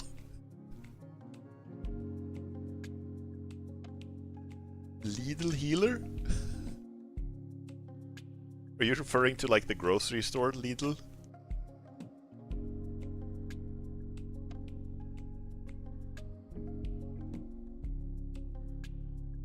We have a Lidl not far from where I am, actually. I don't go there much, but I have been there a couple of times. I was there once looking for extension cords, and they didn't have any. So I had to leave empty-handed. I've got I gotta say though, like I know there are some worrying trends when it comes to gaming. There are some things that concern me about like the gaming landscape and the gaming industry, but I have to say there are some things that are good as well. Like not that long ago, it seemed like every game going forward was going to be a live service game, right? Single player games were going to be very rare. It was mostly going to be like, you know, Destiny and The Division and the Apex and, you know, other live service shooters mostly, right? But that's not the case anymore. For the last like 4 or 5 years, we've had a lot of really big, good single-player games that have done really well. So I'm really glad that single-player games and single-player focus games didn't end up disappearing. It seemed like they might for a while. So I really think that we're coming out of the live service trend right now. There are not as many of them around, and there are not as many of them being announced anymore. I need to be ready to cast any of my 30 skills at any time, so it's more than a keyboard worth of spells. Maybe you have to get like a what's it called, a stream deck.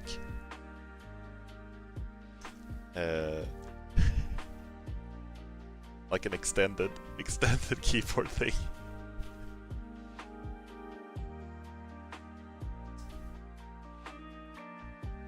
Is it tasty Lidl Christmas chocolate? Yeah, there are a lot of Final Fantasy XIV players in... I haven't played it myself, but I have gotten to know many people who play that game recently.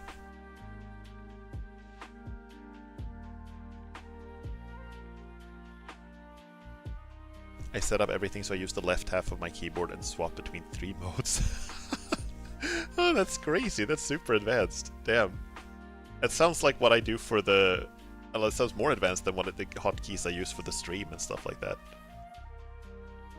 Let me take off. Put on some flair. I'm not a gamer, but when I got Final Fantasy XIV, I played it for 50 hours in 3 days. That's... At that point, I don't think you can call yourself not a gamer anymore. It's only a little harder than StarCraft anyway.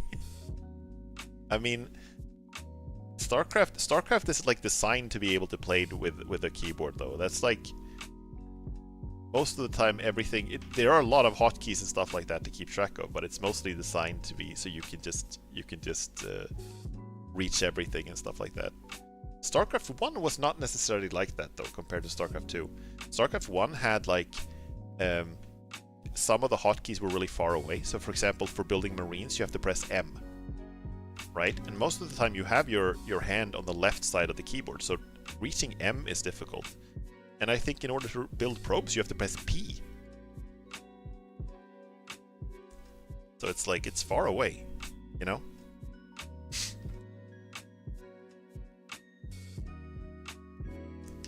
But in StarCraft 2, of course, then they're customizable. You don't have to worry about any of that.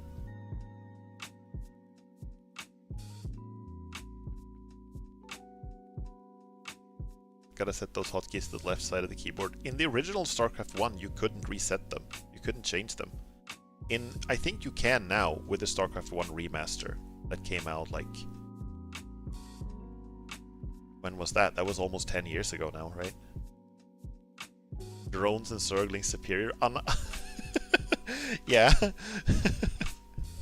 I think in StarCraft 1, unironically, yes, it was easier to reach.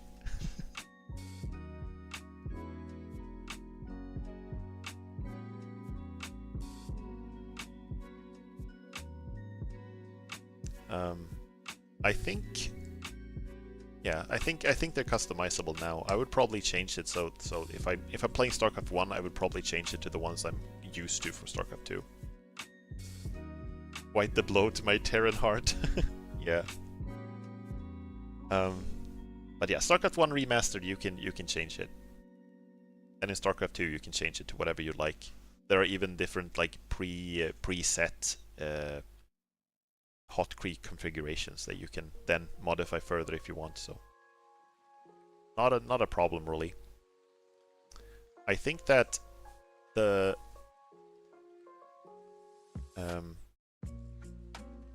what was I thinking? It was kind of interesting when Homeworld 3 first came out a couple of years ago. where they released a demo for Homeworld 3, and they had a whole bunch of different settings for camera and controls. There were so many different customization options, but somehow none of them worked quite right. You know? They had this thing where you could choose if you wanted WASD to control the camera or not. And if WASD controlled the camera, what that meant was that you got no... it disabled a bunch of your ability hotkeys.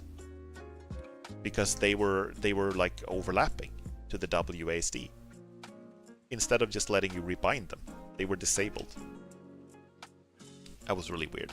They changed that for the full release of the game, to their credit, but it was a strange start. They clearly put like a lot of effort into making sure that they could have controls that anyone could enjoy, right? That would work for anyone. They could you could rebind everything and you could change everything, but there was still like no good option. There were like 100,000 options and none of them really worked the way they should. It was weird.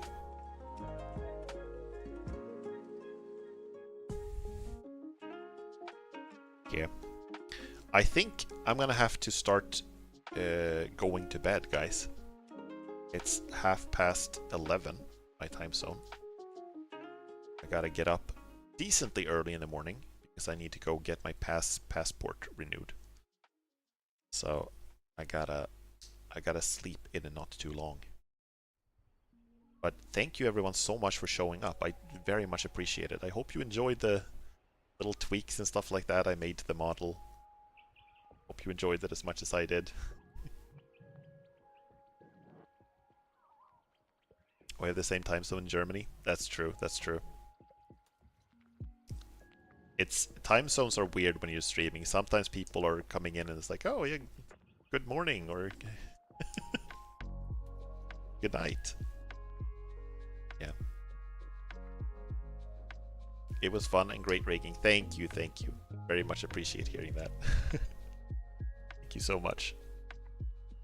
Let's see. I lost my activity window here somewhere, so I'm gonna see if one of you have like redeemed something. I have missed that. Give me just 1 second to check because I'm gonna do a raid in a moment anyway. Check. Oh, I'm sorry. You, I got the snack redeem. Give me a second. I'm gonna go get a snack. I'm sorry. I lost when I tried to check if I could refund your thing there. Oh my gosh. I messed everything up now. There we go. I'm gonna go get a snack and then I'm gonna end the stream. Give me a second. Be right back.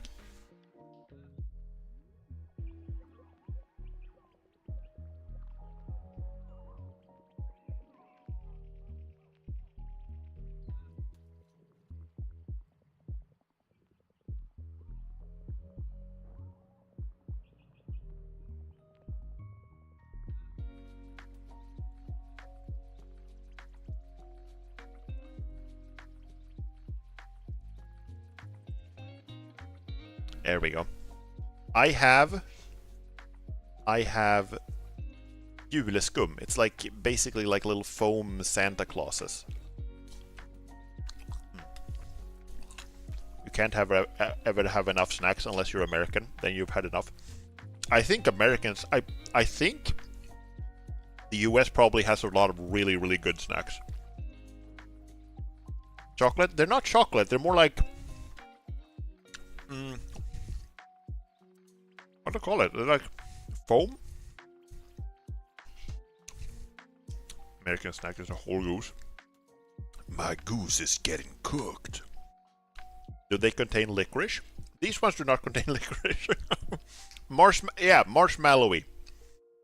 They are marshmallowy. Also, I know it's fun to make fun of Americans, but please don't be too mean in chat.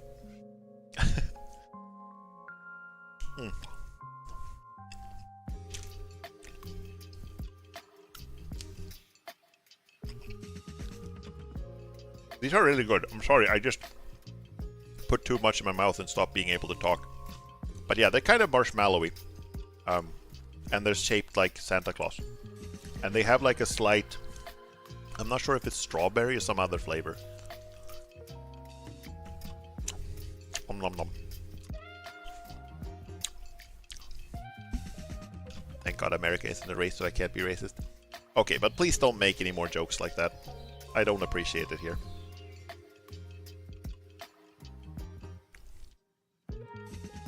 Like, it's fine to poke a little bit of fun, but don't be too harsh. Okay. So I think this is about a good time to end the stream. Oops, sorry. Accidentally closed the music there. So I'm streaming this, multi-streaming this on both Twitch and YouTube. So I'm gonna say goodnight to the YouTube first. For the YouTube viewers, thank you so much for watching. Hope you have a lovely rest of your weekend. And take care. And good night. Oop. And the raid message for you Twitch viewers is...